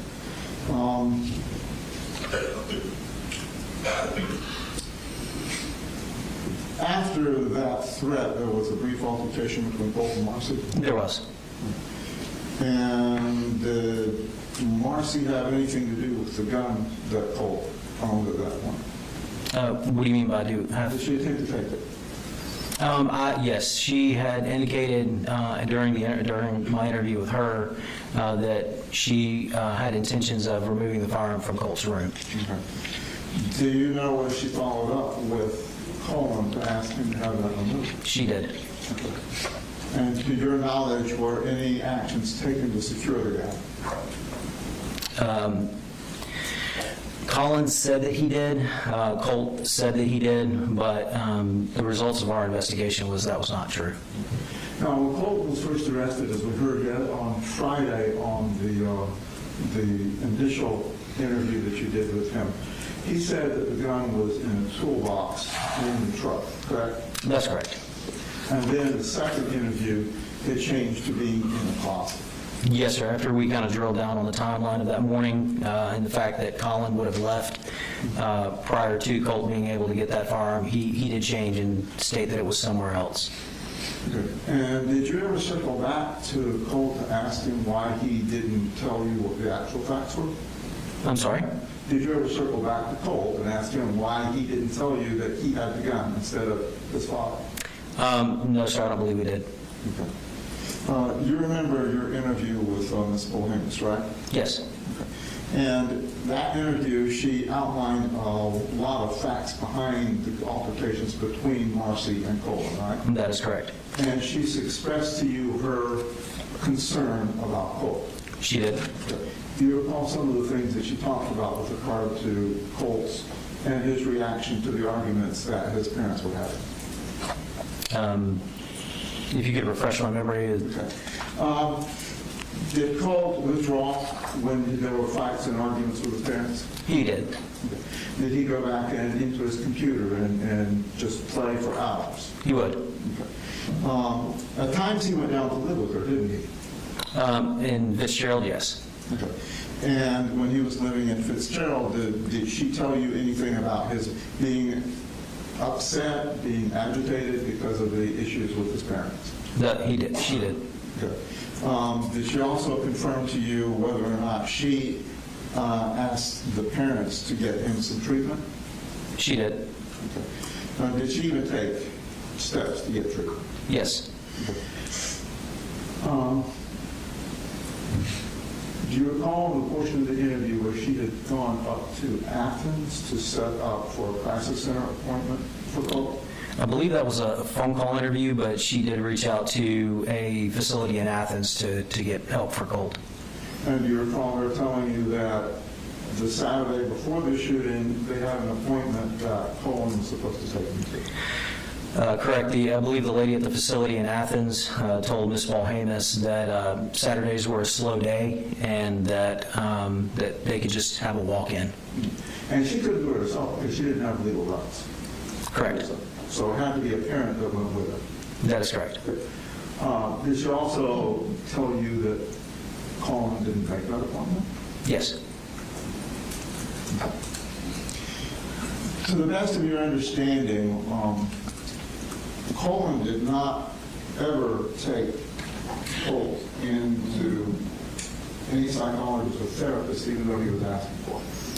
The only thing that I'm aware that Colin did for Colt was speak with the school counselor, and I believe that was the extent of his involvement for getting help with Colt. And to your knowledge, the school counselor put the animal process management? I know that they have tools available to get children help. As far as all the tools that are at their disposal, I'm not aware of. But you don't know that Colin ever followed through on anything that he may have gotten from the counselor? No, sir, I don't. And you were not told by Colin what information or tools she recommended him to? No, they mentioned that they were going to have an outside counselor come into the school, I believe is the conversation that they had. Okay. Now, in your interview with Colt, when we first run into him, he's very hysterical, isn't he? Yes, you can hear in the beginning of the interview where Colt sounds upset.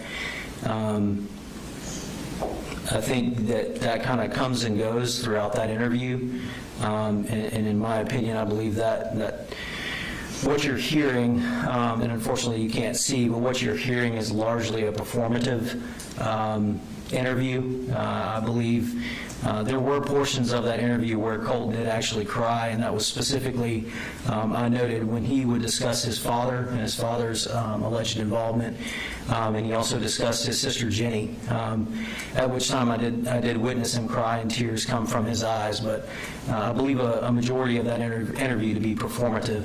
You can tell when I'm asking him questions, there's portions of the interview where he is kind of breathless, I believe that is the best way to describe that interview. And then I'll ask him a question, and he will calm down very quickly and answer that question. Were you aware he suffered from anxiety issues? He did tell me that. Okay. And at the time of your interview, as we heard, he never denied he was the actual shooter, right? He did not. Okay. And he did express some concern for some of the folks that he shot at, didn't he? He did, more so during the second interview. And during the second interview, that's where you saw evidence of his self-harm. Yes. When he was taken into custody, or he was transferred back to, I guess, the jail at that time, the detention center? Yes. Okay. Were any referrals made with respect to psychological counseling because of the self-harm? I'm not sure if it was made there or if it was an RYDC. I'm not sure which is the most, I believe RYDC would be the most appropriate place. Okay. Do you recall how long he was in detention here at the detention center? I do not know. When Colt was speaking of voices, he also indicated to you that he had wanted to kill himself, right? I don't recall him stating that. But he did talk about the voices. He did talk about the voices. He, in some cases, he would indicate that the voices were family members. In other cases, he would state they were teachers. And I believe at one point during the interview, he also referred to the voices as people in the government. Okay. After being taken into custody, he wrote some notes to the family members, didn't he? He did. Do you know if they were ever sent? Sent to the family member? I'm not sure. Okay. But he did write all of the notes? He did. Okay. Thank you. That's all I have, Judge. Attorney redirect. Yes, sir. Just briefly.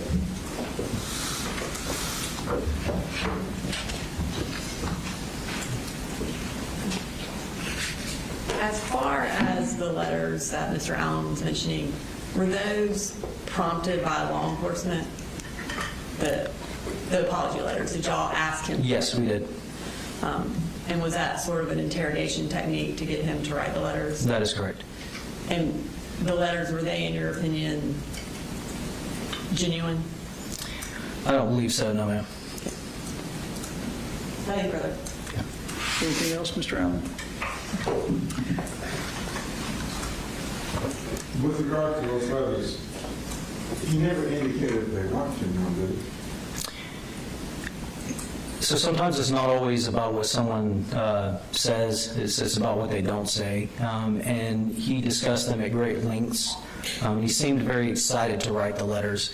And in my personal opinion, and again, that's all this is my personal opinion, it did not seem genuine. But he didn't say that it wasn't genuine? No, sir. There's a lot Colt said that wasn't true, and there's a lot Colt said that was true. But again, in my opinion, if you're asking for my opinion, I don't believe that they were genuine, no, sir. I believe they were for attention. Yes, sir. All right, will he be excused? Nothing further from the Your Nothing else, Judge. All right, thank you, sir. Free to go. Honor, and our next witness is investigator Ashley Gilliland, and it'll probably take us to the end of the day. Would it be possible to take a break now and wait for her? It is possible. Thank you. All right, we'll take a 10 to 15 minute break.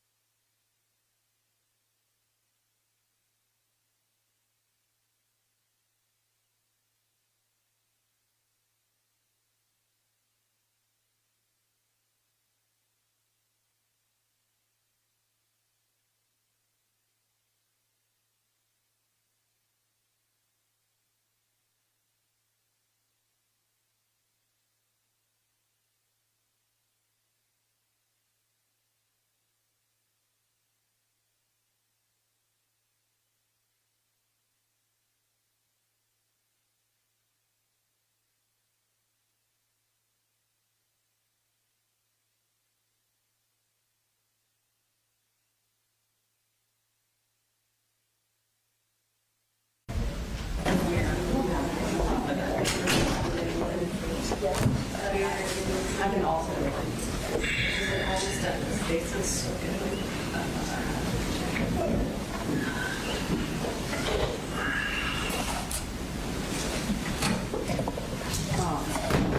If we could have like a couple more minutes, we're finishing up a last minute technical difficulty, but Okay. we'll be ready very shortly. All right.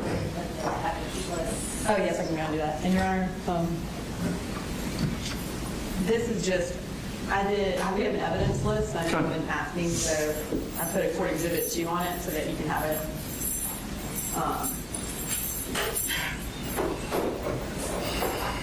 And I will.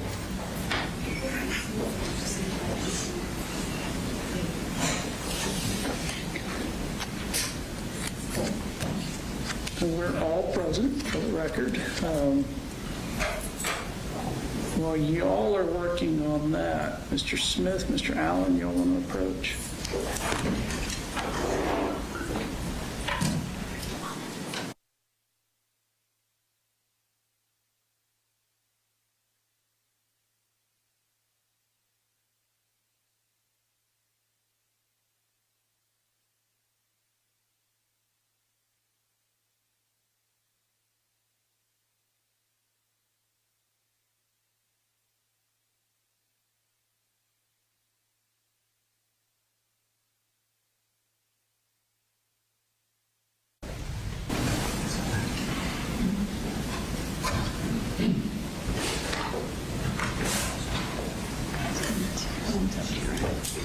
I didn't have a sheet up here. I said, how long did she say? That was going to take A couple minutes. 47 minutes. That's on 20 days, because she used that. That's cooking, and that everything she extended. All right, I'm going to... All right, yeah.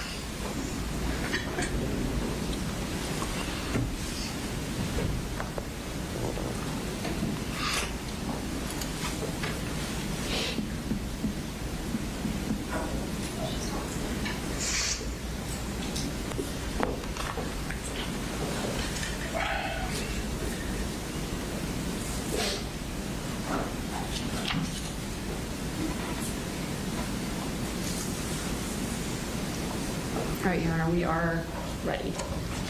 All right. Call your next witness. The state calls Ashley Gilliland.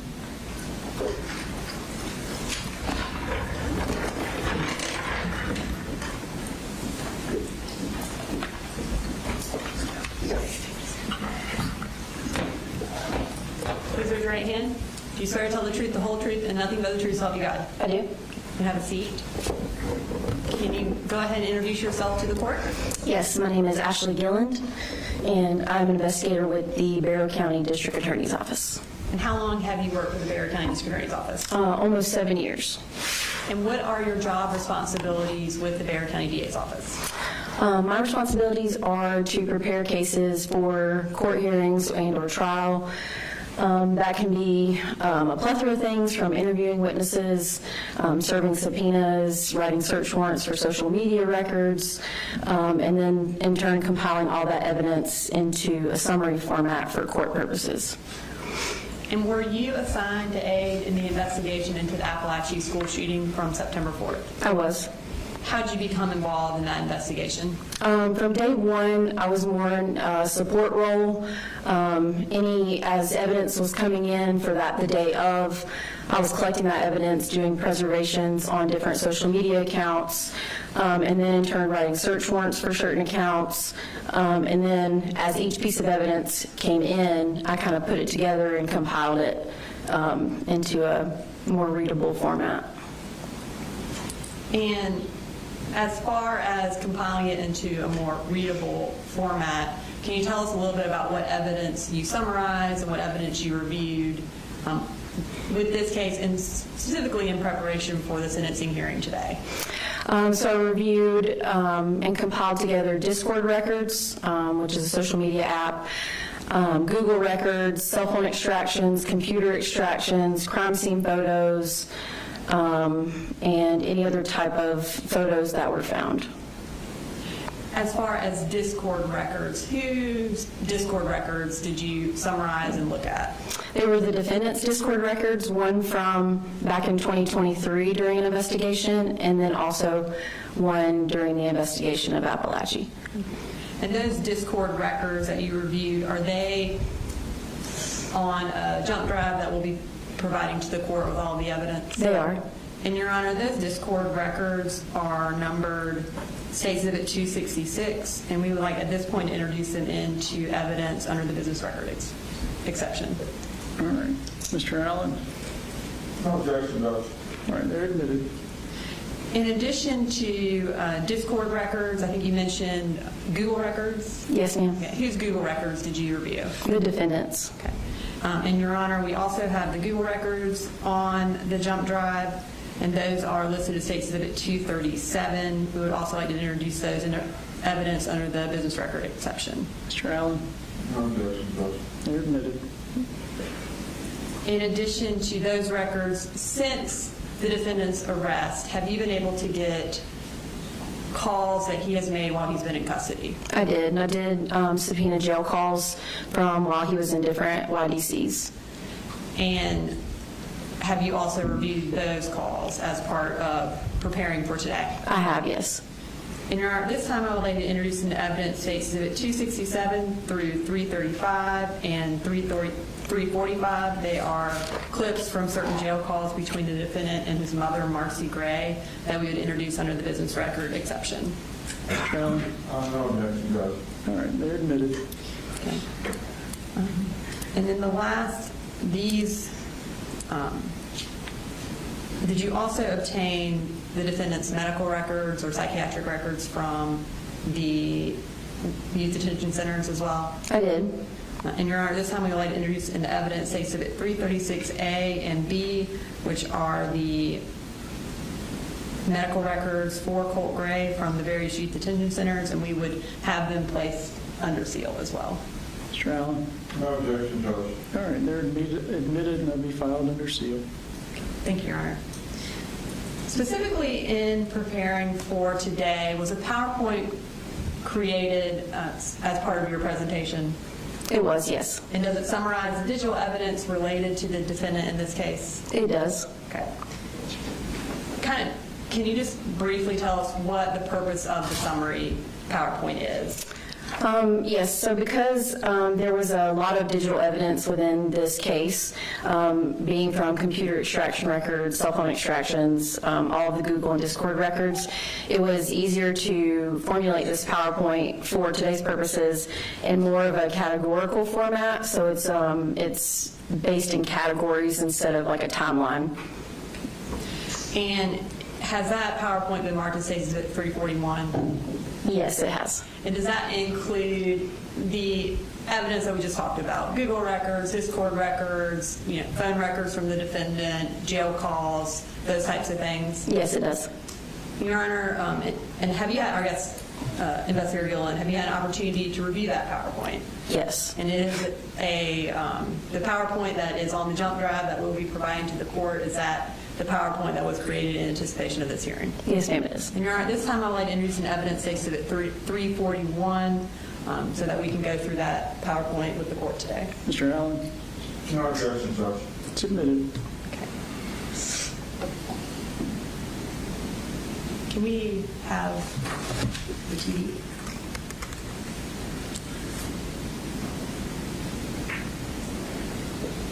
Okay. So we're going to start with page 1 of the PowerPoint. Can you kind of tell us what this shows us?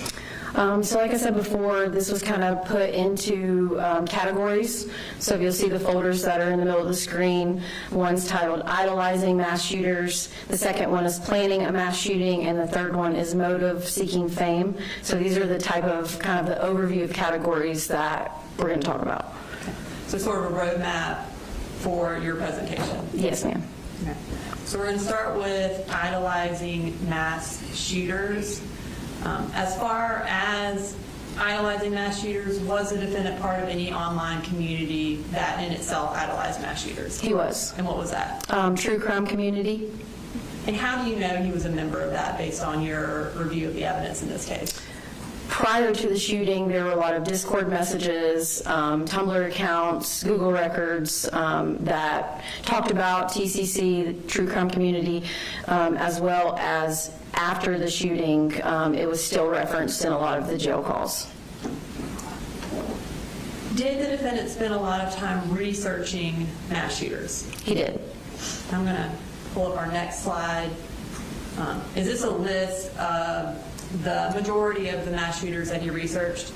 Yes, this is just kind of an overview of all of the mass shooter research that was found on different pieces of digital evidence in relation to the defendant, and this list is 22 listed, but there were more than that. These are the ones that he spent the most time on? Yes. And how are they identified on this page? They're identified by physical location and incident location, and not via the shooter's name. How did he research these people? A lot of the research mainly was found in the Google records, and then also there was within the true crime community, there were photos shared, different clips shared, different pieces of evidence shared amongst members that was in relation to different mass shooters. Did he save any of this information that he researched anywhere, like on his phone or his computer or within his Discord? Yes, there were many different pieces of evidence saved on his phone, his Discord, and his computer extraction, with that being anything from photos, videos, incident reports, crime scene videos, lots of different pieces of evidence. And when he's researching these people, is he also Googling things related to them? Yes, he is. Can you give us an example of some of the Google terms that he used to search for these mass shooters? Yes, there were several different Google accounts, and within those, there's a search history, and so within the search history, there's a lot of different terms. So this is kind of just a short couple things that he Googled, the defendant Googled: shooter caught on police body cam, Dallas police ambush, unstable veteran opening fire in a crowded bar, soldiers of Christ torture during initiation. Let me see the other ones. Extended dash cam video of man plowing through parade, Uvalde school shooting video, how to get kicked out of a gun range, cell phone footage of the first shots fired at Route 91 Harvest Festival, 911 Sandy Hook calls, plea for help, Parkland shooter, I love to see the families suffer, and Maine gunman's body. Okay, so you mentioned that he saved some of this research on his phone or his computer. Did that include saving pictures? Yes. Okay, so we're going to move to the next slide and just kind of tell us what this is. This is just a collection of photos that were found on his Discord and phone extraction, and this is just a kind of a compilation of all of the different mass shooters. And I'm going to zoom in on one in particular. Can you tell us what this is? So this is, it says your result on there with the name of one of the Columbine shooters. And this was a result of, he took a quiz called What True Crime Personality Are You? And that was taken on September 3rd, which was the day before the shooting. And this was the result that he got and saved to his phone. Was September 3rd a school day? It was, and this was saved at around 1 p.m., so it would have been during the school day. And was he at school? He was not. Now, we just showed the court a list of all the different mass shooters that he researched. Were there 4 in particular that he researched the most? There were. Okay, and who were they? The 3 that we talk about here the Parkland shooter, the Sandy Hook shooter, and then the Buffalo shooter. And then do we also talk about the Aurora theater shooter? We do. Okay. So we're going to start with the first one that he researched extensively, which is the Parkland shooter. And just for clarification, what is the Parkland shooter's name? Nicholas Cruz. And how does he spell the Nicholas? Was it with a CK or with a K? With a K. Okay. What kind of type of evidence are we going to start with in talking about the defendant's idolization of the Parkland shooter? The first category is listed evidence of obsession. So basically things that show or prove that he was obsessed essentially with the shooter. And that could range from different messages or photos or things that he saved. And was this obsession with the Parkland shooter, was the time frame for that, did that lead up into the shooting on September 4th? Yes. All right, we're going to show this page. Tell us what this shows us. This is just specifically from the defendant's Discord. So these are photographs of the Parkland shooter that were saved and shared specifically on the defendant's Discord account. Okay.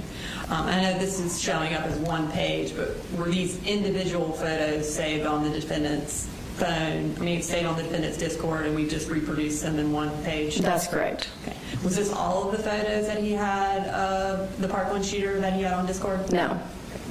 Were there a lot more? There were a lot more. And then tell us about this page. These were ones that were specifically saved on the defendant's cell phone. And again, this is just a small collection of photos in comparison to the amount that he had on the cell phone. Did he have over 2,000 pictures of the Parkland shooter saved on his phone? Yes. In addition to having these pictures on his phone and on his Discord, did he also have pictures of the Parkland shooter printed out at his house? He did. There were 16 photographs that were printed out and on his bedroom wall.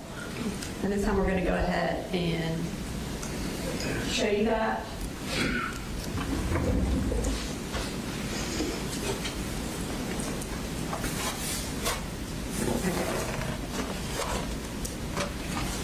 And so can you just, this is going to be listed as Exhibit 343.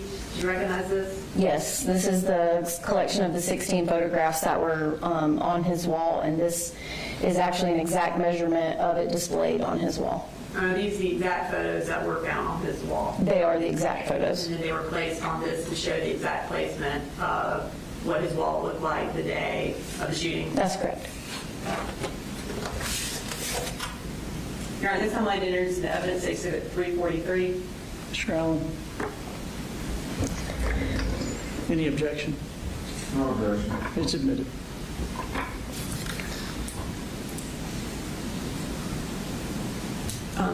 Did he also take pictures of himself in front of the shrine? He did. And what did he do with those pictures? He shared them on his Discord account. Okay. When was the first photograph of the shrine taken? It was the first photograph of the shrine with the defendant was taken August 9th of 2024, which was approximately 25 days before the shooting. And based on your review of the digital evidence, did that shrine appear to remain on the wall from August 9th all the way up until September 4th? It did. So you mentioned that he took pictures and shared them on Discord. Is this one of the times he shared a photo on Discord? Yes, this was shared on August 28th of 2024. And then you see to the left is an actual photo, the photo that he shared from his bedroom. Okay, and this is, he shared it with Mandy. As far as what he told Mandy, can you tell us that about this photo? Yes, so his Discord name was Occasional Burner, so he's the one in the blue at the bottom. He says, "My mom's in rehab, so it's just my dad, and he knows not to question what I do."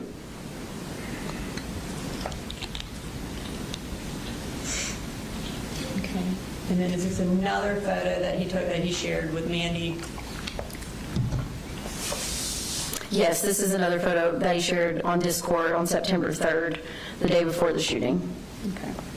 In addition to having all these photos saved and these photos printed out, what other evidence of the defendant's obsession with the Parkland shooter did you find? Yes, there were lots of other research materials that were viewed and saved on his cell phone, Discord, and computer. Okay. And so does this page show the different types of research that he did on his cell phone or on his Discord? Yes, it does. Okay, can you just kind of read through what exactly he had either saved on his computer or that he researched? Yes, on the left-hand side, investigative summary of shooters' cell phone contents and internet searches, surveillance videos of the Parkland shooting, visited website for shooters' police interrogations to view interrogations and took screenshots, saved a minimum of 2,664 photos of shooter. That was specifically from February of 2024 until the shooting. Watched each day of the shooter's sentencing trial. That happened in October of 2023. Watched YouTube video titled Parkland Shooter Faked Psychiatric Symptoms After Shooting, expert says. And then on the right-hand side are what's in quotes is what he Googled, specifically Google searches. Nicholas Cruz faking psychiatric symptoms, Cruz's premeditated aggression and violence, autopsy photos for Parkland victims, Parkland shooter, I love to see the family suffer, Nicholas Cruz's love letters from jail, Nicholas Cruz's planned a mass murder, viewed article titled Psychiatrist Probes Parkland Shooter's Mind, watched documentary Behind the Madness about Parkland shooter and shooter's writings while in custody and during trial.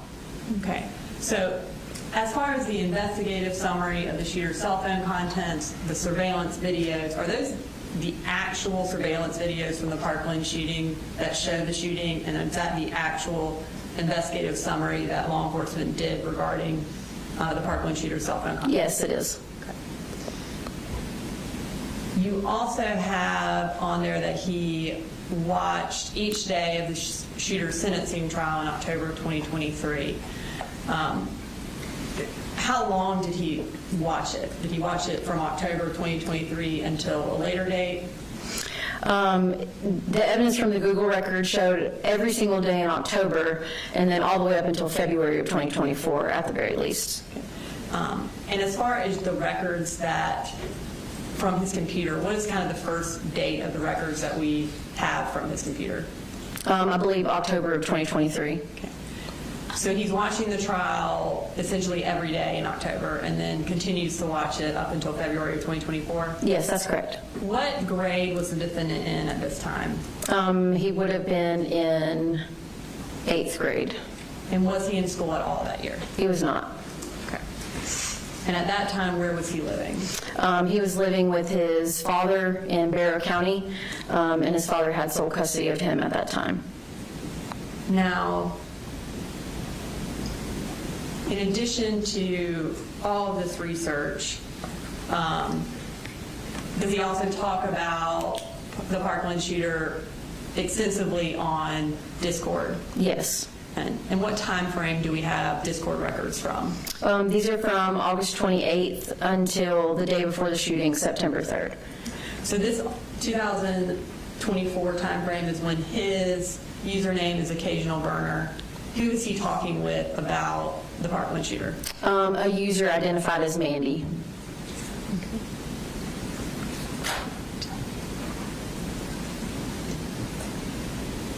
Now, kind of what I'd like to do here is if you will identify the date and time of the Discord record, and if you want to read the defendant's Discord, and I can read Mandy's, so that we can kind of go through them for the court. Sure. So on the left-hand side, you see the date with a timestamp.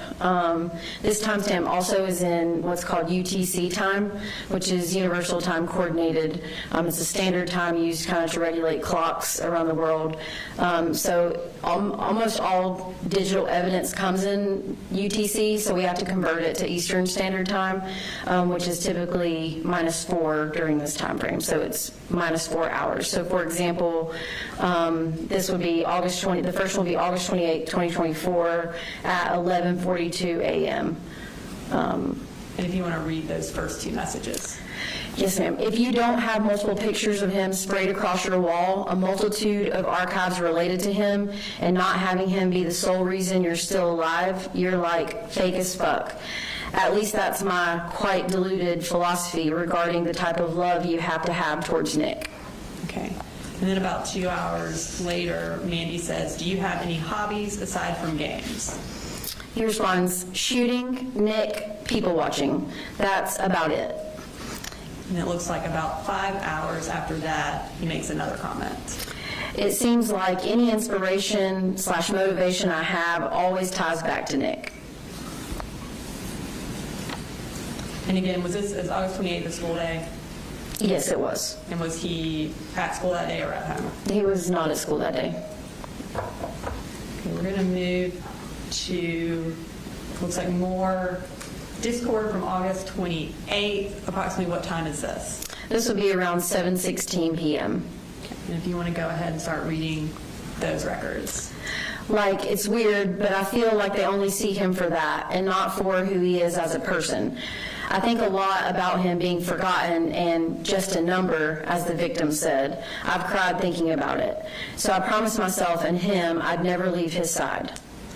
Yeah, when I watched the impact statements, I had so many panic attacks because, like, why do they feel the need to be so hateful?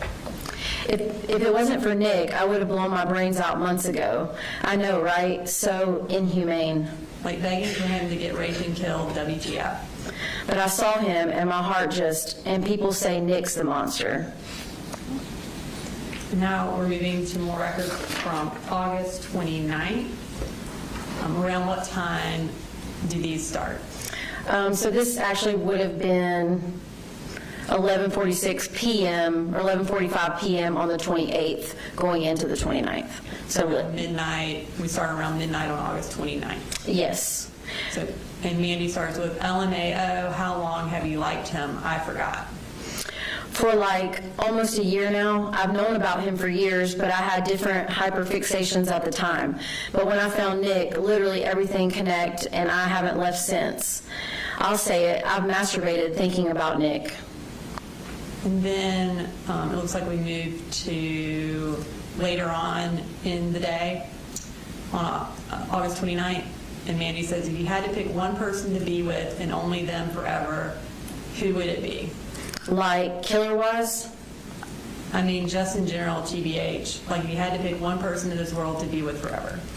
I mean, Nick, of course. Who else? And then now more messages from August 29th. And is this around midnight of the 30th? It's around midnight of the 29th.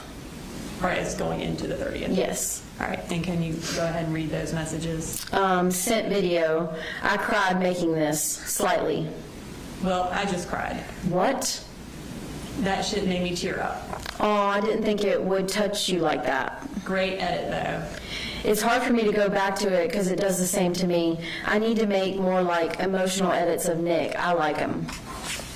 As far as, so they're talking about making emotional edits of Nick. What is an edit?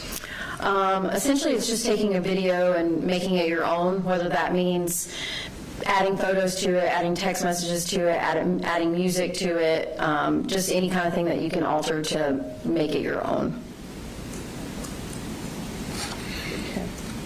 And he talks about sending, making an edit. Is there an edit that he sent related to this conversation? Yes.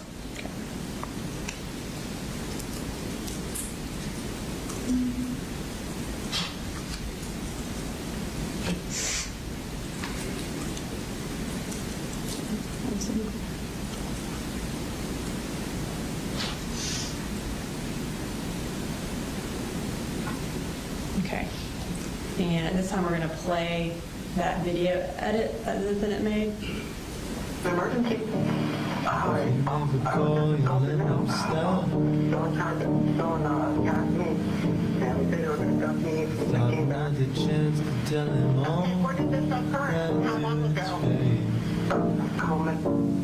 Even though we barely know each other, it still hurts watching it fade away, watching it fade away, watching it fade away.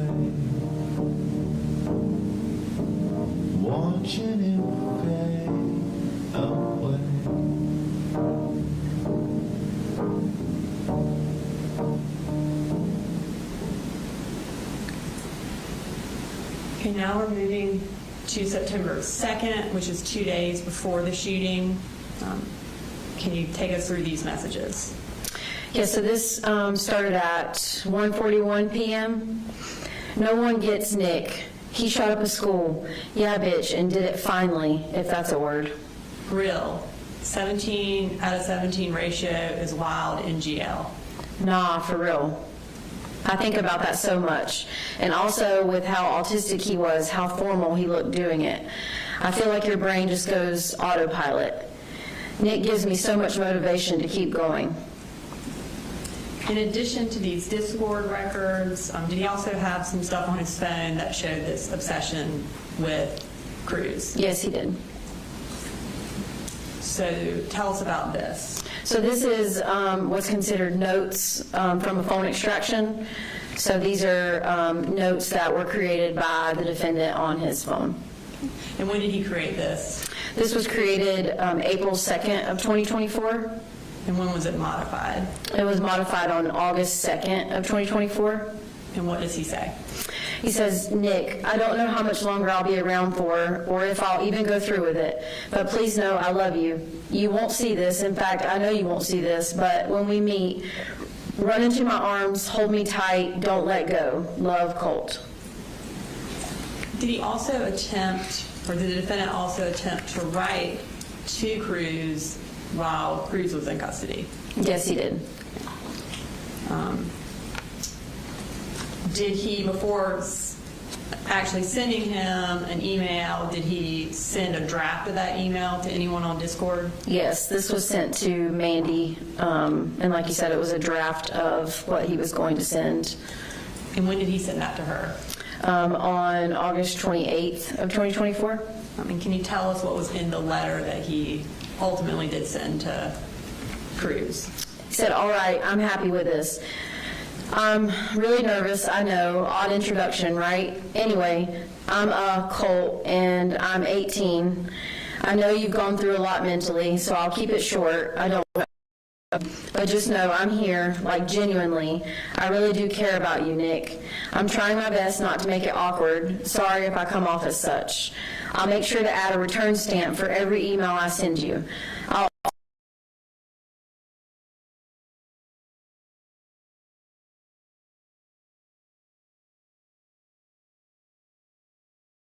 When the defendant sent this email to Cruz in custody, did it actually ultimately get to him? It did not. And why not? It was labeled as harassment and returned to the sender. After the defendant attempted to send this letter or this email to Cruz, what happened? So he began messaging someone that identified themselves as Cruz's cellmate. And did Cruz's alleged cellmate reach out to the defendant after this email was sent? Yes. Okay. And do they have a rather lengthy conversation? They do. And is that on the defendant's cell phone? It was, yes. What's the time frame of that conversation? I believe it was September 2nd until the early morning hours of the shooting. And I'm going to start, and kind of as we've been doing, if you want to read what the defendant writes, and I can read what the alleged cellmate writes. Yes, ma'am. And kind of tell us what time does it start? So this is September 2nd at 8:28 p.m. It says, honestly, went over everything related to Nick and wanted to reach out. Yes, I mean, to be honest, what normal person would want to write him and get to know him on a romantic level, LOL. He even know that shit is insane. That's the funny part. But honestly, I can relate to his trauma, but like romantically, I don't know, he doesn't want that. Honestly though, if you're up to it, let Nick know I'm not fake ASF, no pressure though. Wonder if he feels bad, like, about the shooting. He does talk about that a lot. He is not proud of what he has done. That's not good though to like someone that did those horrible things. I agree. and not know him outside of that? I mean, They did pretty well going through life during the trial. Well, is he around? Sigh. Hey, y'all got news in there? yes. Just making sure. And about how long is this before the shooting? This was around 9 p.m. on the 2nd, so a little over a day. Hope you can stay in contact until the 4th. Got something I want to show you, and Nikki, honestly. Yeah, gotta prepare for prison myself. Hey, can you and Nick be up around 8 to 9 a.m.? And what time are we at now? This is midnight, around midnight on the 4th, on the day of the shooting. I've got my surprise ready. Is it still midnight the day of the shooting? Yes, ma'am. Yeah, but I don't know if I'll have my tablet. Well, I guess Nick will know either way. Has he said anything? Oh yes, I said you were funny and seemed cool so far. Thanks, dude. At least he's got my name. What's the surprise mystery, man? LOL. You'll see. And ultimately, do we know who the person he was texting was? No, there were search warrants done, and it just was someone using a fake number. All right, so moving to our next slide, what's our next kind of type of evidence we're going to talk about related to the defendant's obsession of the Parkland shooter? Evidence of mimicry. What do you mean by evidence of mimicry? Essentially copying someone else, whether that be mannerisms, with words, with movements, with any type of thing where you're imitating someone or trying to mirror someone else. And in this context, is it specifically mimicry of other mass shooters? It is, yes. Within the TCC community, based on your research and your training and experience, what is the purpose of an individual mimicking another school shooter or mass shooter? Based on my research, it could be one of two things. One, showing the specific mass shooter, their admiration or love for that person, and or the second thing, just gaining traction within TCC to get some sort of fame out of it. What's kind of the first way that the defendant mimicked Cruz? Through photographs. All right, we're going to start with this first photograph. Tell us about this slide. So this slide on the very top is from Discord from August 28th of 2024. He says, help, I forgot I took this. I tried to fucking replicate Nick's face thingy in the mirror. So on the bottom left-hand side is the Parkland shooter's photograph that was saved on the defendant's phone and computer and Discord. And the photograph on the right is a photo that the defendant created back in July of 2024. And these were shared with Mandy on Discord. And as far as the picture on the left and the picture on the right, were those both shared with Mandy at the same time when he's talking about, I tried to replicate Nick's face thingy? Yes. And then is this another photo that he mimicked of Cruz? Yes, again, the one on the left is the Parkland shooter, and that was saved on different places, and then the one on the right is one that was taken by the defendant on August 3rd of 2024. All right, tell us about this slide. This slide is on the left-hand side is the Parkland shooter, and this was actually from a specific Google search that was conducted. Parkland shooter tugs at collar, and then the picture on the right was a picture created by the defendant in the defendant's room on May 31st of 2024. And was that something that Cruz specifically did during his sentencing hearing or his sentencing trial? It was, yes. And tell us about this photo. So the very top one, there were a selection of prison writings that were collected by the defendant, saved to his cell phone and computer. And it was saved as a whole, but then also there were snips of specific sentences from those prison writings. So this one in particular was a snip that was saved on his phone just like that, like you see here. And it says, "I also like girls with red hair and a positive outlook on life." And that was saved on April 3rd of 2024. And then the bottom one is a photograph that the defendant took on August 3rd of 2024. And is it him with red hair? It is, appears to be. Okay, so obviously we've talked a lot about the TCC today, specifically with baby photos. How is that something that's important within the TCC? It seemed to me that they value the other mass shooters' lives, and so they will try to save a collection of photographs of them at different stages of life, starting with when they were younger. So the defendant not only had the Parkland shooter's baby photograph saved on his devices, but several other mass shooters saved on his devices. And the picture on the right is of the defendant and was saved to his cell phone and then shared with Mandy on Discord with a collection of photos on September 2nd, which was 2 days before. The collection of photos that he saved were selfies, along with the baby picture, and told Mandy, just in case. I want you to have these just in case. So essentially, he sent these pictures to her 2 days before the shooting and was saying, just in case. Yes. Okay. So we talked about how that you have, prior to today, listened to a lot of jail calls between the defendant and his mother.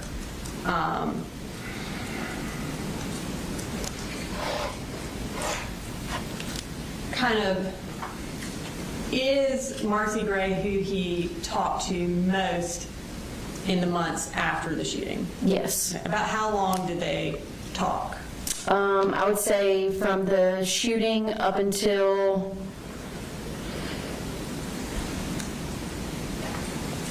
February of 2025. Maybe there were a couple months here and there, but then I think after that, they started back for a few months, but then it was very limited after that. And was it limited because she was essentially not allowed to talk to him at some point? That's correct. Okay. But mostly mostly the defendant is calling her and talking to her in this 6 to 9 months after the shooting? Yes. Okay. When was their first call? So their first call was October 1st of 2024, and we received all of these calls from YDC, and in the first call, it's kind of a lengthy call, but it talks about asking her to look up his name on Tumblr, Tumlook, and along with TCC, and they kind of talk about all the different mass shooters he's being compared to, and essentially every call after that is referencing that in some way, shape, or form. And so we have October 1st here, and this is State's Exhibits 267 and 268. So he's talking to her, and you said that kind of the first conversation is him getting her to look up stuff about him online. Is that correct? That's correct. Okay, so let's go ahead and play that clip. Huh? Do you have any data? Yes, we got it back today. You want me to look anything up, please? Yeah, Nikki, and then go to news section. Okay. And don't say, these are reported, so. Oh, yeah. Okay, let's see. Just block out the name or something. Let's see. We'll say latest news. Let's see. Oh my God. Here's the latest news fact. He recently agreed to donate his brain to science. Oh, yeah, okay. So Did you hear this? Yeah. Let's see. Well, as far as anything pertaining to me, because I have quite a few sessions with them, so. I know. Well, now that I got the internet back, I'll do some deep digging. What's with my name, Mary? Let's see.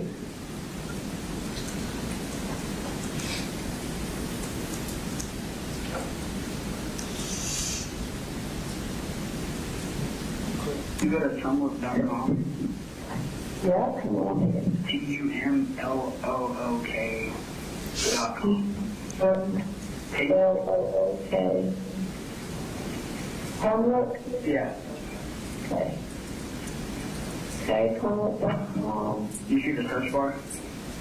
Hang on. Say it again?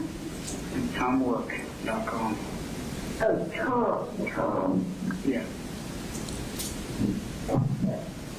Okay, hang on.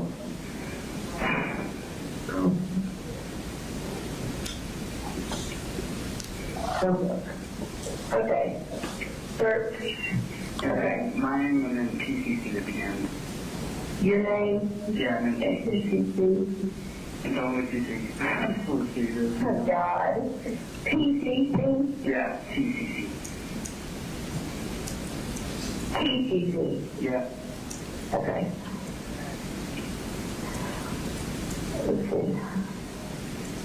Okay. Read off post. Okay, so the blogs at the top say Party F. Rocca. Oh my gosh, yeah, read the post. I know her. Sorry. Kip Tinkle with my blood. I know what I'm doing. It might seem strange to some people, but blood art is a thing. I don't know. Oh, yeah, there you are. Well, it's the hashtag.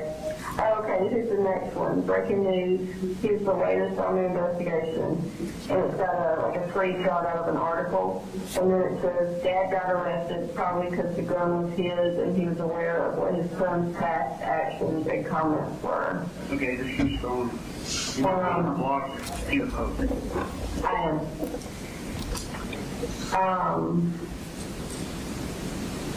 Let's see.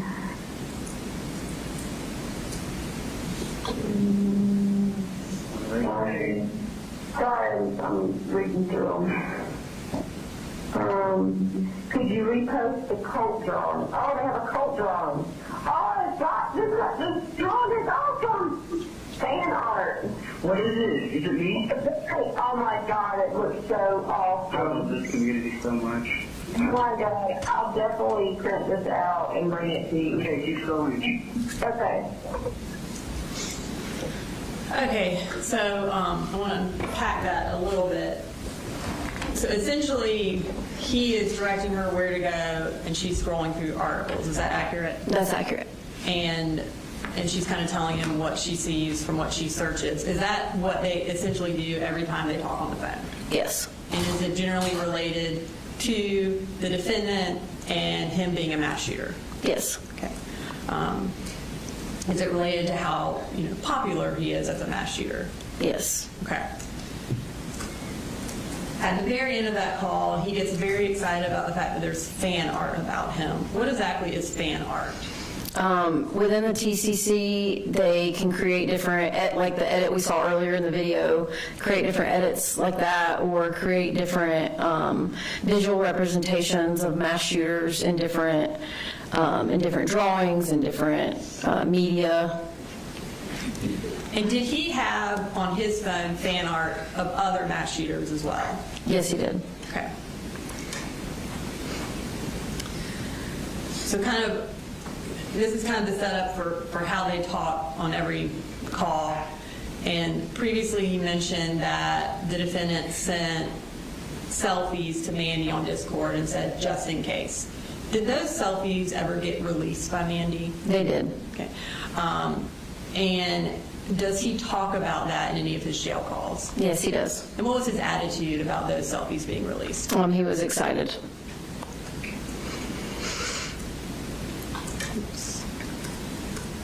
What? Here's some pictures of you.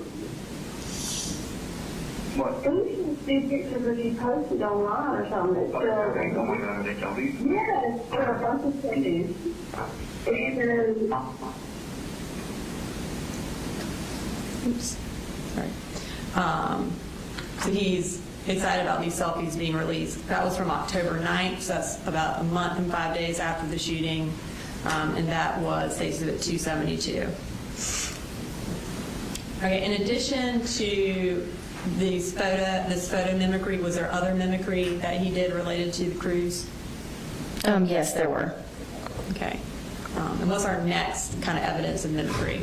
Journal entries. And are these journal entries the Parkland shooter and then also the defendant's journal entries? Yes, ma'am. Okay. Let's start with our first journal entry. Tell us what is here on the left. On the left-hand side is a journal entry that was from the Parkland shooter. This was located on the defendant's computer on October 14th of 2023. And then on the right-hand side is a drawing from the defendant that was found in a yellow spiral notebook at his home address.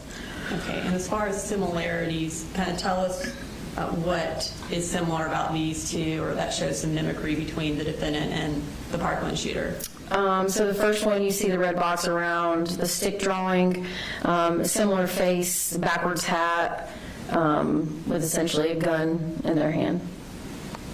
The second one is, you can see it's there clearly as a whole. There's the word school, there's the word teacher. So this is a school desk that was drawn with a student sitting at the desk. And then moving to our next journal mimicry, tell us about this page. Again, the one on the left is from the Parkland shooter located on the defendant's computer, October 14th of 2023. The one on the right, again, is found in the yellow spiral notebook at his house. And so there's a couple different similarities here. So the first red box is around a tactical vest. So it's drawn in a similar manner, just in general, talking about a vest. The second one is the words SS now, which is a Nazi reference. And then the third one is a round count, so like a ammunition round count.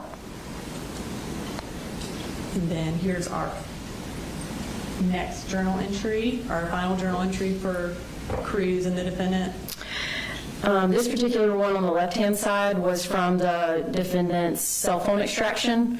It was saved April 19th of 2024, and it says, pull, pull, pull, pull the trigger. You will win, just don't be stupid and keep your mouth shut. And the one on the right was in that same yellow spiral notebook. At the top, it just says breathe, pull, pull, pull, reload, click. So they both reference pulling and talking about pulling the trigger. And then our next piece of mimicry for the defendant and Cruz is what? Phone notes that were found in the defendant's cell phone. Okay. And kind of starting with the Cruz's phone note, you mentioned earlier that he had an investigative summary of the defendant's cell phone. Is that what this is? It is, yes. Okay. So this was saved on his phone, on the defendant's phone? Yes. And what does this note say, and when was it written? This note was written December 30th of 2017, and it was actually accessed by the defendant on his cell phone as late as September 4th, the day of the shooting at 8:10 a.m.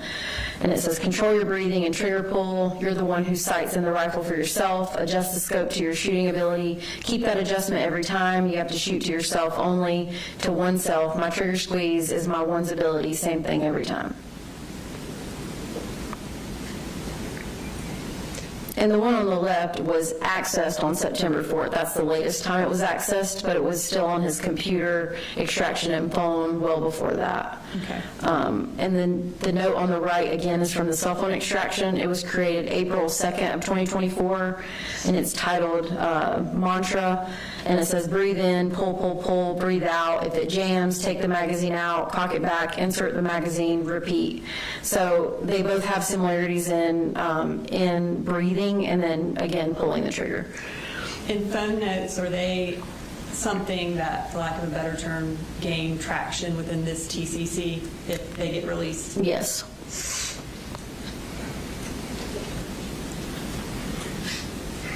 So our next piece of mimicry with the defendant is what? Interviews. And this is an interview that Cruz did along with the defendant's interview? It is, yes. Okay. So did the defendant talk about listening to Cruz's interview? He did on his Discord account. So here we have Mandy, this is from August 29th of 2024. Mandy talks about how she's watched the interrogation 7 times, all 10 hours, and then rewatches it a few more times every year. And what does he say in response to that? He says 7. I'm at like 8.5. I'm like halfway through on my 8th time at the moment. So real. It seems like I always catch something new. And so he had sounds like a working knowledge of that interview. In reviewing the defendant's interview in conjunction with Cruz's interview, were there any similarities between the two? Yes, there were several similarities. Okay, and what's the first one that kind of stands out? So this is kind of put into like a chart view. So on the left-hand side is the Parkland shooter interview, what was said, and on the right is the defendant's interview. And the first kind of category is voices. So on the Parkland shooter said, the voice is in me. And the defendant said, I just hear them sometimes inside. It's mostly kind of like whisper. It's always inside. The second one, the Parkland shooter says, just a voice with no name telling me what to do. And the defendant says, I don't even want to say fighting off these things, but it was more of like hoping that the facility and these brainwaves and stuff that are completely just making me do shit. I've said shit within the past month that I've never said. The Parkland shooter discussed the voice telling him to commit the school shooting throughout his interview. And then the defendant said, was asked what made it today, and he answers, I was told via waves. It was a multitude of people that it was going to be sometime soon. It was either going to be possibly today or tomorrow. In the Parkland shooter's interview, the question was, do you always obey what the voices tell you to do? And the Parkland shooter answered, I try not to. And the defendant was asked, when these voices are talking, do you ever agree with them? And his answer was no, not at all.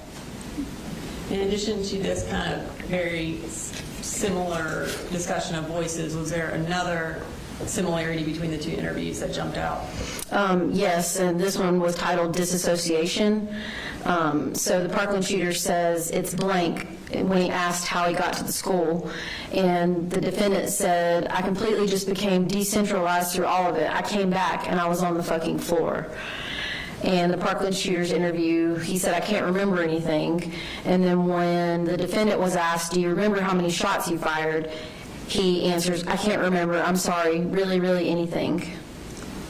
And earlier today, Mr. Smith played some jail calls with the Dr. Richards. Did any of those jail calls show that the defendant was not disassociated?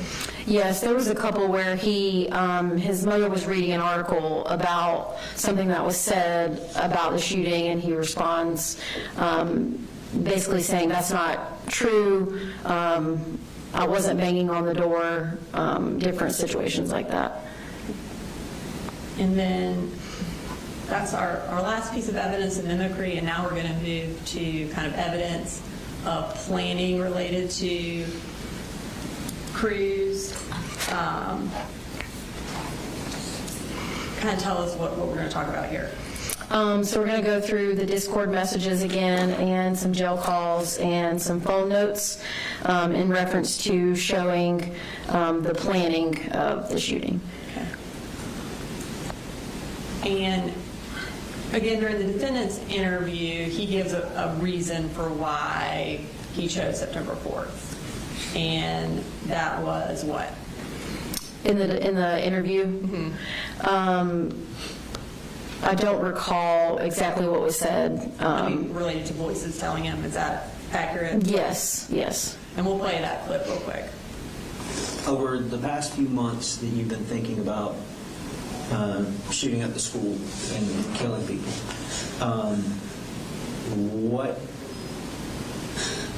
what made it today?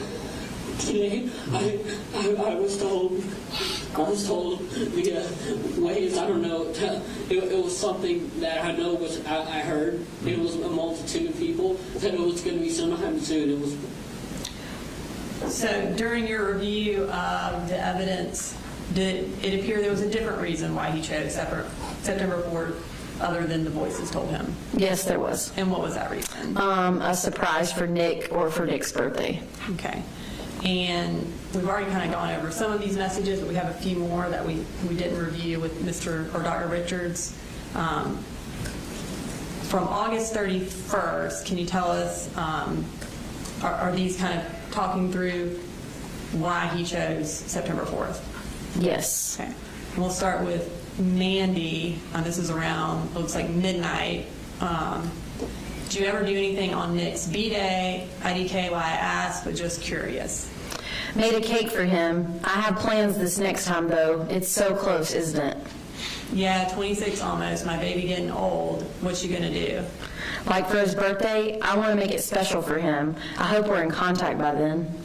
And when is Cruz's birthday? September 24th. Okay. And what else does he say about this date of September 4th? So these messages are on September 2nd. And Mandy starts with, I'm worried that this is going to push you to do something on September 4th. Meh, not really. Fun fact, September 4th is a Wednesday, the same weekday that was on February 14th. And February 14th was the date of the Parkland shooting. Okay. I know previously in a message it talked about how September 4th is a Wednesday, and then also February 14th was a Wednesday. Is that correct? That's correct. And then there was a message where this was a surprise for Nick. Yes, that's correct. Okay. And then did he also have a phone note about sort of this September time frame? He did. And that was from when? This was dated July 24th of 2024. And it says, if everything goes to shit, I'll probably take September as my exit. I'll use August to scope everything out. This shouldn't happen, but if I somehow end up doing it in September, just know this wasn't the date I had originally planned. Based on the kind of Discord messages you reviewed, what was his original date that he intended to do this? In February. Was he trying to do it the same day that Cruz did his shooting? Yes.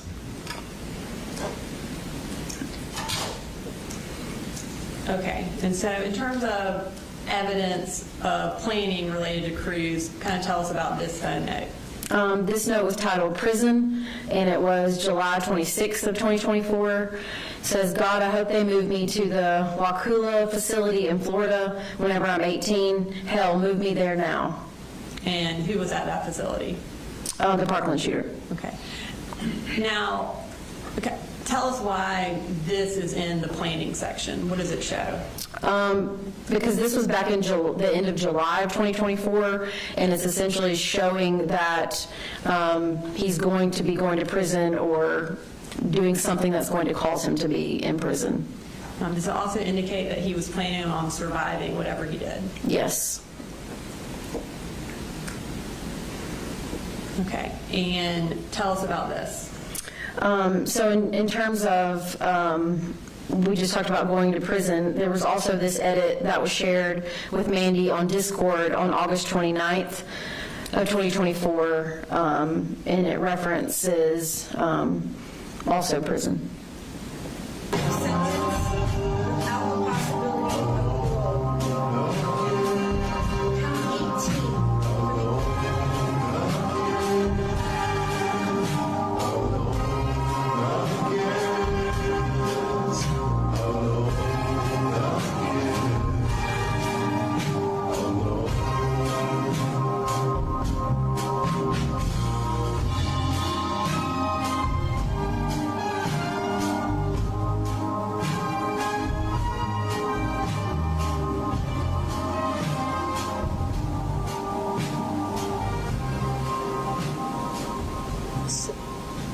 Did the defendant, when he edited that ad, see you send Nick to that? He did. Okay, so that was the end of us talking about his idolization of the Parkland shooter. What's the next shooter that we're going to talk about that he idolized? The Sandy Hook shooter. Okay. And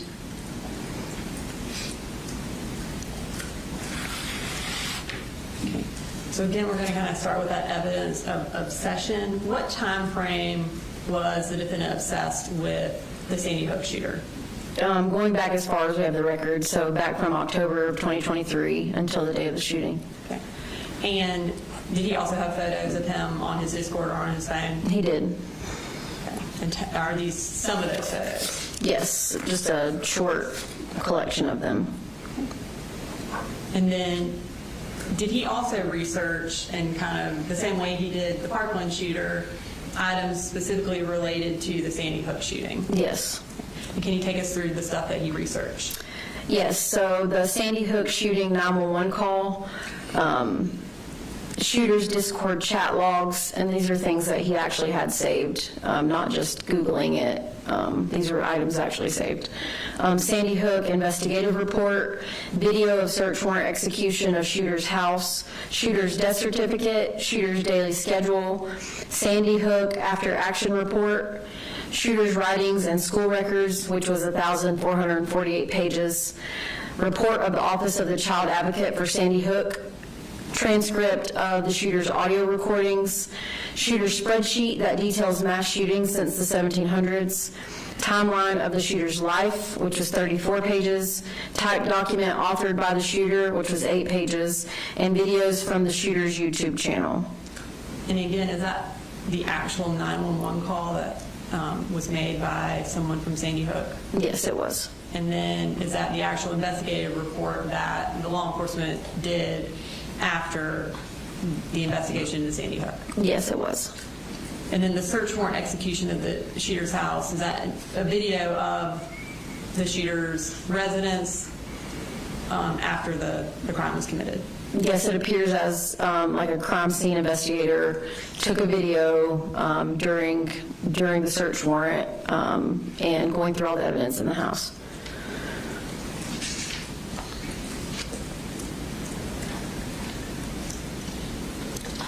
Are there any jail calls where he talks about his obsession with the Sandy Hook shooter with his mother? Yes, this next jail call is from October 13th of 2024. Okay, and this is Exhibit 280, and we're going to go ahead and play that. One guy from 6 hours ago, and it says, anonymous asked, he saw Adam on couch telling Colt to go get him another beer.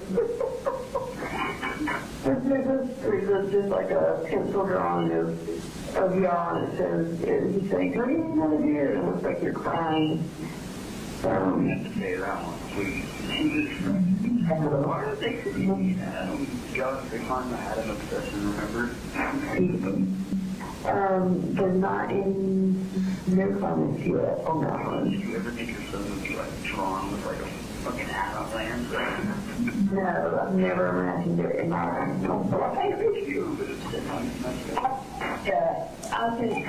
I'm training out like all of these pictures because seriously they are extremely cute.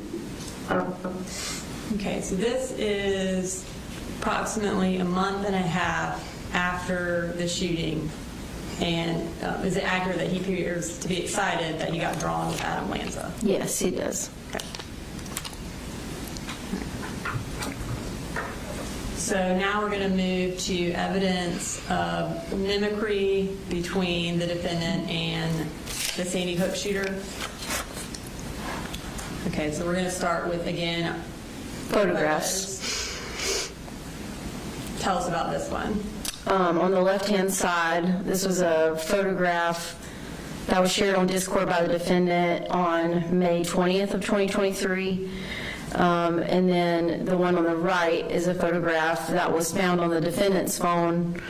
I know that it was taken prior to July of 2024 because that's when his hair was dyed. In addition to that, was there kind of a specific mimicry that the defendant did related to Lanza that he did not do with the Parkland shooter? Yes, in reference to the crime scene. Okay. And Mr. Smith talked about this a little bit with Dr. Richards, but kind of tell us what exactly he mimicked. So on the left-hand side is the Sandy Hook shooter. These are screenshots that I took of the specific crime scene video that was on the defendant's computer. He accessed it November 19th of 2023, and it's a photograph of the Sandy Hook shooter's computer tower, and it was destroyed. The hard drive was destroyed, and then you can see on the right-hand side is a picture from the defendant's room the morning of the shooting. You can see that the hard drive was taken out and the tower was destroyed, and there's also screwdrivers laying out and tools just like in the Sandy Hook shooters. Okay. And during his interview, the defendant indicated that he did that because he was paranoid. Is that correct? That's correct. And during jail calls, does there appear to be a different reason why he actually destroyed his computer? Yes. And what was that?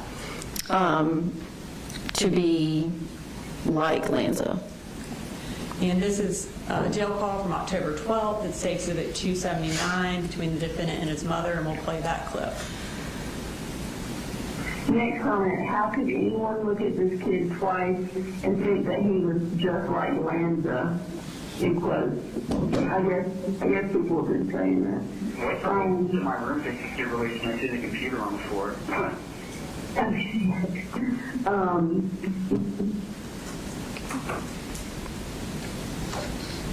And then what's our next form of mimicry that we're going to look at? Motive.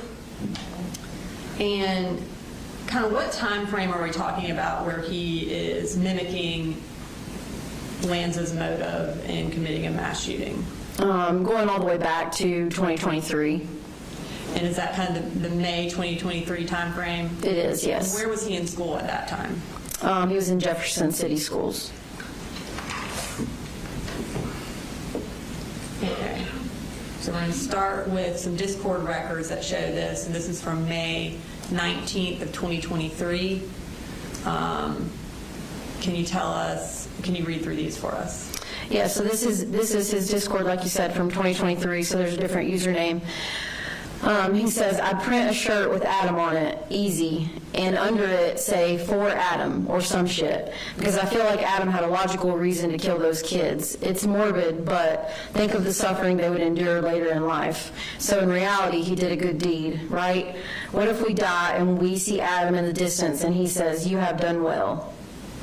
And at this time, when he's talking about committing a mass shooting, is he talking about committing it to an elementary school like Lanza did? Yes. Okay. And are there some fun notes that kind of also talk about that same motive? Yes. These are both from the defendant's phone extraction in the notes section. The one on the left was created April 28th of 2024. And it says, I hate my generation so much. The amount of brain rot I'm subjected to is almost unbearable. It hurts to see a politically inclined 11-year-old with 5 pronouns and 15 neo-pronouns and a Palestine flag in their bio. I want to see them dead. I want to see them laying on the floor in a pool of blood. And then the one on the right, a little less than a month later, on May 17th, 2024, it's titled On Adam. Sigh. Before I start, I want to preface it like this. I used to be a huge Adam fanboy, a fan of both his writings and him as a person. And yeah, I kind of just lost interest. Shocker. But as my hatred grows, I realize how much of it ties into him. I hate the idea of people my age becoming full-fledged. All right. So that finishes our section on the Sandy Hook shooter. Who's the next shooter that he idolized and mimicked? The Buffalo shooter, known as Peyton Gendron. Okay. And we'll talk briefly about some evidence of his obsession with him. Again, does he have lots of photos of him on his phone? Yes, on his Discord and his phone. Okay. And did he also do a lot of research on him? He did. For the Buffalo shooter, there was a Discord transcript. For the shooter was the shooter's manifesto, pictures, list of writing on the shooter's gun, a shooter criminal complaint, and an earnest manifesto. Okay. And is there evidence of mimicry that's related to the Buffalo shooter? There is, yes. And again, are there some, at least a photo that he mimicked? Yes. Okay, so we'll start with that. Tell us about this slide. So the one on the left is the Buffalo shooter, was saved by the defendant August 18th of 2024. And then the ones on the right are of the defendant, both of them, and they were located on the defendant's cell phone. Okay. What's the next kind of mimicry that the defendant did related to the Buffalo shooter? The writing on the gun. Okay. Tell us about this piece of evidence. This is one of the notes that was saved on the defendant's cell phone. It's titled "On Gun," and this was the creation time was May 11th, 2024. And this is a list of essentially things to write on the gun that were also written on the Buffalo shooter's gun, some of them. And what's the type of writing that he has on here? Like, what is kind of the general idea of the words that he's...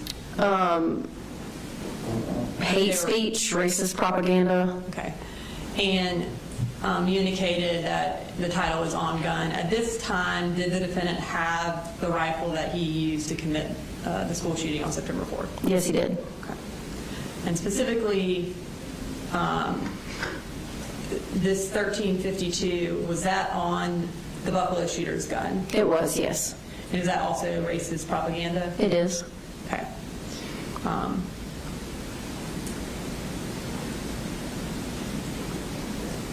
As far as on the defendant's gun, well, first we'll start with where it was written on the Buffalo shooter's gun. Is that the 1352 we were just referencing? It is, yes, ma'am.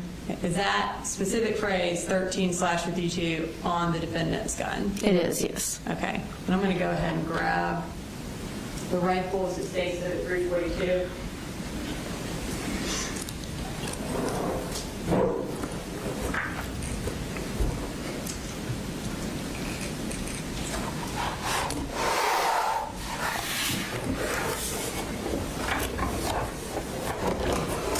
Do you recognize that? And we recognize that. This was the firearm that was collected from Apalachee High School on September 4th. Your Honor, this time I'll introduce some evidence states at 342. Alan, any objection? Submitted. Okay. Can you show us where on the defendant's rifle this 1352 was written?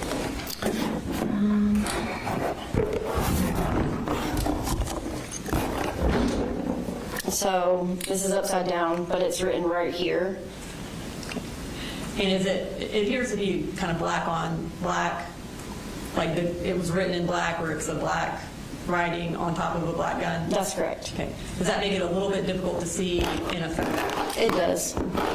Because of that, were you able to, on the PowerPoint, trace it to make it more visible? I did do that to make it easier. It's a little bit more visible in person rather than in a photograph. Okay. And does this trace the 52? It does. 52? Okay. In addition to having the exact same phrase that Gendron had on his gun, does the defendant have other things written on his gun? He does. Okay. And again, is it kind of black on black, so a little difficult to see? That's correct. The first phrase to the left, again, we'll trace it, but can you tell the court what that says? Yes, it's a /CM /, and then there's an emoji that he used a lot in his Discord messages, /R9K /, and this would have been located right here. Okay. And based on your research, training, experience, does this appear to be a reference to something in particular? Yes. So in reference to the CM, cute male / with the emoji, and then /R9K, which was a popular 4chan chat room, similar to like the Discord stuff. And is that like a chat room that the TCC was involved with? Yes, like-minded individuals with violent urges to talk about ordinary people. And then also up here on the top right, what was the writing on that part of the gun? This is just a heart with an exclamation point, and it's right here. Okay. And then our final writing on the gun, where is that located? It's in between the 1352 and the heart with the exclamation point, so it's right here on the gun. And it's 38/PM, which is a reference to the Sandy Hook shooter, meaning 38 rounds per minute. Is that approximately how many rounds that it's alleged that he shot? Yes. All right, so now we're moving to the final mass shooter that the defendant idolized, and who is that? Can we put this back over here?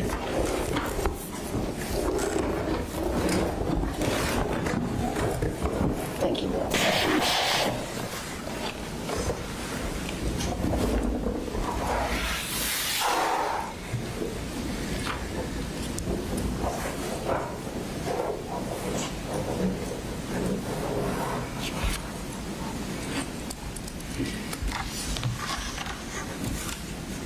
And that was the Aurora Theater shooter. Okay.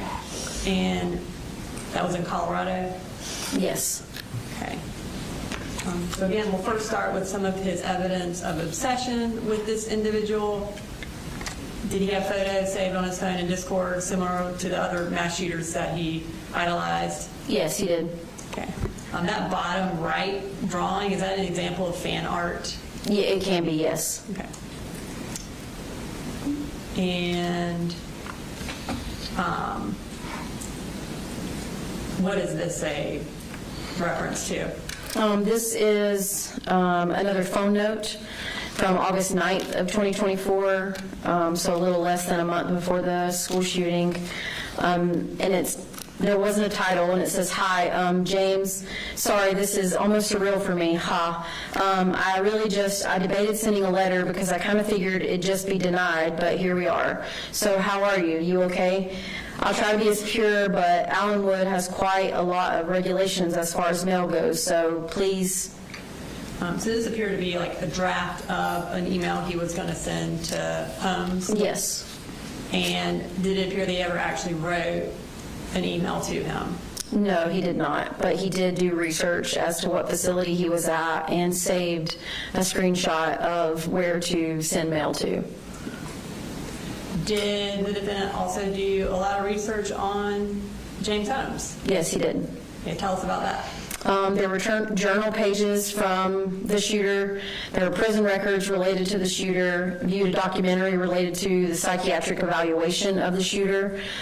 He Googled James Holmes gear, saved numerous photos of the shooter, and post-shooting had numerous conversations from custody about the Aurora Theater shooter. So post-September 4th, did his obsession kind of shift from Cruz being his main obsession to Holmes being the main obsession? It appeared that way. Okay. Right. Are there any jail calls between the defendant and his mother related to this obsession with Holmes? Yes. Okay. And this is from November 6th of 2024, and it states Exhibit 301. That's right. Oh yeah. Also tell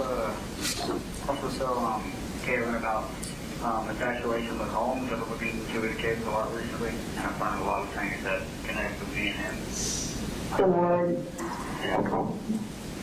You got something to write down so you know what to bring up? I'm typing it. Alright, and also that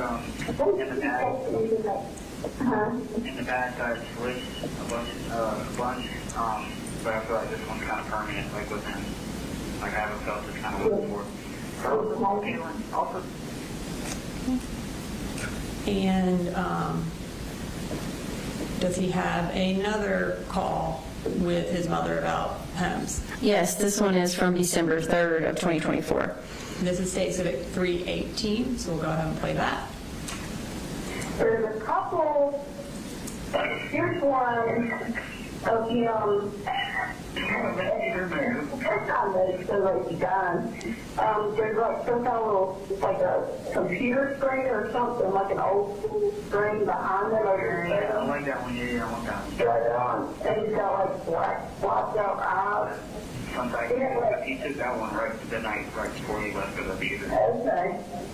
But he wearing like some crazy contacts or something. That's why he's got it. No. Do you like his red contacts, by the way? I think they look cool.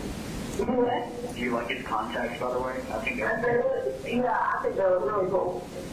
Kind of freaky, but I think it looks cool. Okay. Just looking for any other ones that would not set off the alarm bell. I think those were the main kind of included ones that weren't mainstream. So talking a little bit more about that, the defendant references, I want that one. Is there an indication from these jail calls that the defendant's mother is actually bringing him pictures of homes? Yes, it seems that way. Okay. And she also mentioned setting off alarm bells. Is that something that she's not supposed to do? That's correct. And is it, I guess, are pictures screened at the YDC? Yes. All right. In addition to these phone calls, did the defendant make any edits of homes like he did of Cruz? He did. Okay. And is this one of those edits that he made? It was, and this one was a few days prior to the shooting and was shared with Mandy on Discord.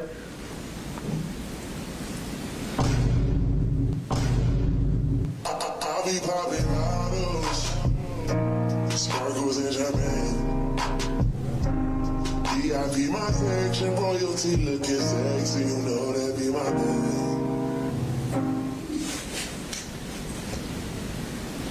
Did the defendant, again, did he mimic homes just like he's done with all these other mass shooters? Yes. Okay. And did he mimic photos? He did. Okay. We'll start with this first one. The photo on the left-hand side is the Aurora Theater shooter, and this photo was shared with Mandy on Discord a couple days prior to the shooting, and the one on the right is of the defendant and was shared with Mandy on Discord on September 2nd of 2024. Okay. And then tell us about this also from September 2nd of 2024. So this is a Discord chat in reference to the photographs, and he says, James Holmes sheets, red silk. And in addition to having these pictures showing the defendant with red sheets and James Holmes with red sheets, do him and his mother also talk about these red sheets on a jail call? They do. Okay. And what's the date of that phone call? A call on December 3rd of 2024. So now we're at 3 months after the shooting, and he is still talking about James Holmes. Is that correct? That's correct. Okay, and this is from State Exhibit 317. Here's one of him with his armchair, and it looks like he's laying in a bed, and he's got earbuds. Yeah, I want that one, yeah, that one. With the tongue sticking out. That image was actually what inspired me to get my red sheet. What? Yeah. If you had, oh my God. I think it is the apartment crime scene photo, so you still have them too. So that's why. Oh my God.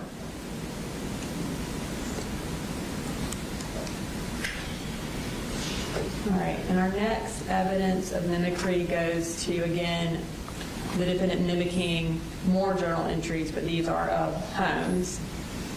That's correct. Let's start with what he says on August 30th related to Holmes's journal. So he says he wrote Y 247 times exactly, think, in his journal.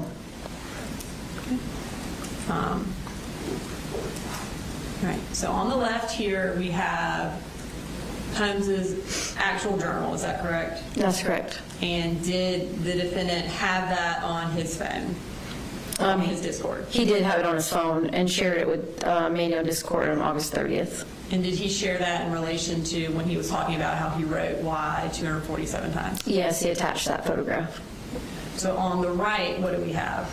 On the right, this is a page from a binder that was at the school on the day of the shooting, and the word why is written out numerous times. This appear to mimic the defendant's journal. Does it appear to mimic Holmes's journal? Yes, it does. And based on your training and experience and kind of your research into this case, what would be the purpose of someone having the exact same journal as another mass shooter? Just trying to gain traction within the TCEC, or just to show some sort of unhealthy admiration of a mass shooter. Moving to our next journal entry, tell us about this. This is another entry from the Aurora Theater Shooters Journal that was saved and shared on Discord on the same date. And then the one on the right is from the defendant's binder that was at the school. And you can see similarities in the way the number 1 and the infinity symbol was drawn with a circle around it, similar in both of them. Okay. And again, was this the notebook that was found at the school that was specifically left behind by the defendant to be found? That's correct. Okay. All right, now we're moving to the defendant mimicking another mass shooter's interview, which would be Holmes's.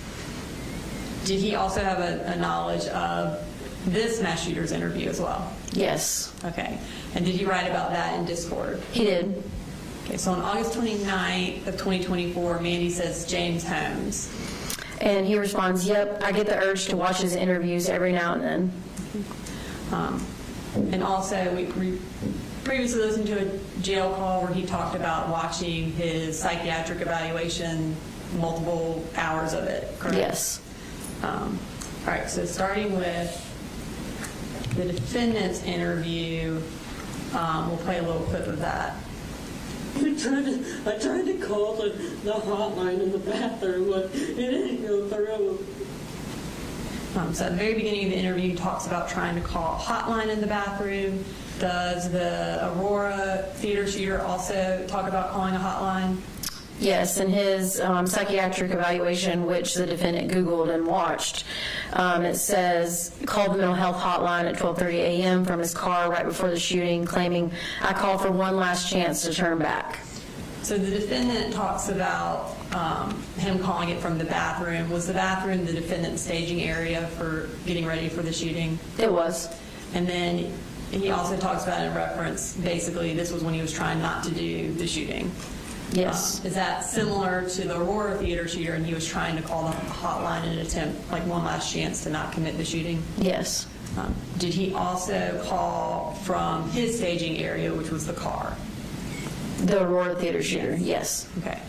So obviously there's a large similarity between those two. Did you review the defendant's phone to look for whether or not he did in fact call a hotline or attempt to call a hotline? I did. We received call detail records from all the phone numbers that were used by the defendant and the physical phone itself, and there were no attempts to call a hotline. Okay. All right. And then we're going to move to the defendant's mimicking Holmes's mental illness. So we're going to start with another journal entry from the Aurora theater shooter. And kind of what is he doing in this journal entry? At the top it's listed self-diagnosis of broken mind. So he's writing out things I would assume he thinks he has, and schizophrenia is listed as one of them. And did the defendant share this particular journal entry with Mandy as well on Discord? He did on August 30th of 2024. Okay. And around, I guess, within a few hours of sharing that, did he also talk to Mandy about himself having schizophrenia? He did. Okay, and can you take us through what he said? He said, I have the paranoid whispers, urges, James Holmes schizophrenia. I had that too at one point, like homicidal thoughts, urges, and whispers. It's gotten really bad, and they take advantage over my love for Nick. Things like, do it for Nick, what would Nick do? Coward. Did the defendant also have sort of like a list of what he believed he had? Yes, this was a photograph that was saved to his cell phone, and the picture in the middle is of the defendant. Is he diagnosing himself with similar schizotypal or schizoid, sort of the schizophrenia-related terms? Yes. Okay. Now moving to September 3rd, the day before the shooting, does he again talk about this sort of delusions or schizophrenia? He does. Take us through what he said. He said, "I'm nervous about my teachers. They're after me, dude, and it's not schizophrenia. I feel like I was simply placed there at the school by, I don't know, some facility." YK, how that sounds. It's true, Mandy. Are you sure? I'm not making this up. And in his interview with Jason Smith at Apalachee High School, does he bring up this idea of a facility and also how it's not schizophrenia? He does mention both of those things. Okay, we're going to play a quick clip of that. Did you destroy your computer today? I thought they were inside my computer and they were working with somebody, some facility that was after me. Somebody was after you? Yeah, and it's not schizophrenia either.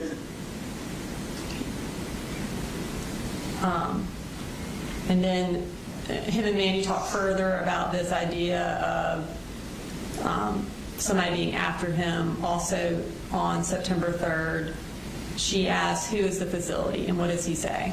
Something I feel like was after James, and now it's after me. And is he referring to James Holmes? He is. And then Mandy says, I don't mean to be that person, and like I do believe in some conspiracies, but there's no organized group after you. I swear, dude, like the FBI drives past me every time I'm out. In Holmes's interview or in his psychiatric evaluations that the defendant watched, did Holmes also talk about the FBI being after him and cars driving by his house? Yes, in the exact same way. Okay.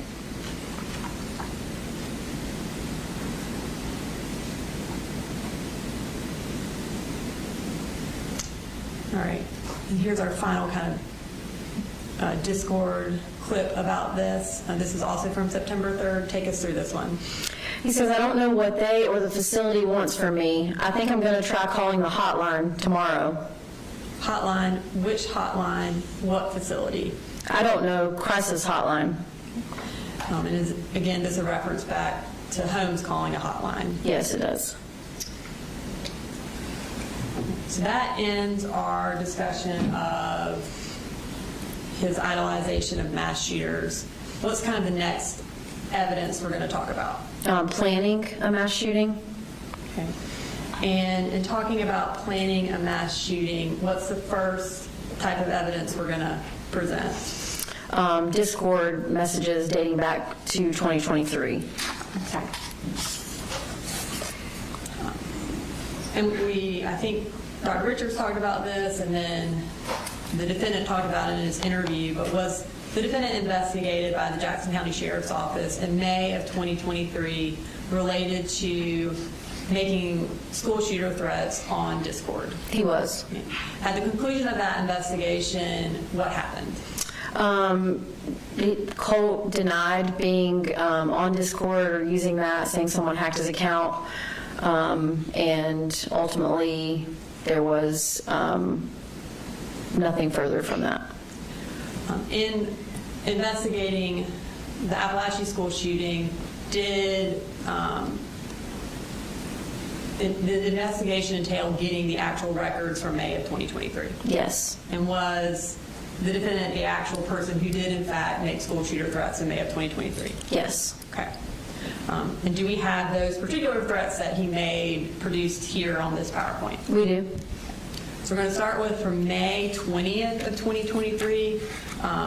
Where is he making these threats? On Discord in a server, so it's similar to what a group chat would be like. So several people can be part of the chat at the same time. And was it someone from that chat who ultimately reported him to the FBI? Yes. Okay. And take us through what he said. So this was May 20th of 2023. I have a Bushmaster coming in today, the shotgun, me and Smiggles. I need ideas for where to shoot. A targeting and elementary. I'm saving them from a life of suffering, as Adam put it. And that's referring back to the Sandy Hook shooter.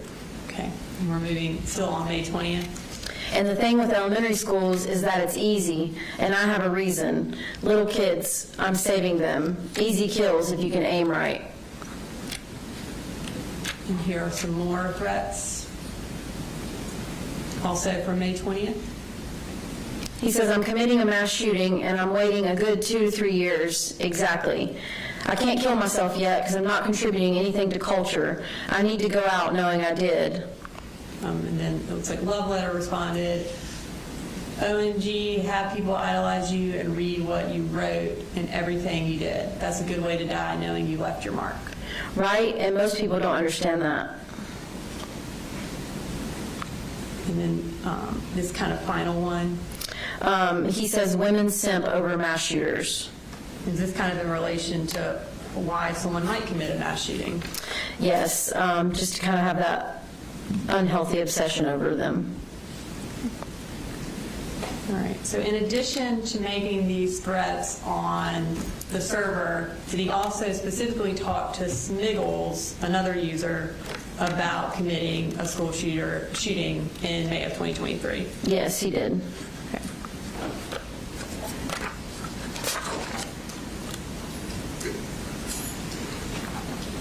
All right, so let's talk through some of those threats that or planning that he did with Smiggles. And this is from May 18th of 2023. Yeah, so this was 2 days before the server chat room. He says, do you want me to wait on you for the massacre that I planned or nah? Because I'm doing it in like 2 to 3 years, but I can wait.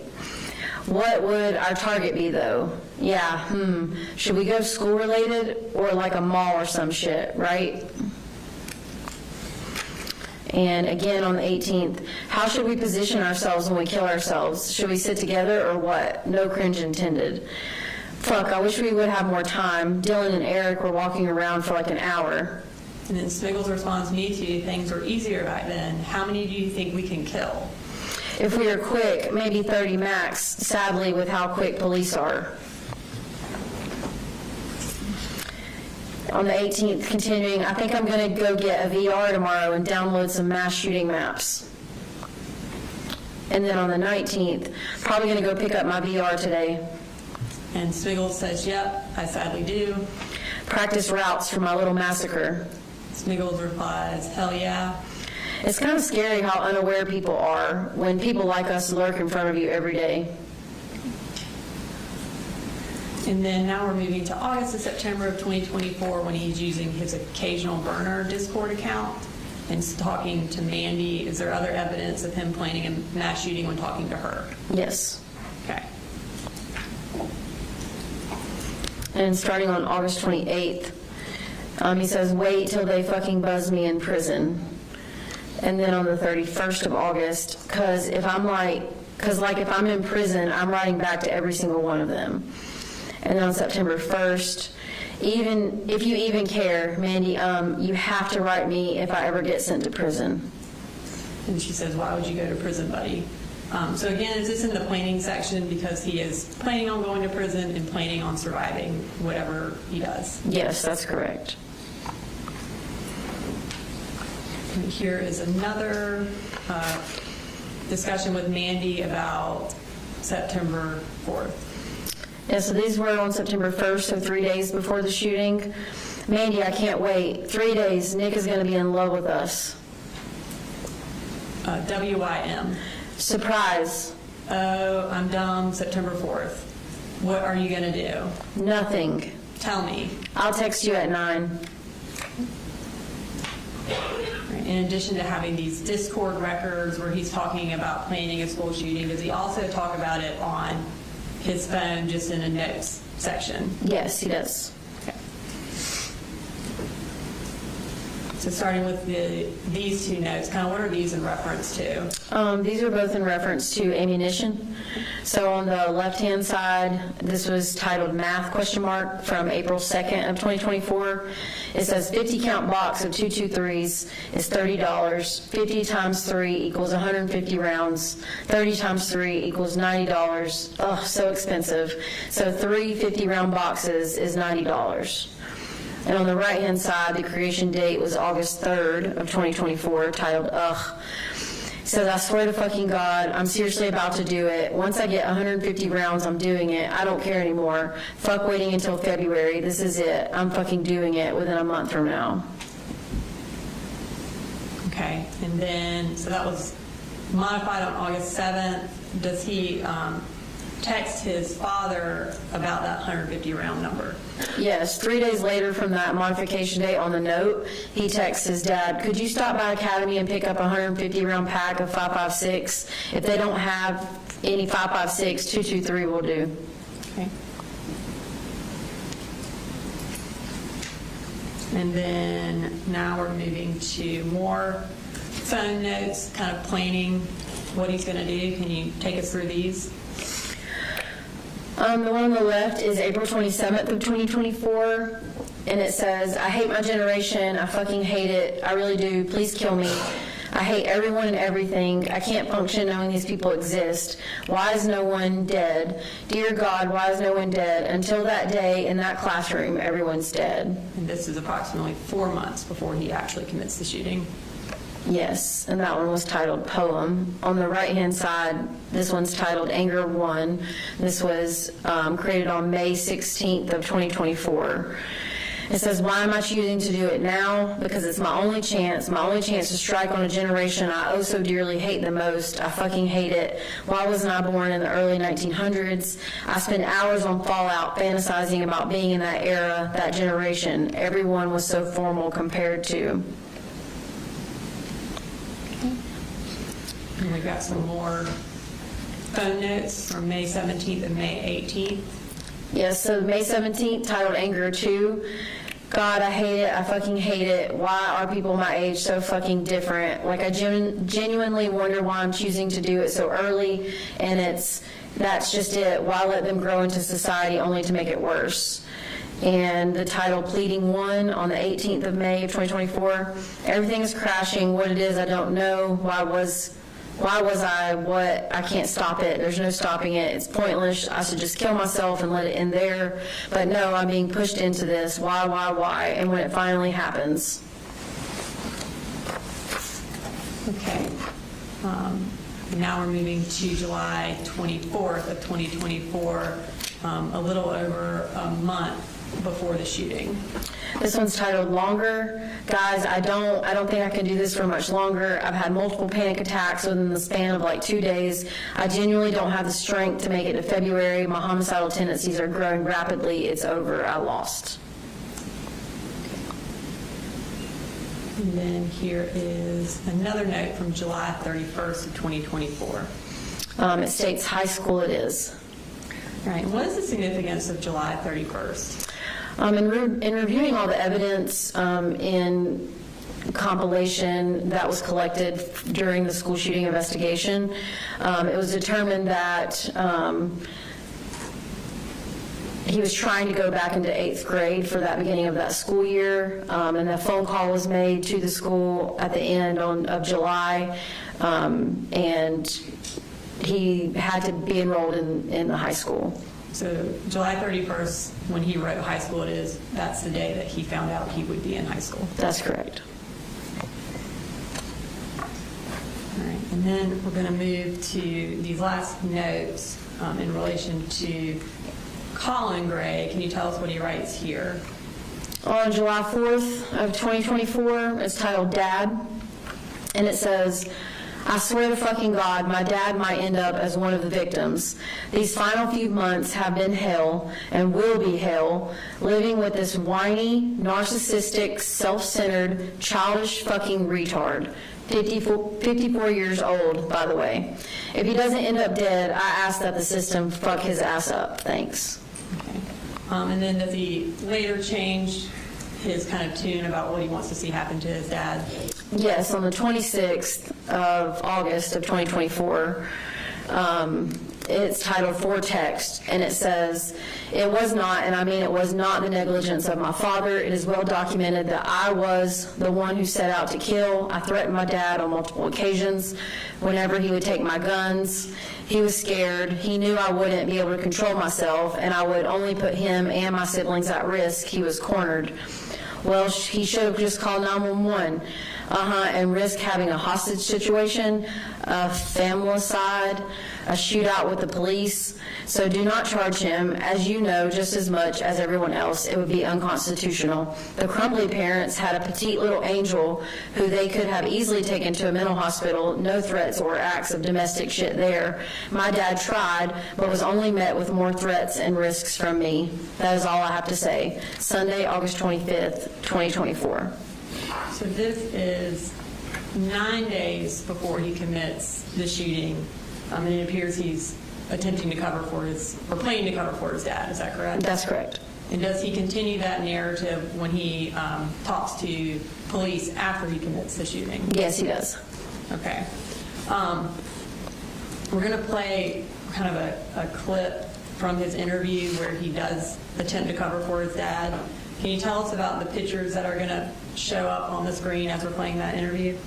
So going through the defendant's cell phone extraction, there are numerous photos of himself with 2 different types of guns in his possession in his room, along with boxes of ammunition, magazines, and it was from a period of time in these particular photos dating back to the beginning of August until the day of the shooting. There were several others found before he even dyed his hair, dating back to May, in which he had photographs of himself with weapons in his room. So all of these photos would be, or most of these photos would be from approximately August to September, where essentially the defendant says the guns were hidden from him. Is that correct? That's correct. All right, so we're going to play that clip and show those photos that were found on the defendant's phone. So you said you looked for a while for the gun today? Yes, sir, because he hid it. Yeah. That's what I'm trying to say. It wasn't his fault because... Where did he normally keep it? In his room. Do you know where in his room? I think it was his closet, but when I found it, I think it was in his toolbox. I can't remember. He definitely just tried his hardest. I know he did. Okay, but you told your dad. When did you tell your dad to move it? You said was it months ago or days ago? It was like a month ago. I definitely been fighting this off for so long. Oh my God, this is so dramatic. I know for all of you, I'm so sorry. And you said you think it was in his toolbox? I think it was, yes. It was somewhere really well hidden. Okay. In reviewing the jail calls, did you find any calls where the defendant and his mother specifically talk about where the rifle was the morning of the shooting? Yes. Okay.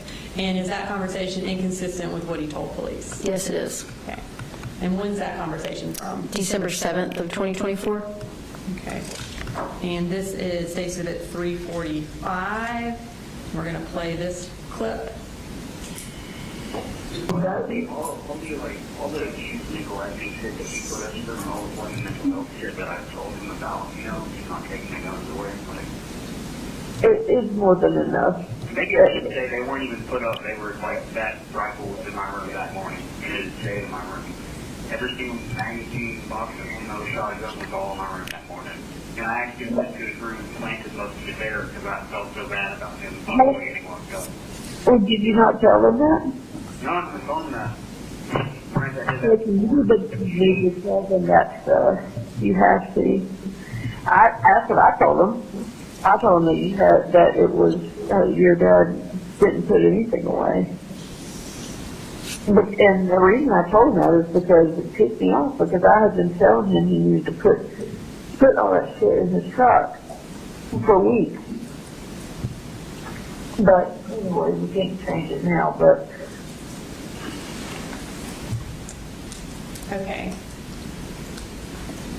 So now, still in the line of talking about the defendant planning this mass shooting, in the actual execution of his shooting, did he imitate previous mass shooters? Yes, he did. Okay. Ms. Brooks, is there a chance we can start here tomorrow, or? We can. Yeah, we probably have about 30 more minutes. This is probably a good stopping point. All right, well, let's break for the day. 9 o'clock tomorrow work? All right, 9 o'clock.